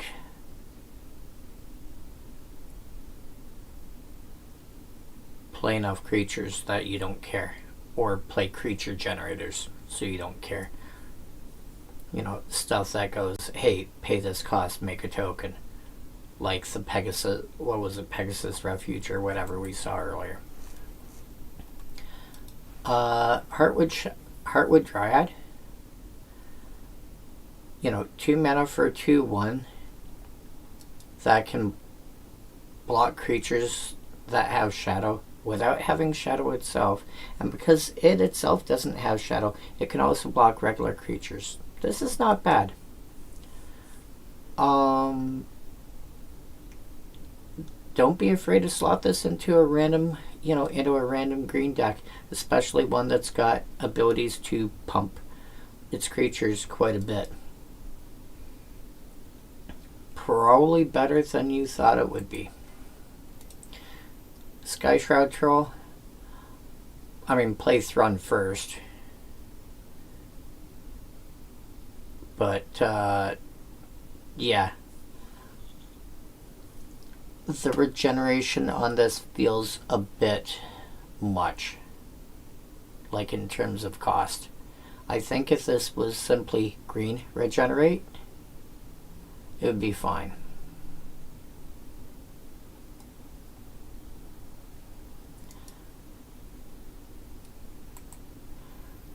It's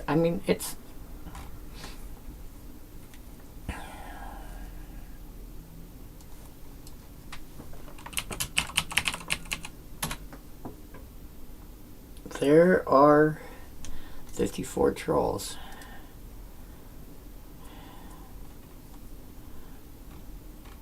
Uh, 46.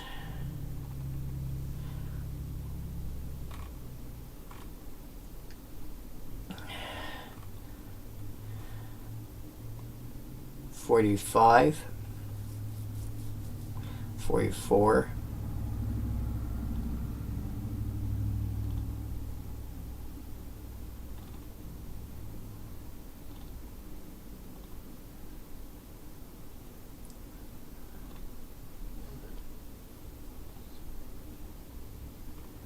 $44, $34, $32, $30.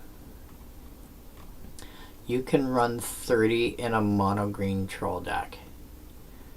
If you want to play more colors, your second best color I think is red, which has got 4. Black for 3.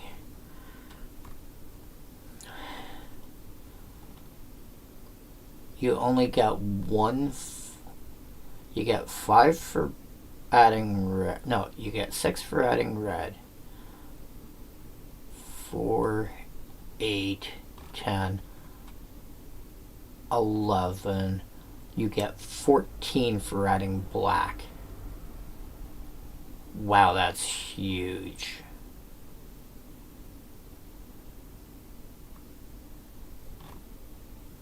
Yeah.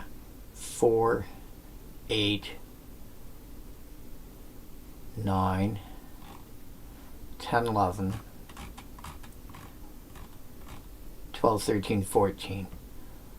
You get 14 for adding black. Okay, so you could go mono green, or your next best option is green black in terms of number of options, which also gives you 1, 2, 3, 4 different options in terms of generals.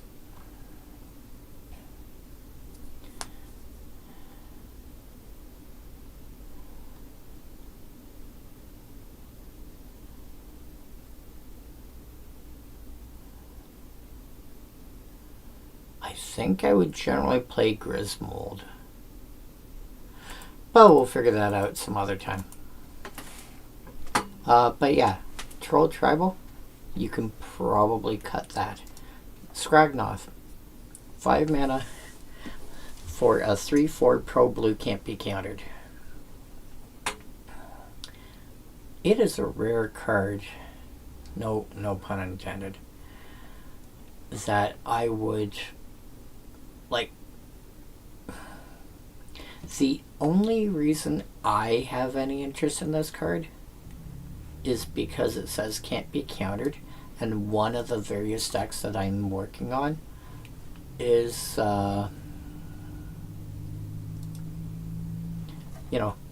uncounterable Smashy McSmash face, which is this entire let the bodies hit the floor is all can't be countered. And I had to go kind of deep for some of them, like Petrified Woodkin. So obviously Skragnoth makes it in.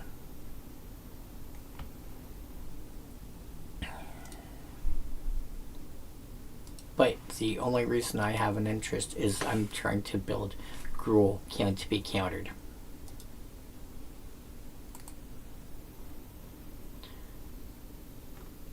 Rootwalla is fine.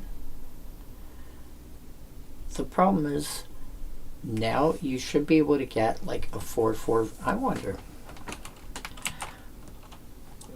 Color equal green.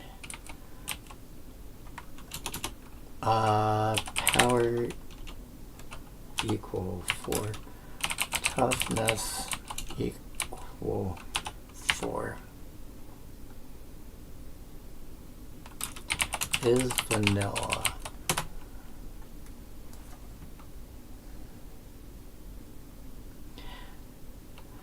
So that's now 4 mana for 4/4.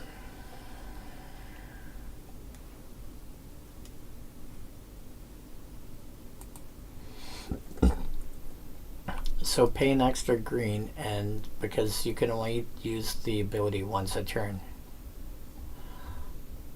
just pay the extra green and get on with it. Not worth it. Fugitive Druid. Oh.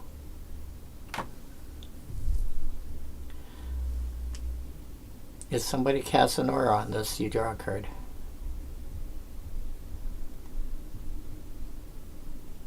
Which means if you are building an Enchantress deck, you want Fugitive Druid in your list.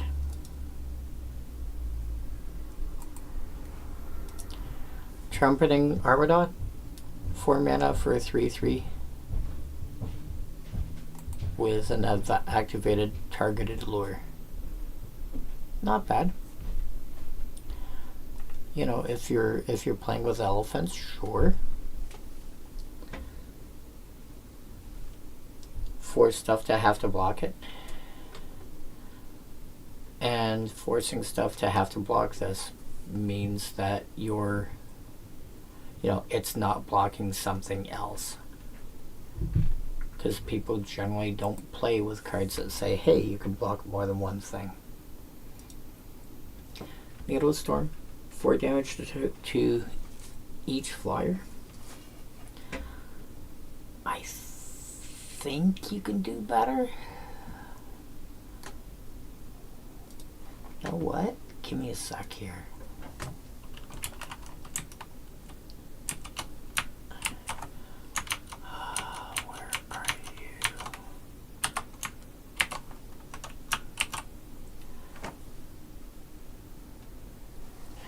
So Howling Gale does 1. Canopy Surge does 1. It can be kicked to do 4.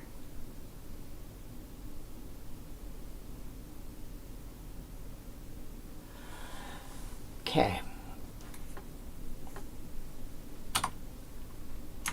Oops. So Needle Storm does 4 damage to each flyer.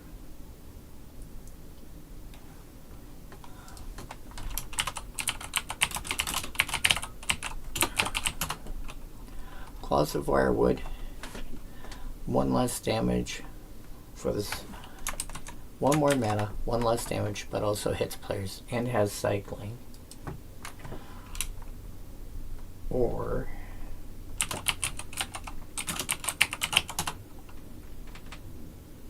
Canopy Surge. If you pay the same cost as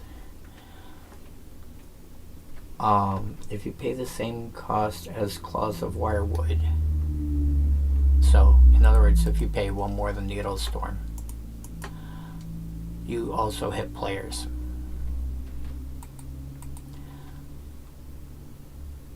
I would generally run those 2 before I ran Needle Storm.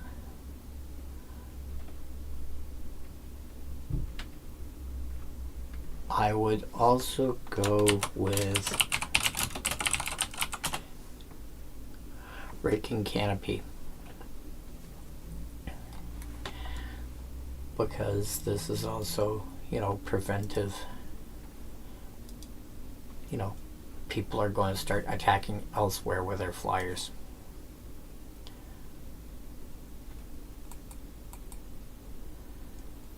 So, Needle Storm, I'd probably pass on in favor of other stuff. Pincher Beetles. It has 1 toughness and it has Shroud. If it had hexproof, it'd be a different story.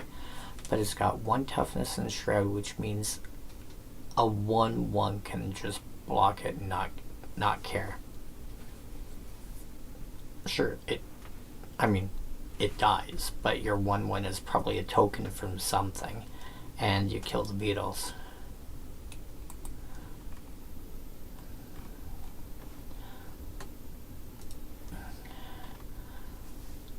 I say there's a lot better.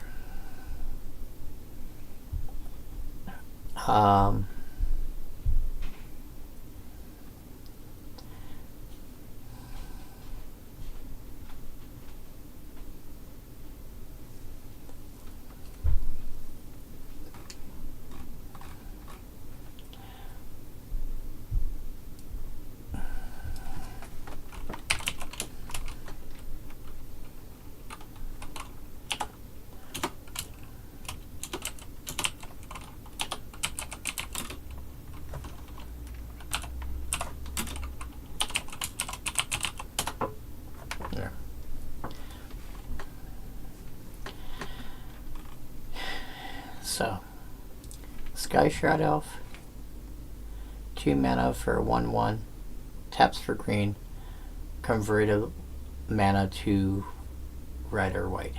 So, often what that means is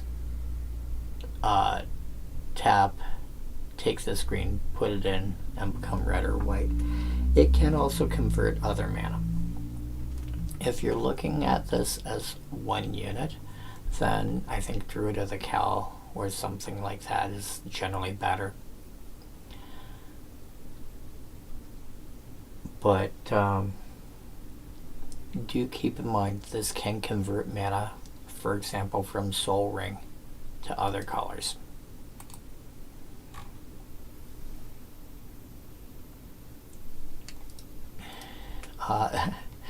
Segmented Worm? No. Every time somebody targets it, it gets smaller. And smaller and smaller and smaller.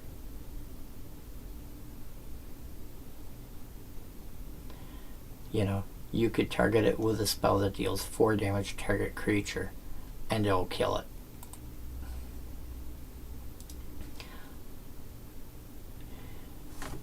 Lobotomy.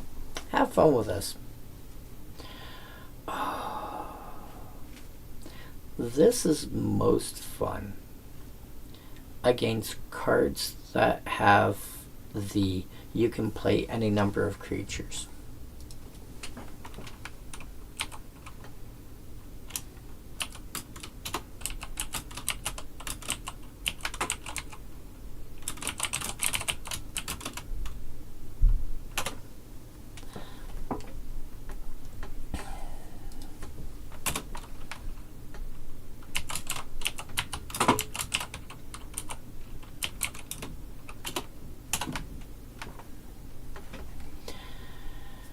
Sort by color. Heir Apparent, Tempest Hawk, Templar Knight, Persistent Petitioners, Rat Colony, Relentless Rats, Shadowborn Apostle, Dragon's Approach, Slimes Against Humanity.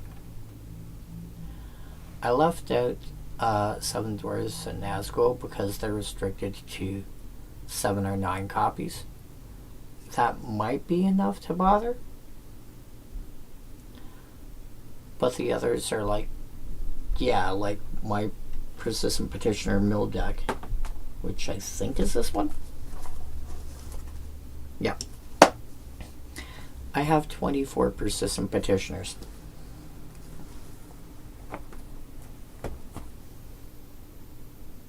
You know, so the chance of me having one in my hand,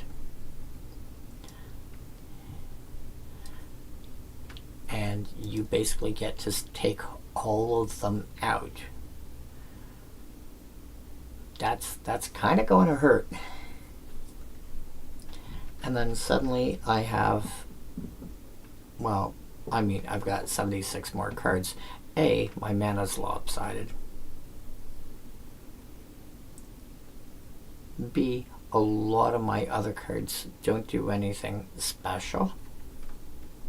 Well, let me rephrase that. They do special things. They just, having a petitioner in play kind of makes a huge difference to what they can do. As long as I've got one in play, I feel better. But yeah. Requires very specific, there's only about, I think, 9 cards that allow you to actually usefully use this.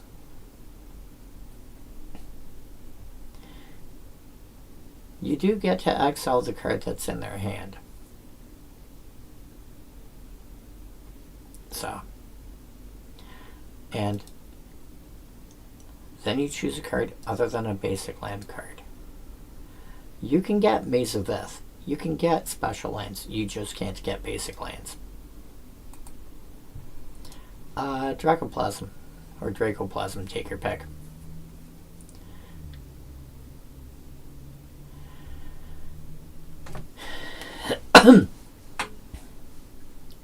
Two mana for 0/0 flyer. Comes to play sack any number of creatures. However much power they had, this has that much power. This much power. However, combined toughness they had, this has that much toughness, and this has fire breathing. Yeah.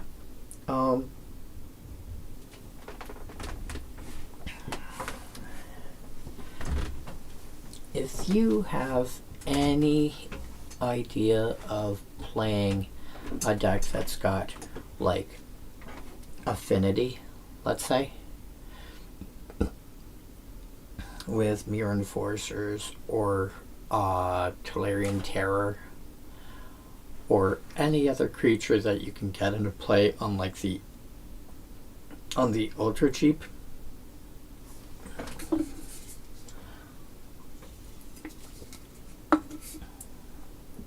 especially when you don't have to sacrifice resources to do it, Um,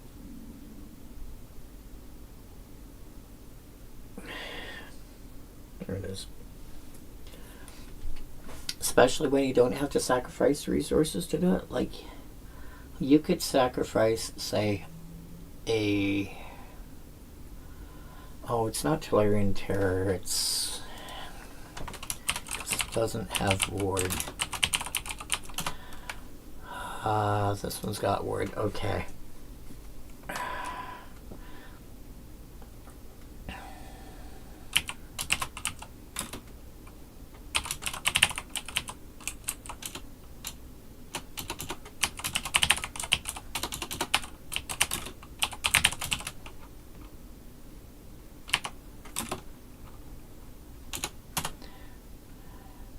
Cryptic Serpent.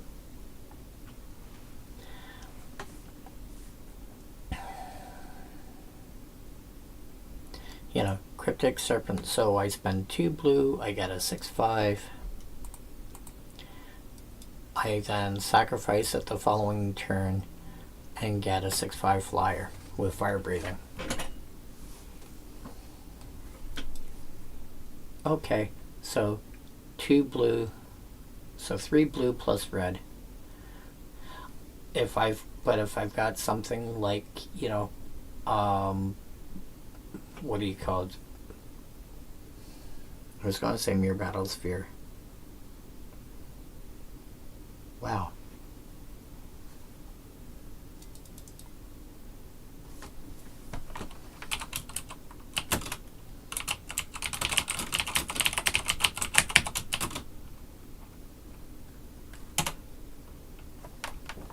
I'm absolutely drawing a blank on a name. I mean, you get Mirror Enforcer. You know, Mirror Enforcer, Frogmite Enforcer. If you have enough and play Mycosynth Golem.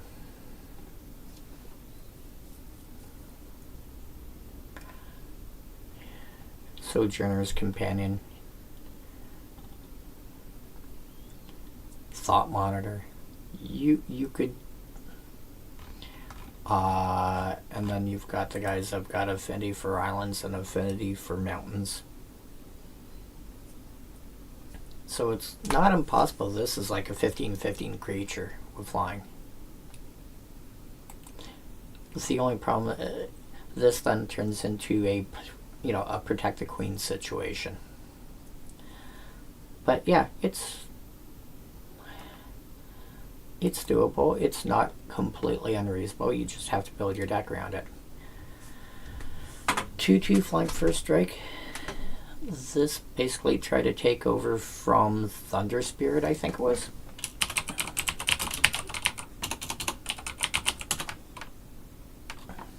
Yeah. Which was a rare in Legends. 2/2 flank first strike. 2/2 flank first strike. Change one of the mana over from blue to, or from white over to blue. Kept the same rarity. It's otherwise the same card. And yet this one is like 19 cents. And the other one's like 120 bucks or something.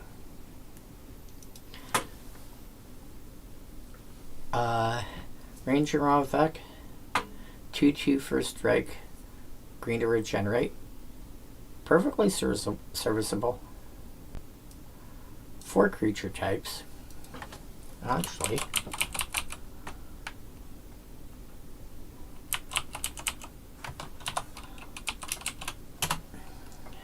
Embiggen. Until end of turn, target non-brushwhite creature gets +1/+1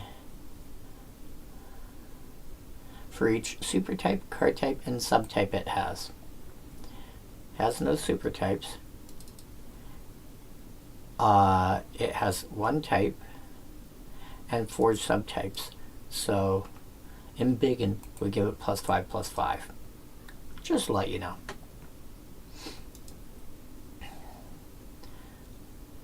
If it somehow became your ring bearer, it's now legendary. Now it's got a super type. So that would be +6/+6. if you are actually building around something like this, you know, the fact that cards have got multiple, as in more than two subtypes,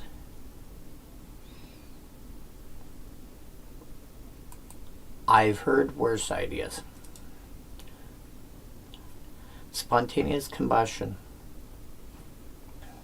Additional cost, sack a creature. Creatures that you want to die anyway, or something that's going to die anyway. 3 mana instant, 3 damage to each creature. Yeah, serviceable. Again, you sack a random 1/1 token, you sacrifice something, again, something that's going to die anyway, or something that you want to die. Most fun, do this like after combat, especially when you're not involved in the combat. And then just go, did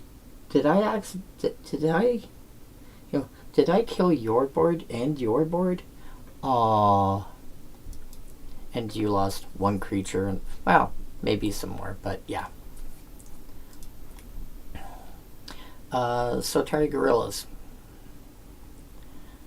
The next time this creature would deal combat damage to an opponent. Oh. So, this is a 4 mana 3/2 with Shadow, which seems eh. But combat damage that would be dealt to opponents can be redirected to creatures instead.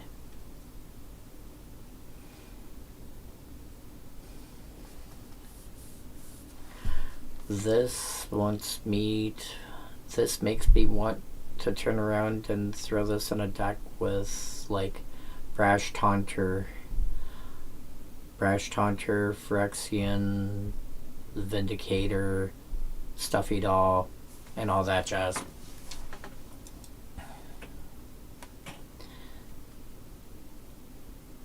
Is this still combat damage?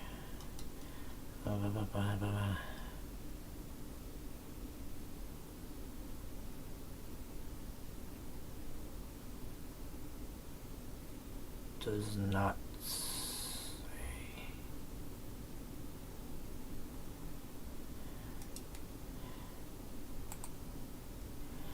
Selenia Archangel. 5 mana, 3/3 Flying Angel. Pay 2 life to return it back to your hand.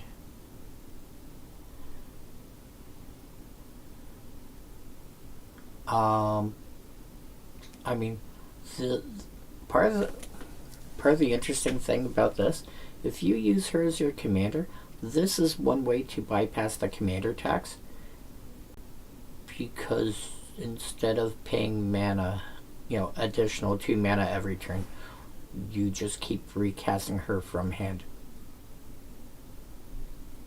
Oh look, she's going to die. Okay, pay 2 life, bring it back to hand.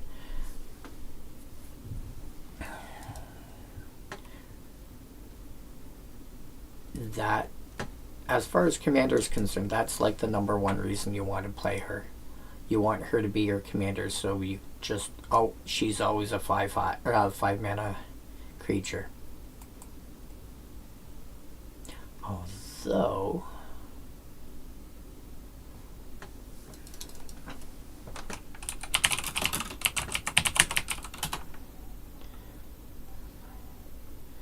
no.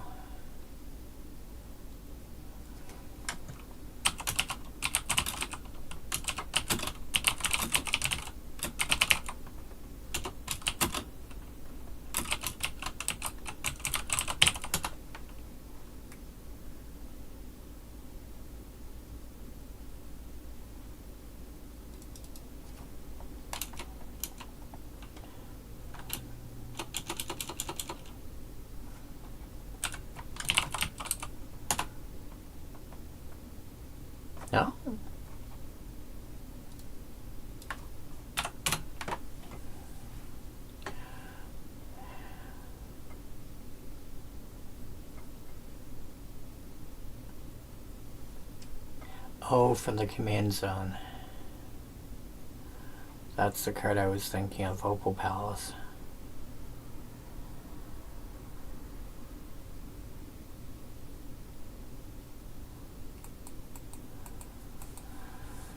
Okay, does not bypass it. Wood Sage.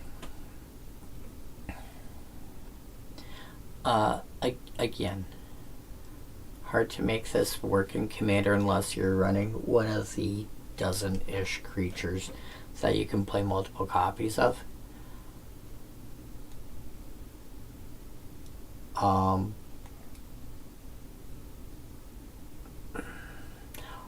Harder to make this work well.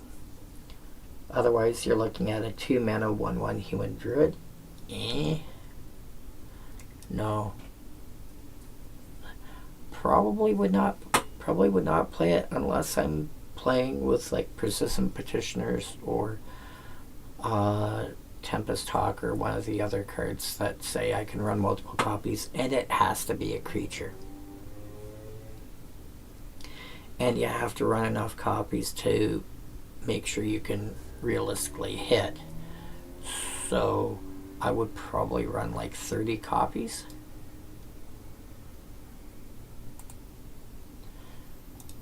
Vadio Doll.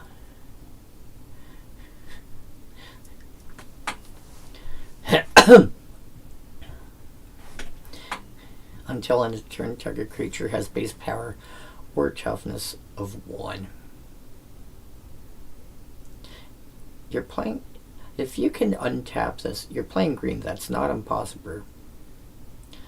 You can activate it once to change its power. Once it changes its toughness, it's now a base 1/1.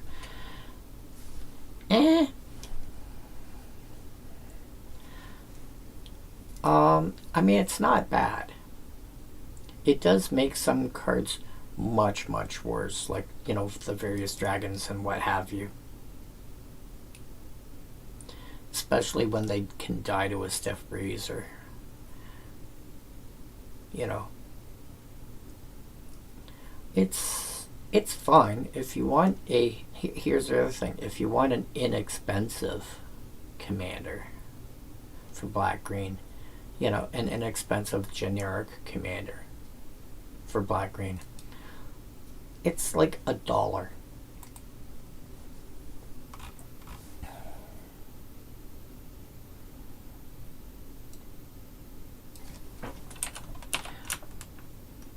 Whoops.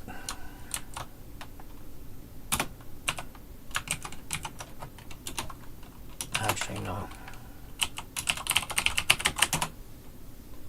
It is...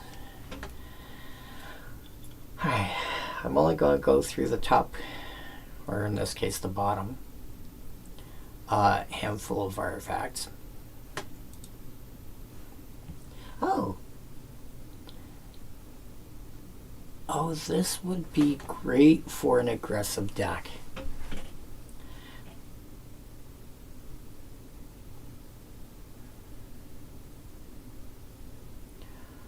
Two-mana artifact. If my hand, if I'm lowing cards in hand, this pings my opponent.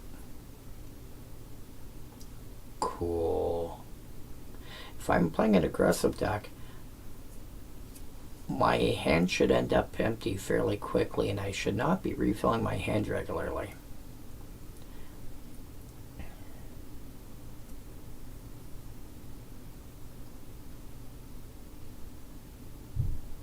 This is not an unreasonable card to play in an, you know, in an aggressive deck.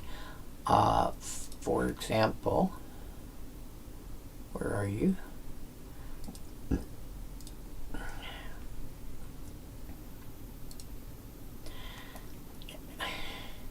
Anax and Samedi, or as I like to call them, Anthrax and Cyanide. I decided a long time ago this is going to be an aggro deck for me. 23 2-drops. I'm skipping 1-drops. I want everything to have power or toughness, ideally both, greater than greater than its mana value. Ideally both, but I did get a little more flexible on that.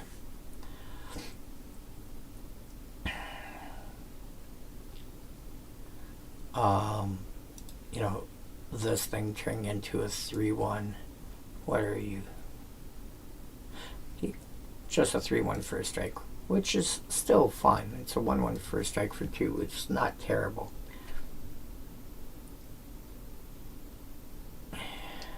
My general is 3 mana, so I'm going to assume it's 3. 4 drops. Notice these are all like 5, 5/5, 6/6, etc., etc. This thing easily turns into a 5/5, where you can just pay mana.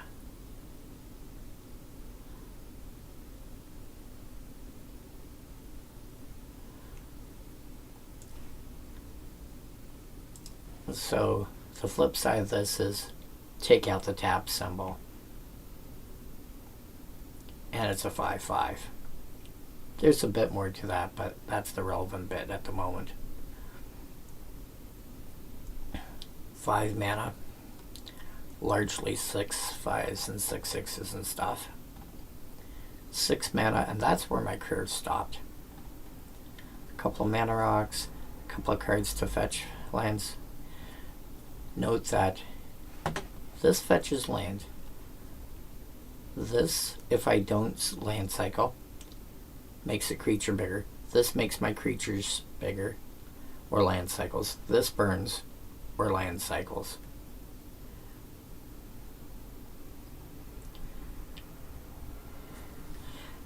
And this is just a decent sized creature, or land cycles.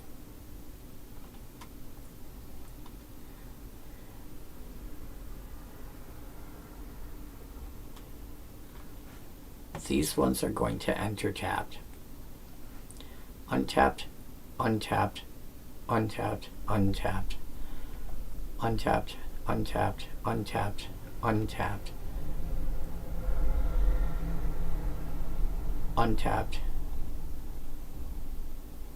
These last two are going to enter tap, but that's also a body.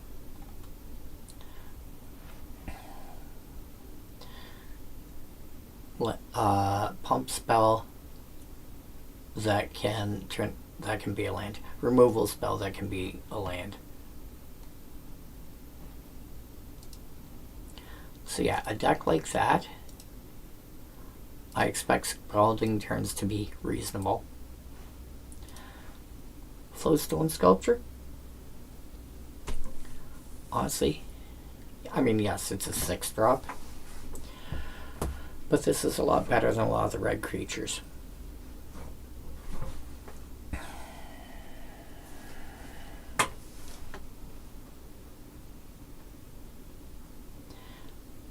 And yeah, you're building a Reanimator.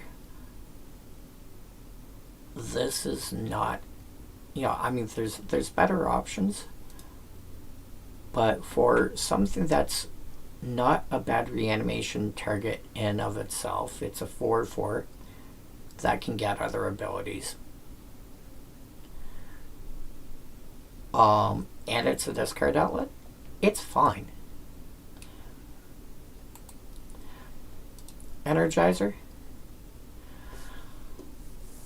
4 to cast for 2/2, pay 2 and tap it, put a +1/+1 counter on itself. You generally want, what do you call it? There's the 2 mana 1/1. That's like 1 and tap, put a +1 counter on all your artifact creatures.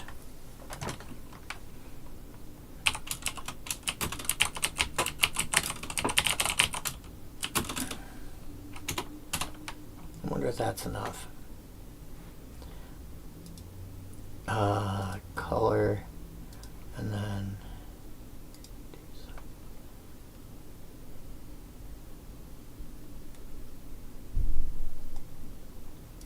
say color. How did you fail at that? Oh, my dog.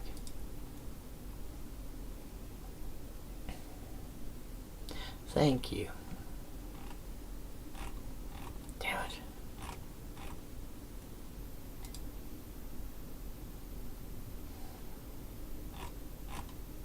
Starts with an S, I think.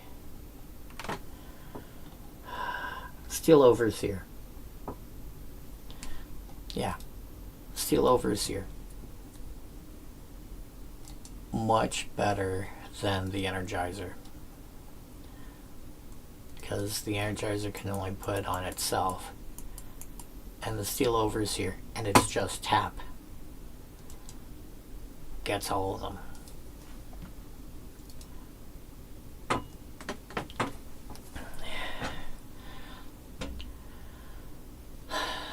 Phyrexian Grimoire, you have to assume that you're going to get the worst of two cards, which is always a situational thing.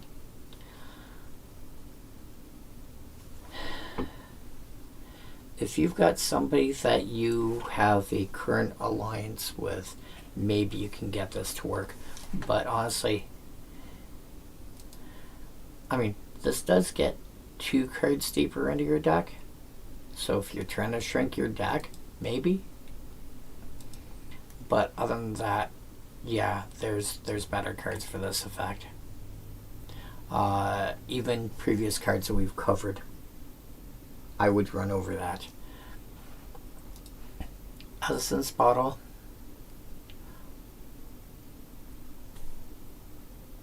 Slowly build up a bunch of counters on it, and then gain 2 life for each counter removed. Again, if you're looking for gaining a bunch of life at once,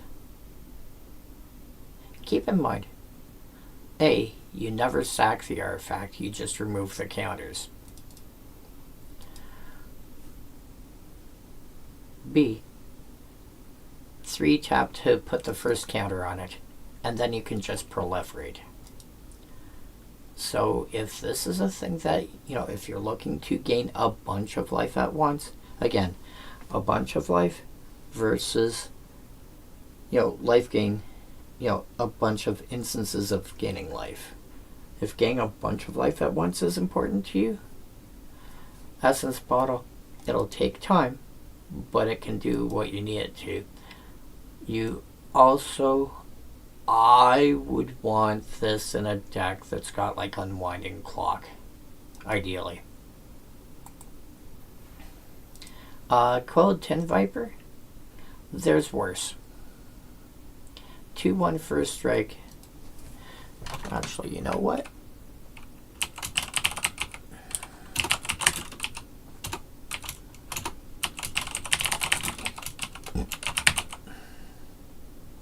A0.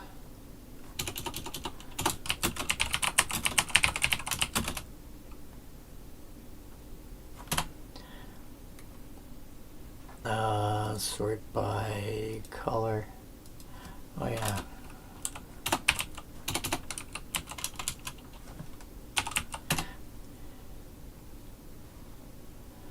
For an extra mana, you get flying.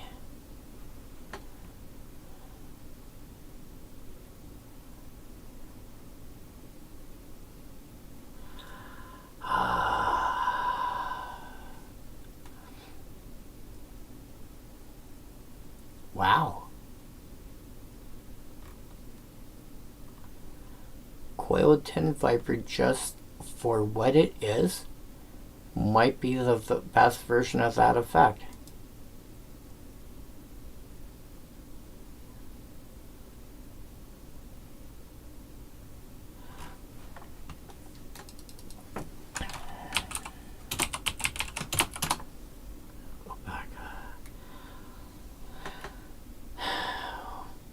When it deals combat damage to a player, you get that many additional upkeep steps.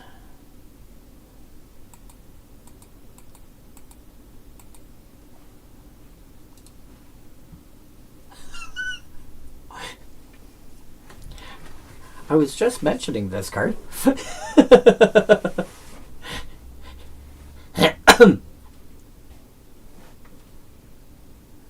That's saying you should run it, but it'd be funny to run it.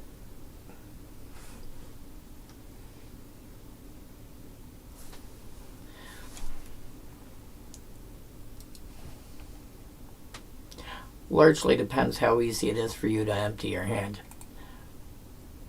But you are playing... you're playing Just Guy. It's not impossible, but it's not...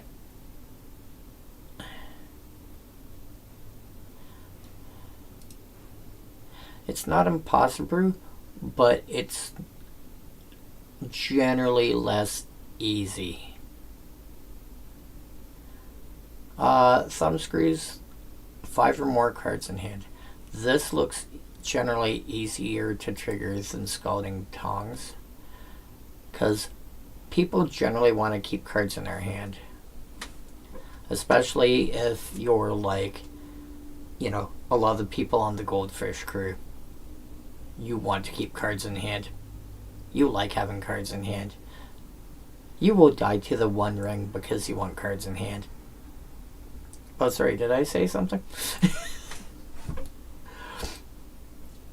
Telethopter.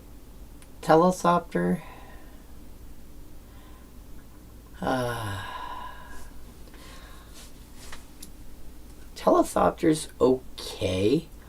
I think Rotorthopter...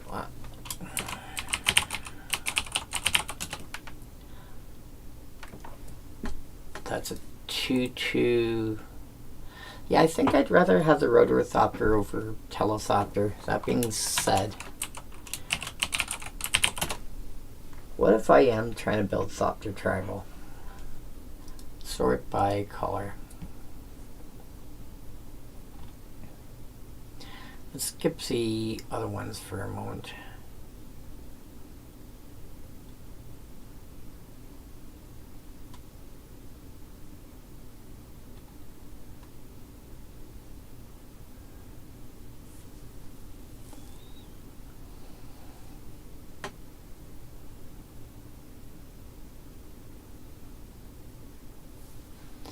You know what?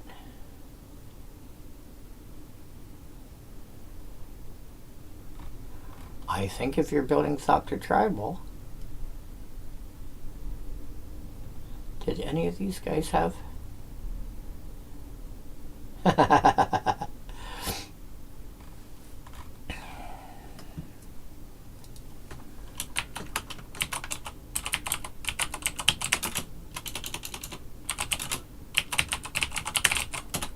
Which one are you? Right.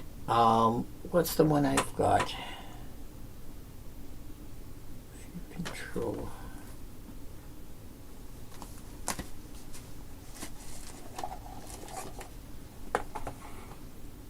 And that's a permanent. I think the big question is what you're trying to copy. What do you call it?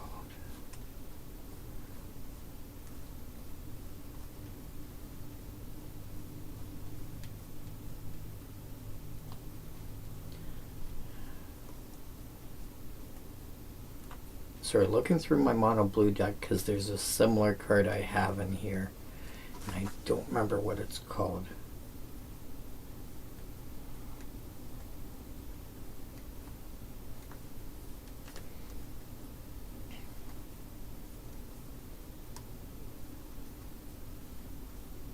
Assuming it's in here. That's what it was.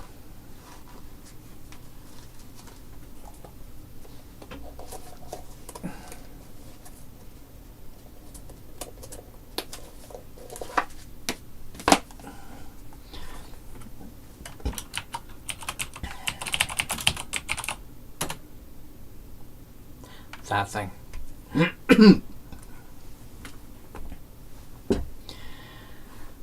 Have that in there because I want to put it on Scampering Surveyor or Solemn Simulacrum to fit, because it's in my mono blue deck that tries to feel like a mono green ramp deck.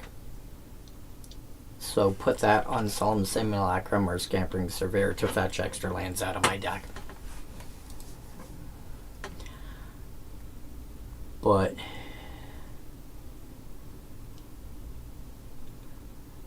Soaring, Propaganda, Dragon Master, Outcast, yeah. Yeah,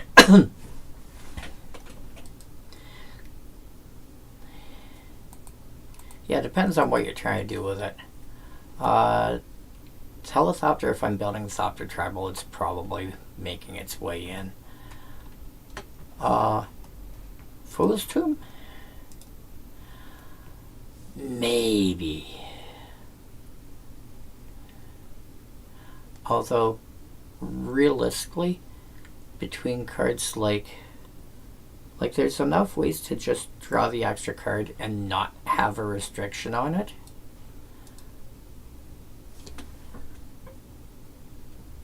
Unless you empty your hand quickly enough and are regularly having it be empty. And there are ways to make that work, it's just hard. Curse Scroll. Unfortunately, the only legitimate printing of this card is from Tempest. Checklist. Online only, online only, online only. Or sorry, that's an oversized card. These are from World Championship decks. The only actual physical printing, like real printing, because these guys all have like a different back on as well, is Tempest. QQ.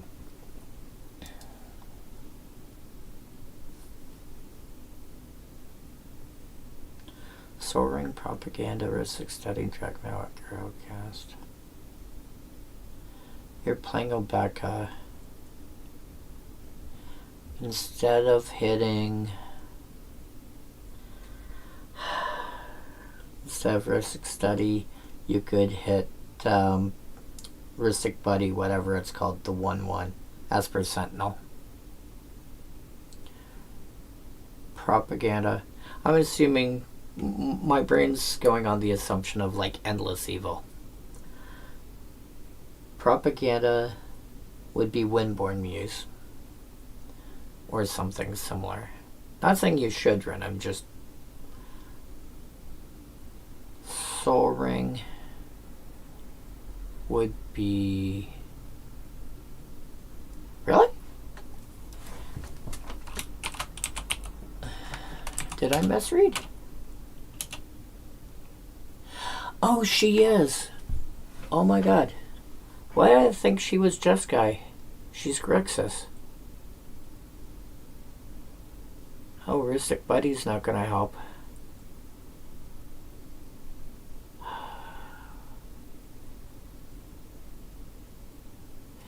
My brain keeps assuming that it's that she's Jeskai.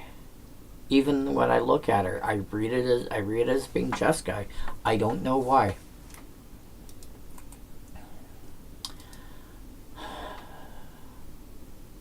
Curse Scroll is another card where you're going to want a low number of lands. Target creature gains land walk of each of the land types of the sacrificed land. Oh, yeah. This is one of those cards where you want, like, Dryad of the Elysian Grove to turn it on. Yeah, sorry, Zero. I don't know why. I see the black mana symbol, and it just, looking at it, it morphs into a white one at first glance. And it's like I always have to go back and take another look at it, and I go like, why? I don't know why I make that mistake. It's literally just, I think it's literally just Obeka. It's the only card I know I, for some reason, have that issue with, and I don't get it.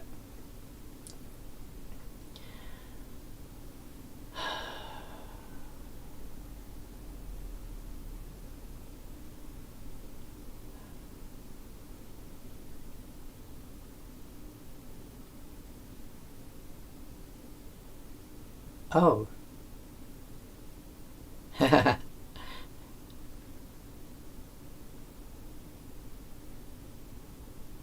There's always the draw pingers, you know, your various Underworld Dreams effects. There's 3 bodies in Standard right now that it's like Shieldred, the artifact creature that's like 3 mana for a 3/2, and the one guy that I assume it's a lizard, but I think it's not, and it's like double red.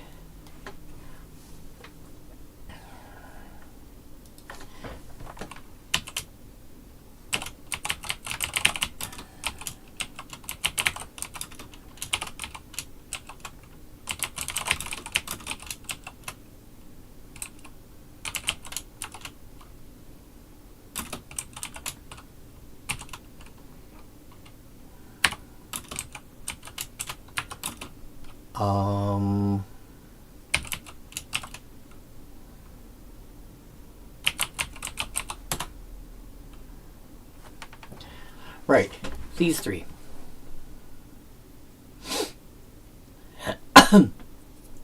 Razorkin Needlehead, Scrawling Crawler, and Shieldred the Apocalypse. Especially Scrawling Crawler. You know, you could have Endless Evil, for example, on Scrawling Crawler. Just they keep drawing extra cards.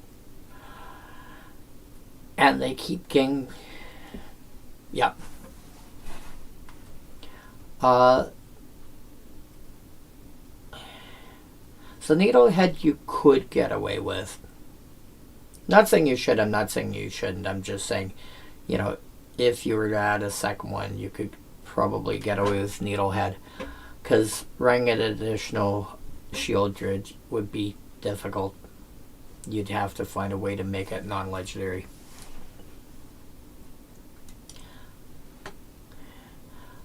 Let me finish this bit up first. You should be able to, yeah, just drop the link in the chat.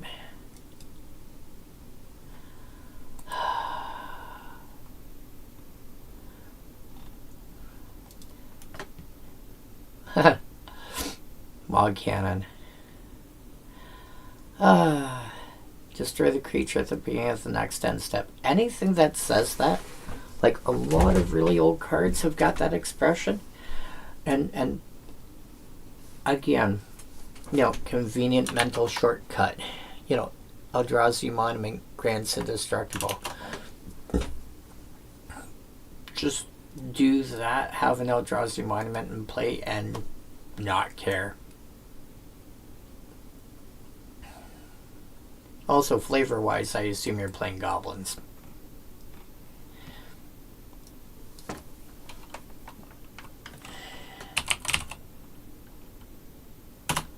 And as for land, oh, my dog, go away. 16 lands. Doesn't tap. Ping. Alright. So, there's 5 of this cycle, which are basically like the allied pair pain lands, like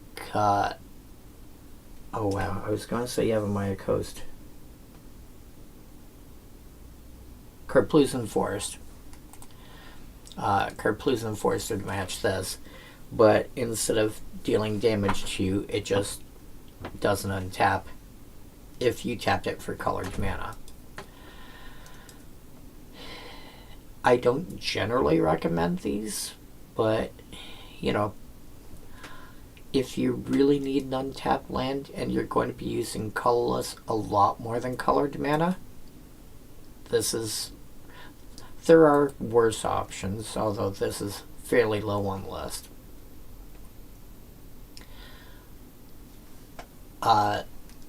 Then you've got these guys, which are the opposing colored pain lands that enter tapped. These are fine. If you're looking for, compare this to Yavimaya Coast. The only difference is this enters tapped, the other doesn't. So if you need another Yavimaya Coast and you don't mind the occasional card,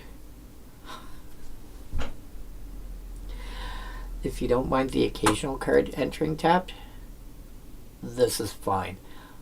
Cards that want colorless mana specifically, like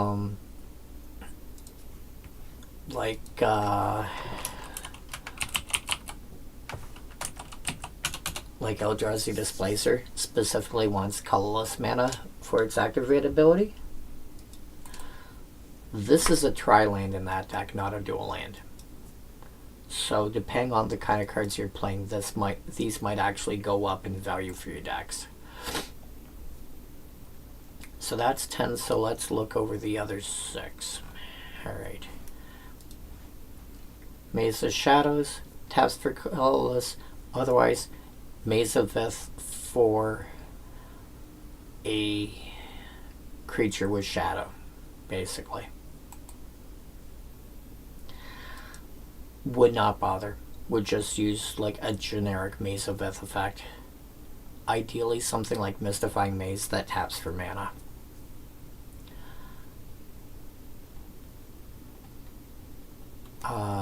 Stalking Stones. I generally prefer my man lands to be lands until end of turn,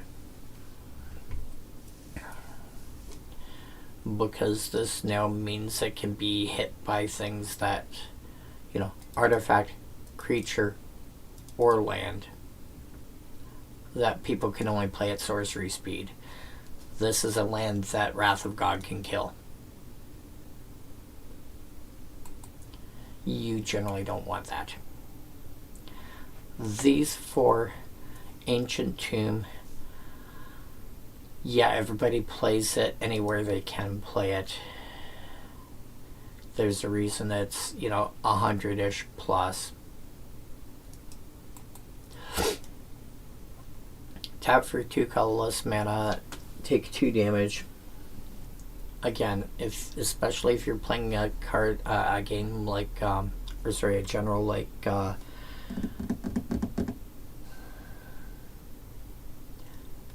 Darien. Darien, King of Kaldor, where, damage dealt to you actually gives you some kind of benefit. Yeah, you want that. Reflecting Pool has been printed, thankfully, enough times in enough different versions that it's relatively inexpensive. And cool. I have a land that taps for mana. This taps for the same colors. Wasteland eats lands. Most lands that people are playing are non-basic. This will eat anything that's not a basic land. No surprise there. Ghost Town. Generally need this as a combo piece somehow.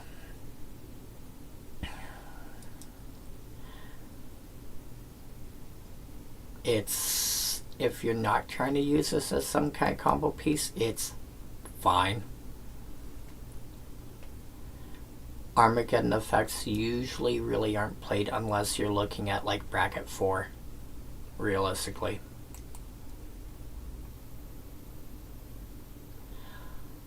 Yeah. And that's it. Now let's take a quick boo over this. Paste and go. We mean page not found.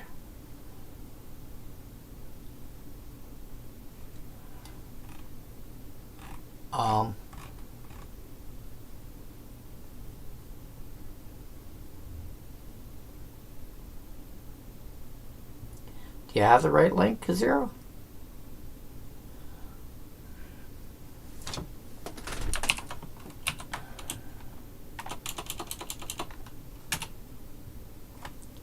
Oh, there we go. Found it. Let's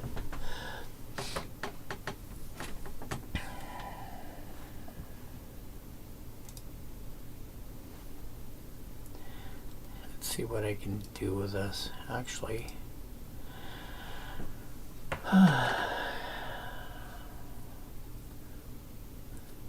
Lands I don't really care about. Aggravate Assault, Crash Through, FOMO, Trailblazer, what are you? Untap Hulk, okay.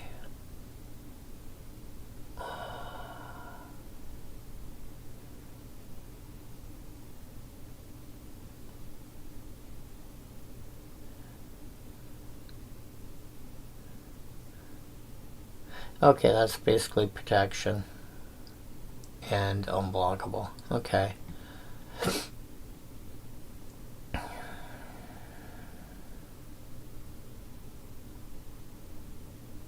Each of the 3 rings you regenerate, you give haste, you give hexproof. That's cute.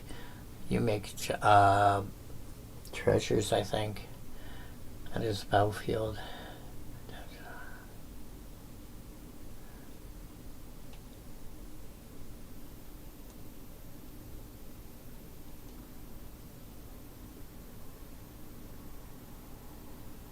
That's kind of cute. Thrills goes opt. Knight's Whisper, Helling Mine, grab the prize. Yours, the treasure maker? Oh no, you're that one. Fairy Mastermind, Eevee Fry. Loot, whenever he does card, creature card this way. Huh. Dictate prefix command. What does Busing do?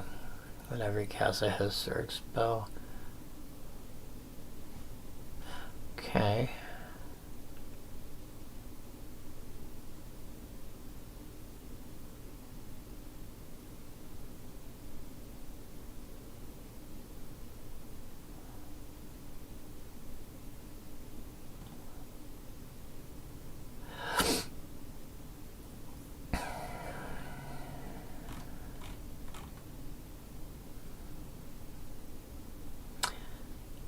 So,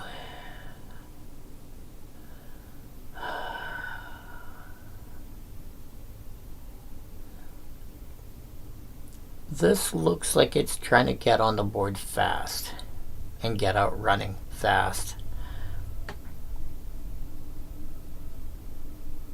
But I feel like because of that, this kind of deck is likely to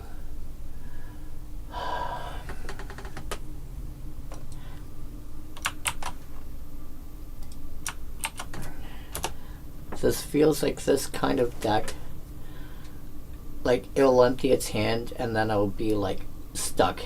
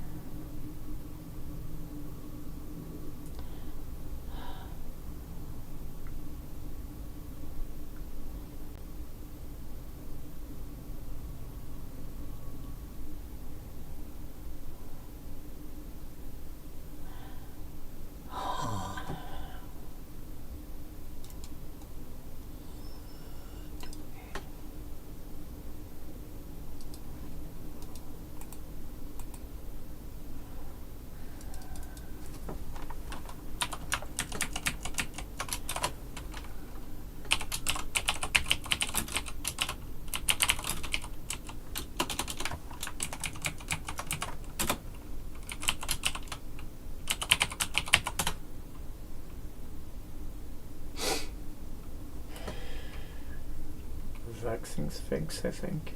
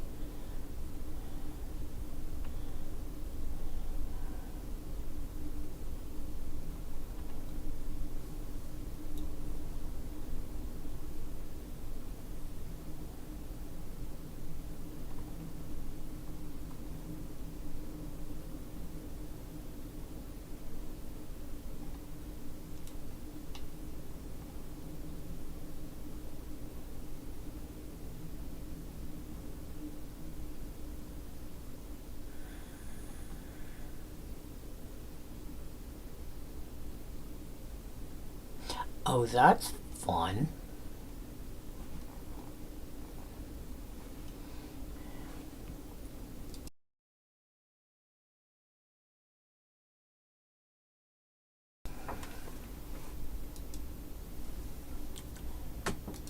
Are you on the list? Oh my god, you're not on the list?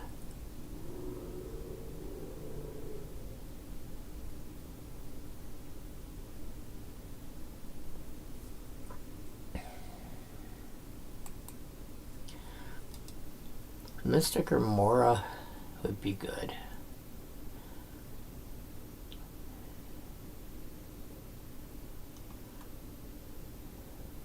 I mean, I know it's got cumulative upkeep and you want to hit multiple upkeeps, but... Oh, maybe not. No, that would only last a couple of turns, realistically.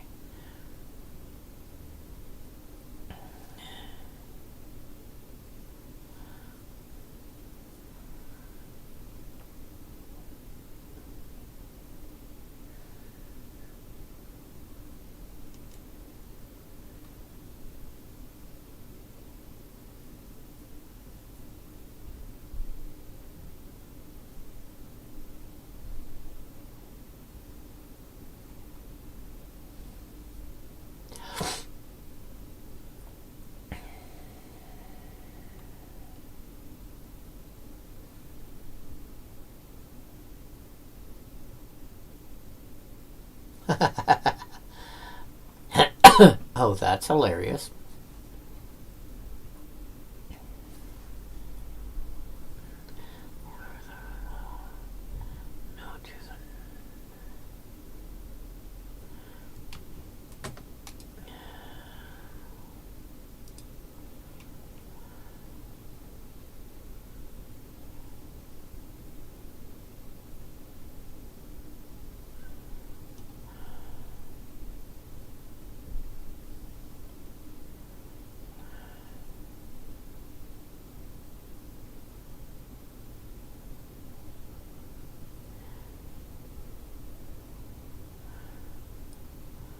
You don't want to spend a lot of mana on something.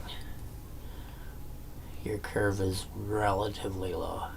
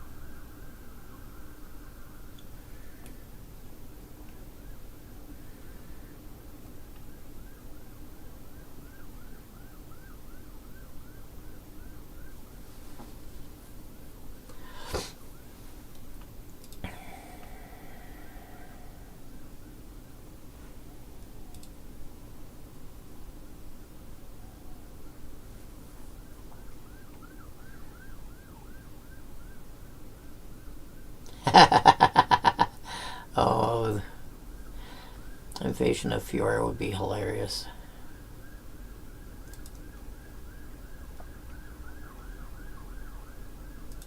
Board wipe that turns into card advantage. Oh.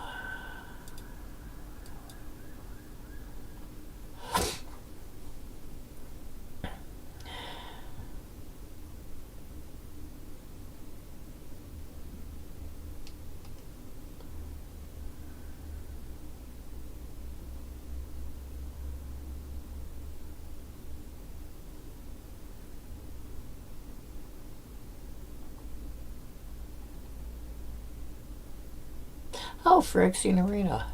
I don't remember seeing Phyrexian Arena in here.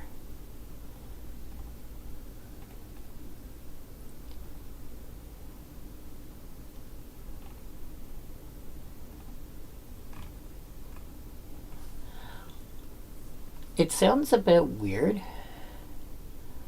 I might actually cut tutors for cards for something like Phyrexian Arena. because Phyrexian Arena does more than, like, I mean, yeah, I know you want to be able to find certain things, but Phyrexian Arena also helps you keep your hand full, which is something that is, this feels like something whose hand can empty fairly easily.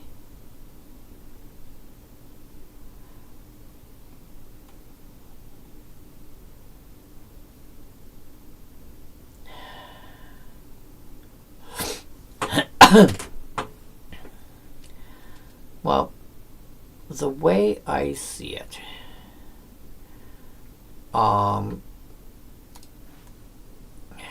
Phyrexian Arena is, you're either going to lose like 1 or 2, or you're going to lose like 10. If you're losing more than 10, the game's gone on way too long.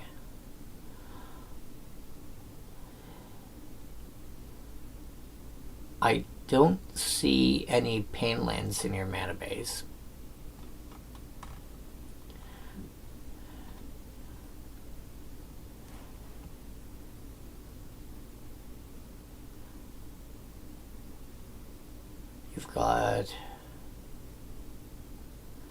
You've got a few cards to help you gain life.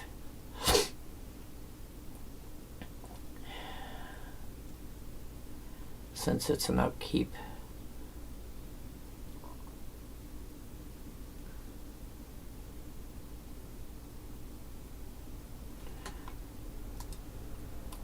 Right, but Phyrexian Arena only affects you. Oh, I see what you're saying.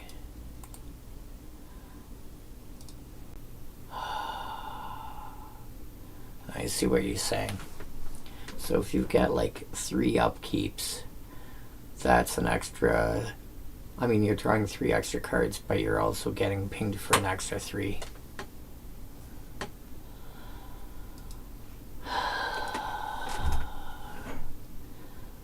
So if it lasts 7 turns, that's not unreasonable to ping you for 20.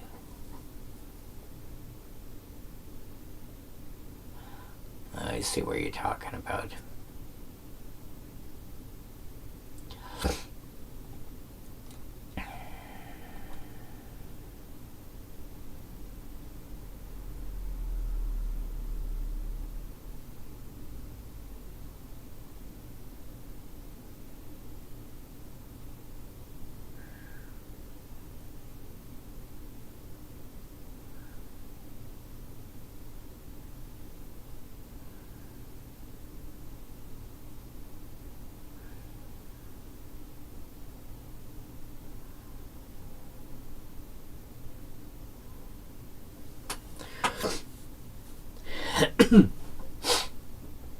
Oh. Stormfist Crusader, maybe that instead. Because that's now also a burn spell.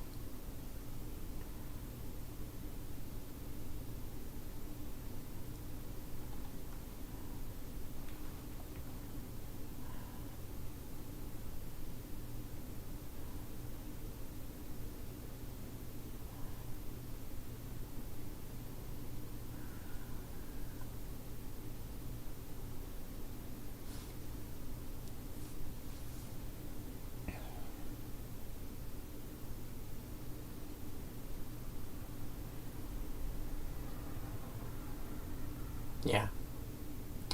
Eye of Vecna.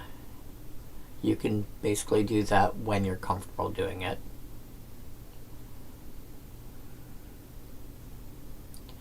Because I feel like a bigger part. Because here's the other thing I'm seeing.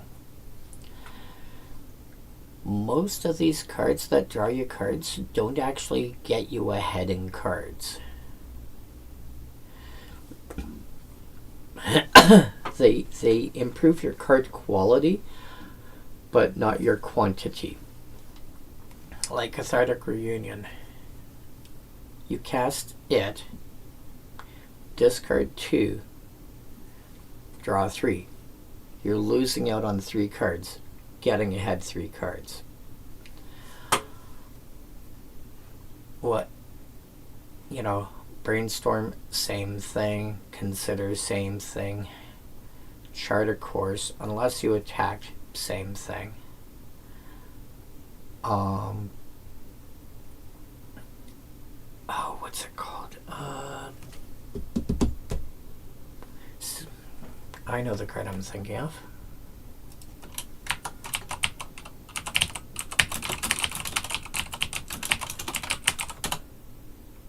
That thing.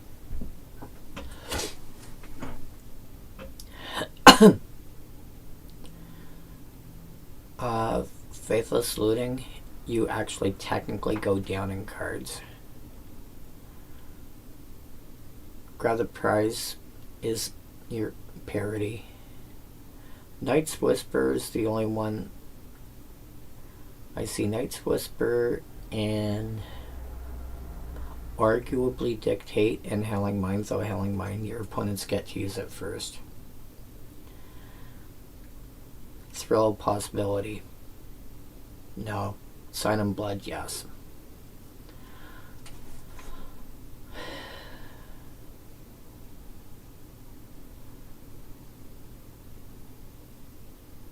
I would like to see more cards in this deck that actually draw you cards. Like, they don't just say draw cards, but they actually get you ahead in card quantity.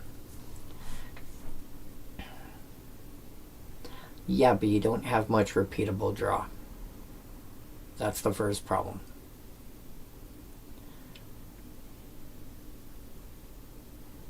And Fairy Mastermind, you're drawing everybody into cards. Actually, all of them you're drawing everybody into cards. I'm not sure that's necessarily a bad thing.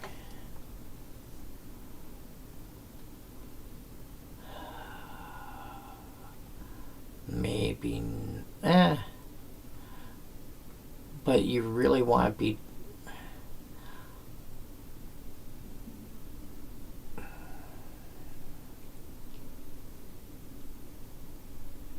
like, as an example, and this is a personal thing.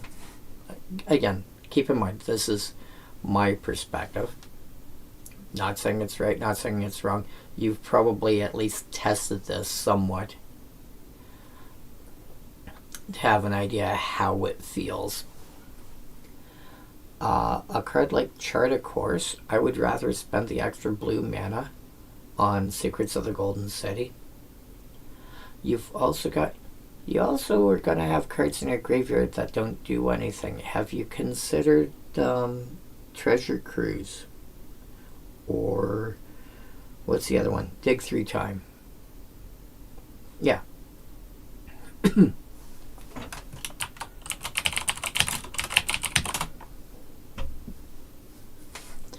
Cards in your graveyard aren't doing anything for you. I don't really see, I may have missed it, but I don't see any way to get stuff back that's in your graveyard. Once it's in your graveyard, it might as well be exiled. Like, there's no difference to you between something that's in your graveyard and something that's exiled.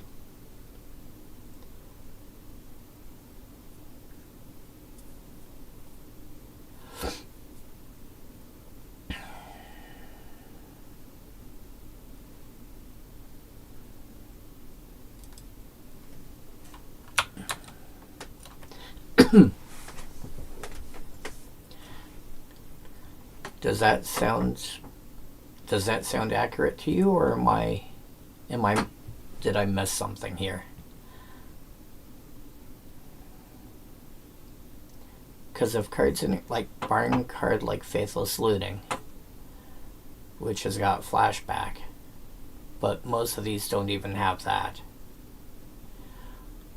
A card like Treasure Cruise, realistically, that's 1 blue and getting rid of a bunch of cards. Yeah.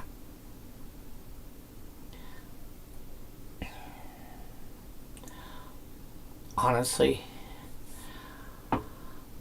Like, what are you? You are an instant. Okay, it's... You know what? You sort by, group by, what are you? Sad.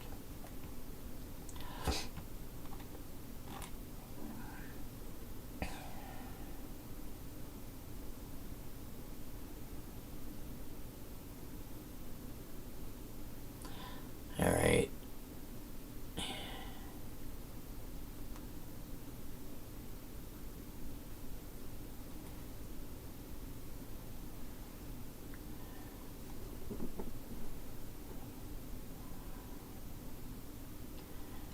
That does burn.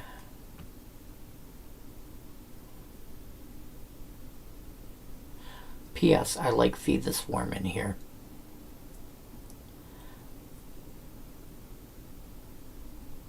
You target.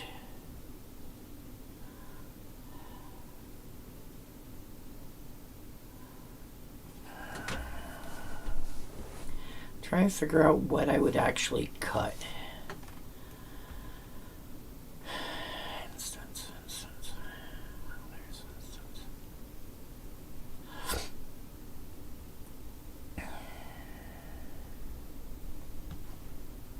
Is there any difference between you? Yes, you're the better one.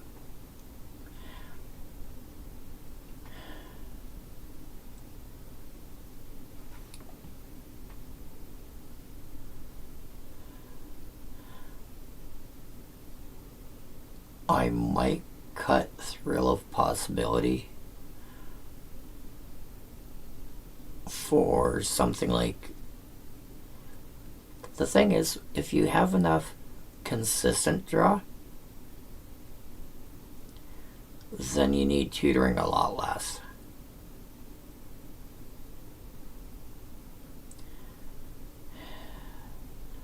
You want the boots to make sure you're unblockable.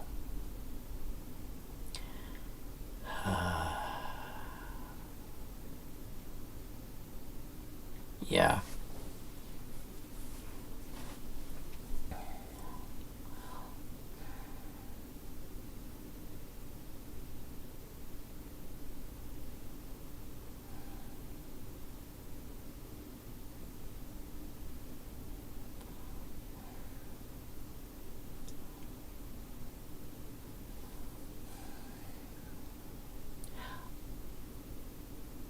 I would like to...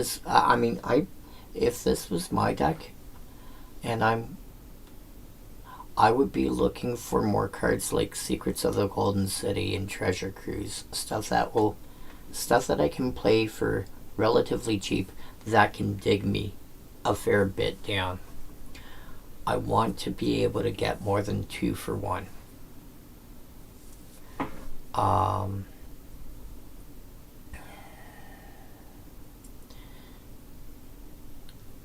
If I can get, 3 or 4 cards down,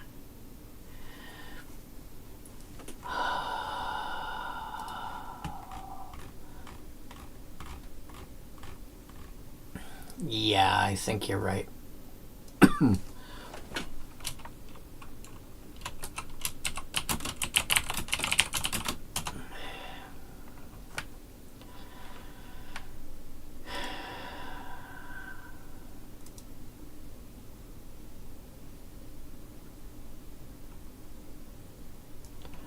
Sort by mana value.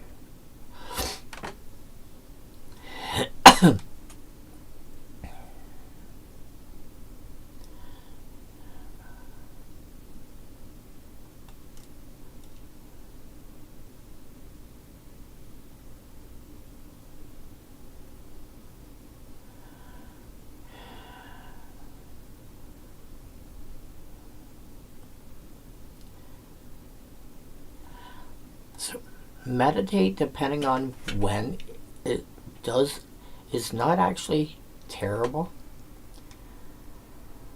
quite commonly, if you think you can get away with skipping a turn, do that at the end of the turn of the player before you, because then it doesn't feel like you've actually skipped a turn.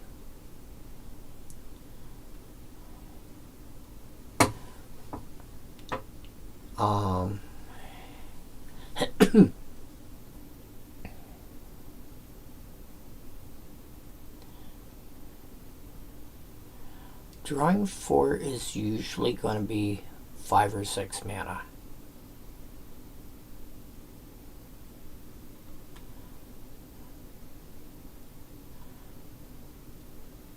How's your mana production?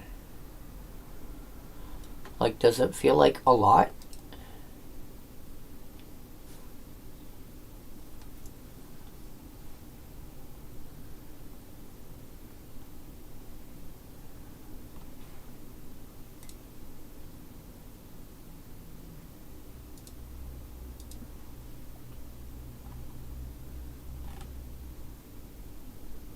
So 14 and then 38.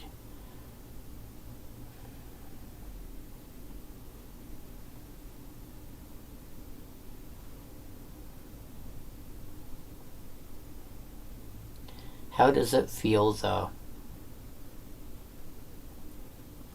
Like you're running 38 lands.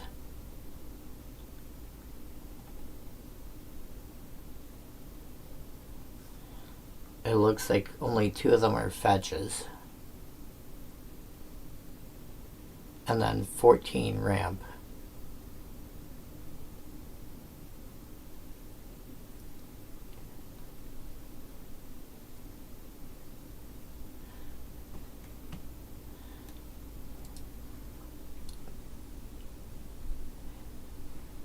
Because I'm wondering how crazy this might be. Like, it's expensive, but if you can swing a copy of this, like, I wouldn't suggest more than one card that's this high in mana. But if you can manage a copy of this, that's going to draw you a lot of cards over the course of the game.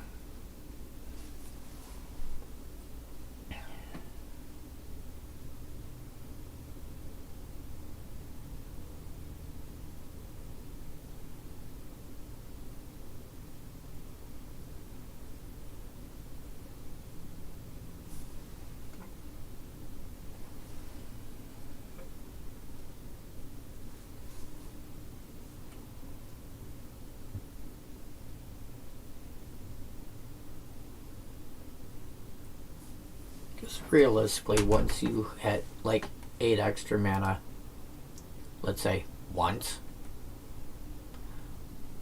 that's 2 mana per card.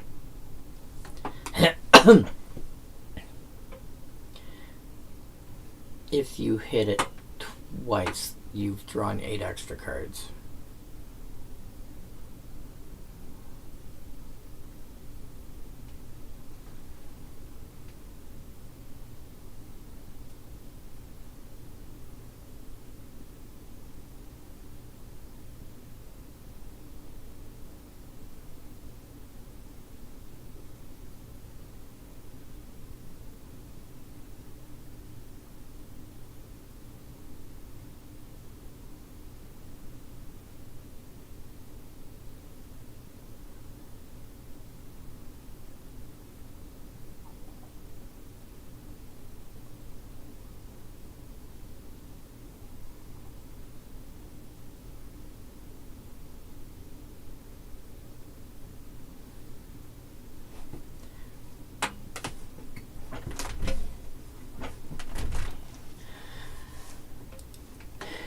But yeah, that would be...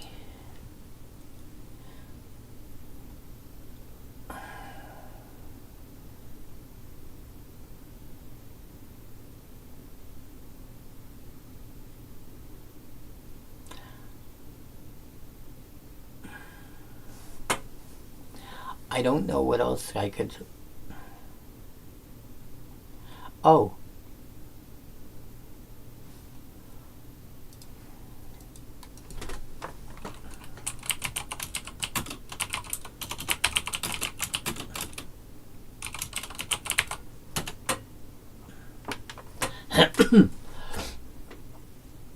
That would also help.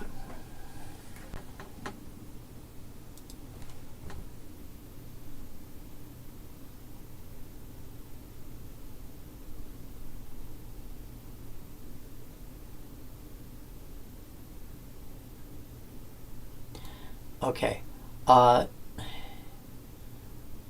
So keep in mind that when you say mana abilities, that expression refers to abilities that generate mana, not abilities that cost mana.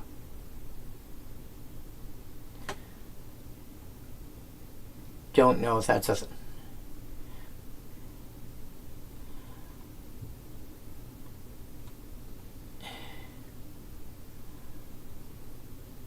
An ability that costs mana, like the equip ability here, or Tower of Fortunes, is usually an activated ability.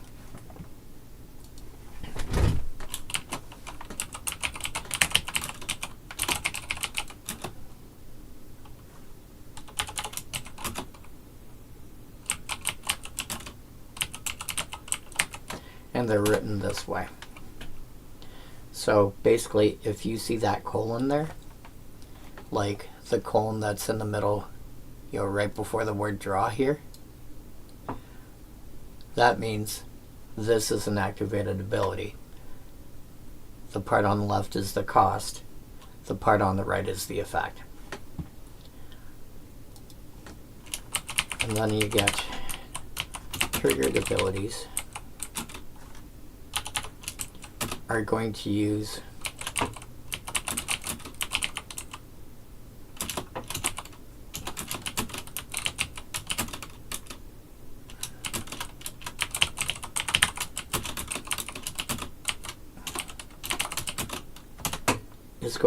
one of those three words. So for the sake of example with your deck, Obeka, her ability is whenever she deals combat damage. So that's a triggered ability.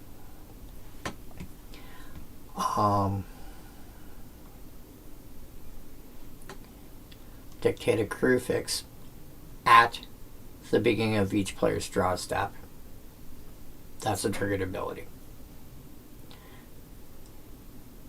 So your treasure tokens, that is an activated ability, but because it's an activated ability that generates mana, it's almost impossible to respond to that.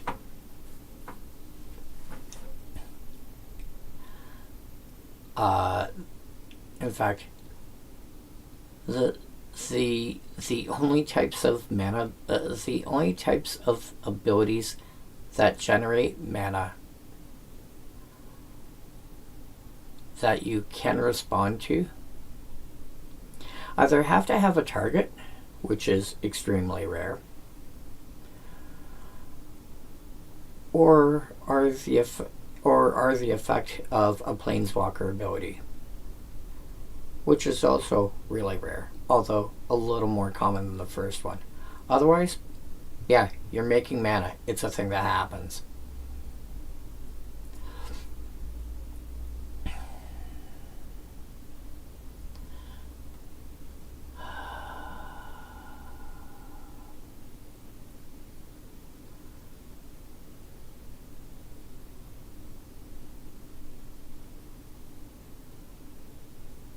I think...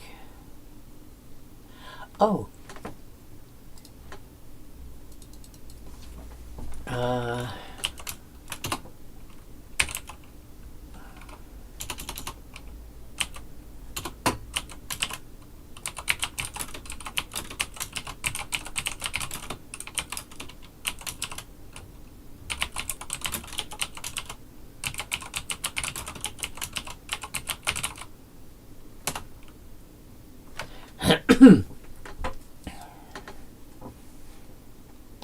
Sort by color.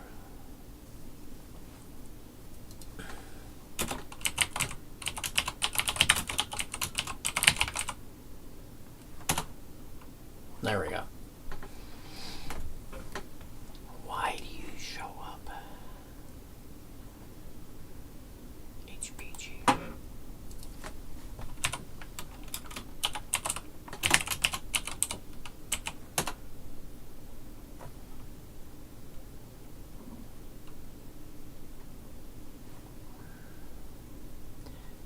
Where are you? CMB2.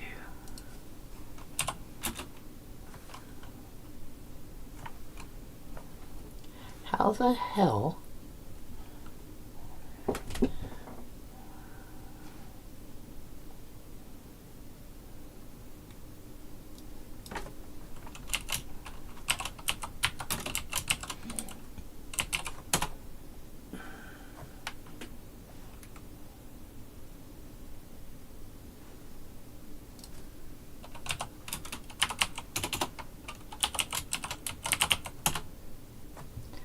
How do you still show up?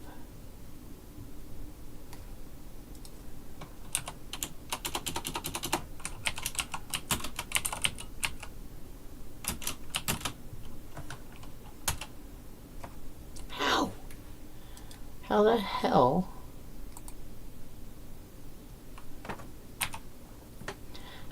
Are you the only one?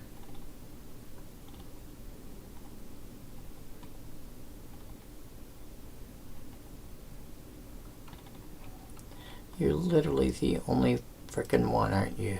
Yeah, you are. Wait, what? How? What?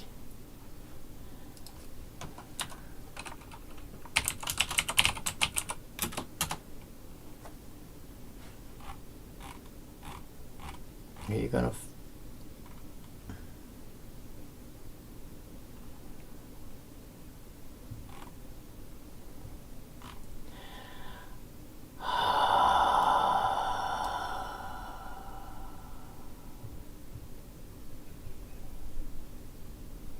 How the hell?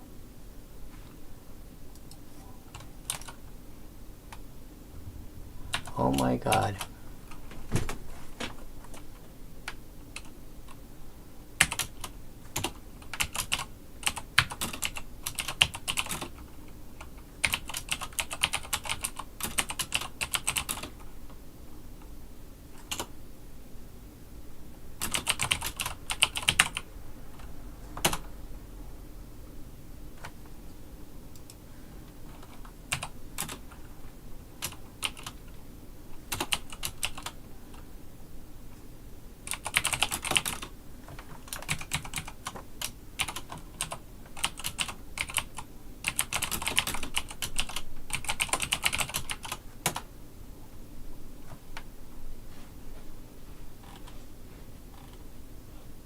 Thank you.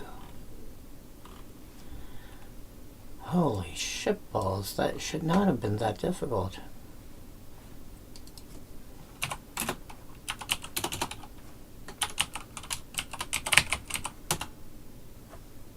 Okay. I mean, mask of memory is not bad. Okay, I was looking for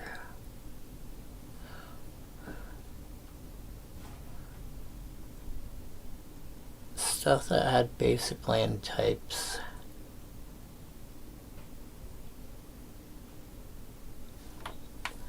Because I want your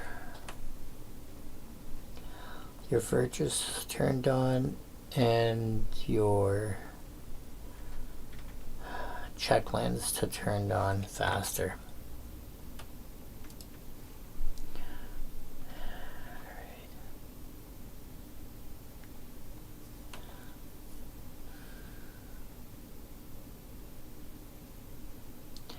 Fetid pools is good. Under city sewers. This is alphabetical. What enters? What can enter untapped? Watery Grave, do you have? Okay.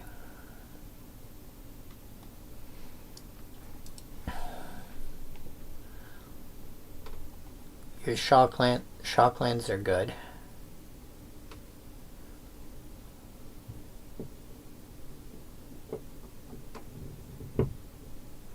Watery Grave, Blood Crypt, and whatever the one is called, Steam Vents.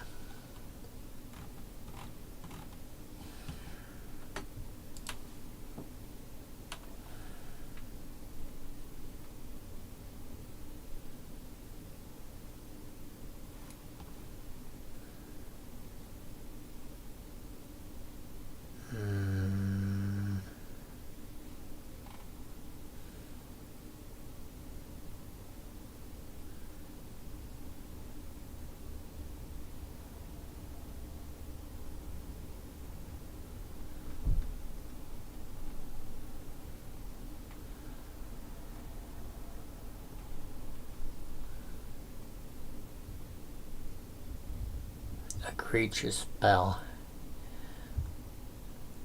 So this is realistically probably only going to hit your when you cast your commander.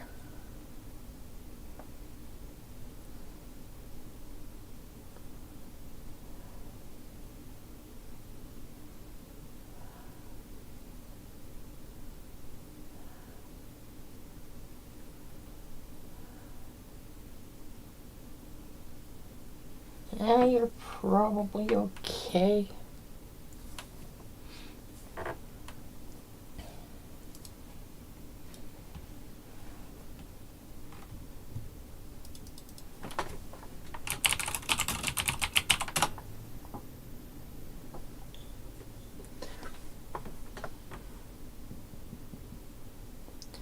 Mask of Memory is not bad. The first time you use it, you're going to be card neutral, but then you actually do go up. Not just card quality, but actual going up in cards, because it'll net you an extra card every turn. I can see an argument for Mask of Memory.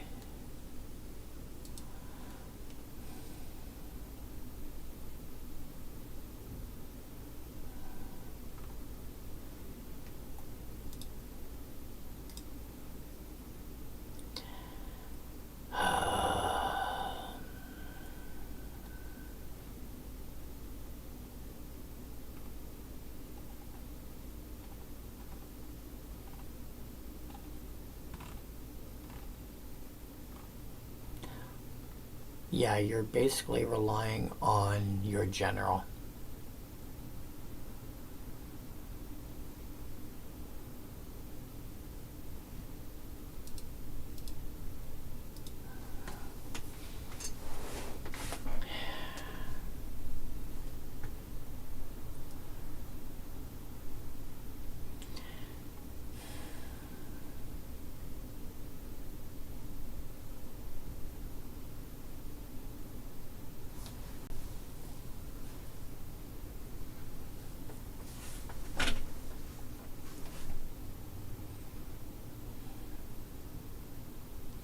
You want more upkeep triggers that hurt your opponents.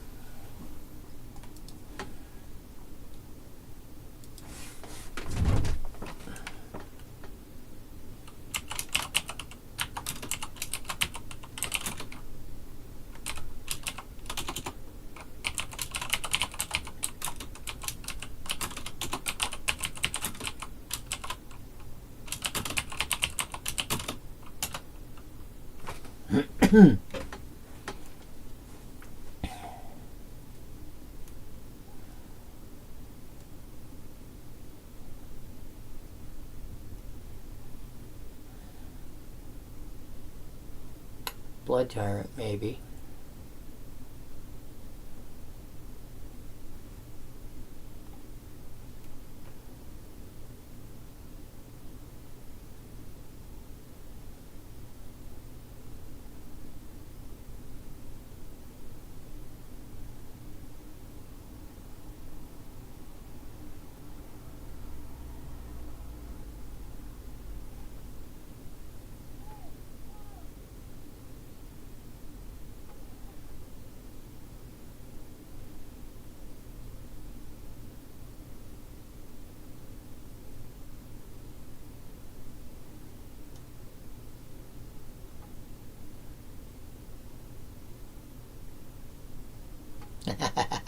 Dusk Mantle Seer. Nothing's funny.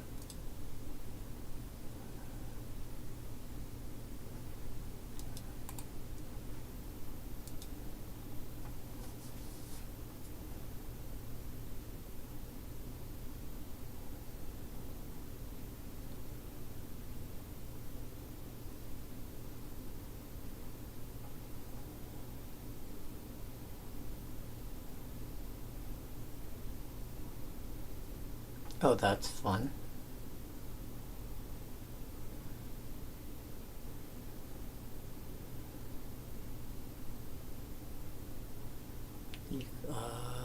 No.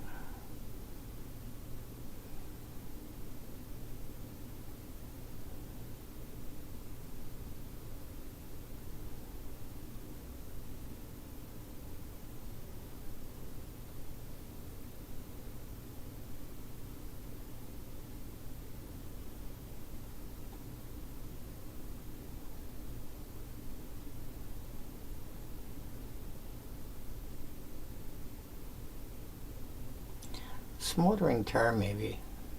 It's a little on the slow side. Well, no, Smoldering Tar is not so bad if you're getting multiple upkeeps.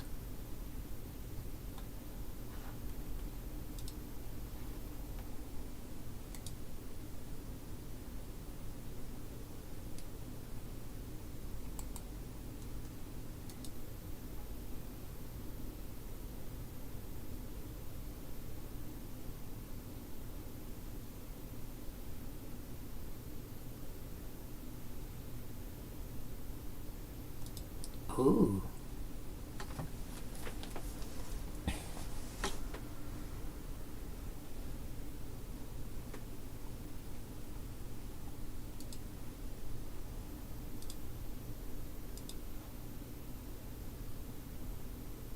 Yeah.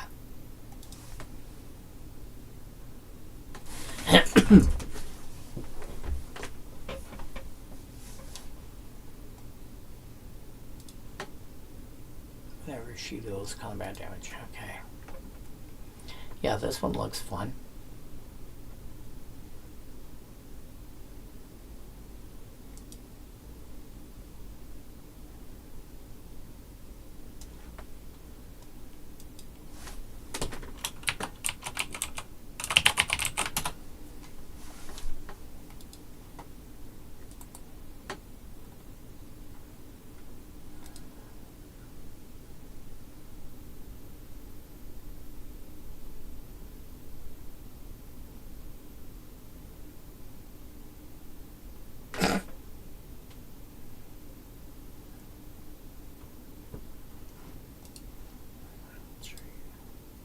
That's not too bad.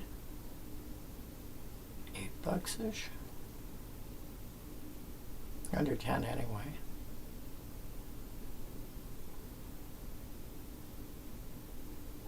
Interesting. Apart from the invocation and the secret lair drop, every other version is basically the same.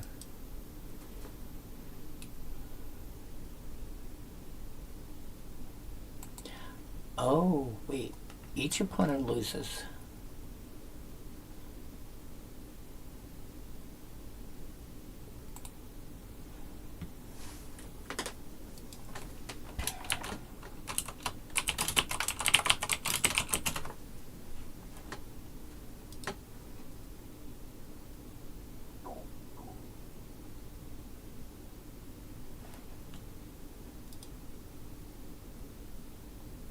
Huh.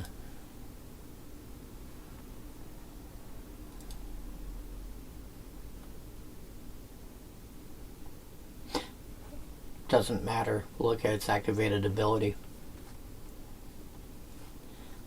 Pay 4 mana, exile creature card from your graveyard. Or from a graveyard, rather. Make a 4/4 zombie token version of it.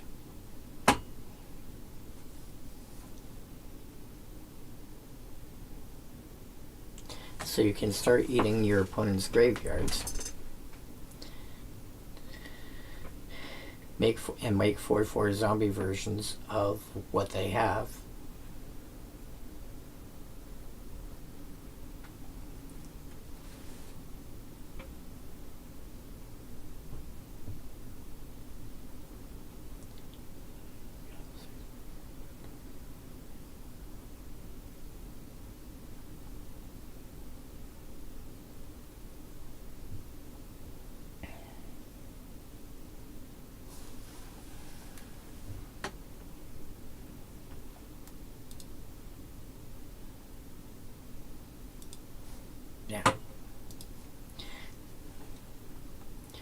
Scarab God in a format like Commander is going to be really good because people are going to have creatures that die.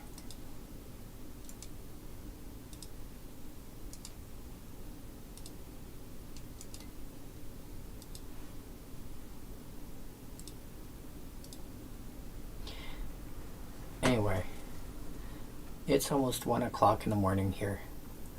I need to get to bed. I've been up too late tonight. Also, I gotta figure out if my YouTube stream part worked properly or not. But yeah, Scarab God, just assume that any zombies you make are going to be based on the, the stuff you exile from somebody's graveyard. Alright. Good luck. I will see you next time.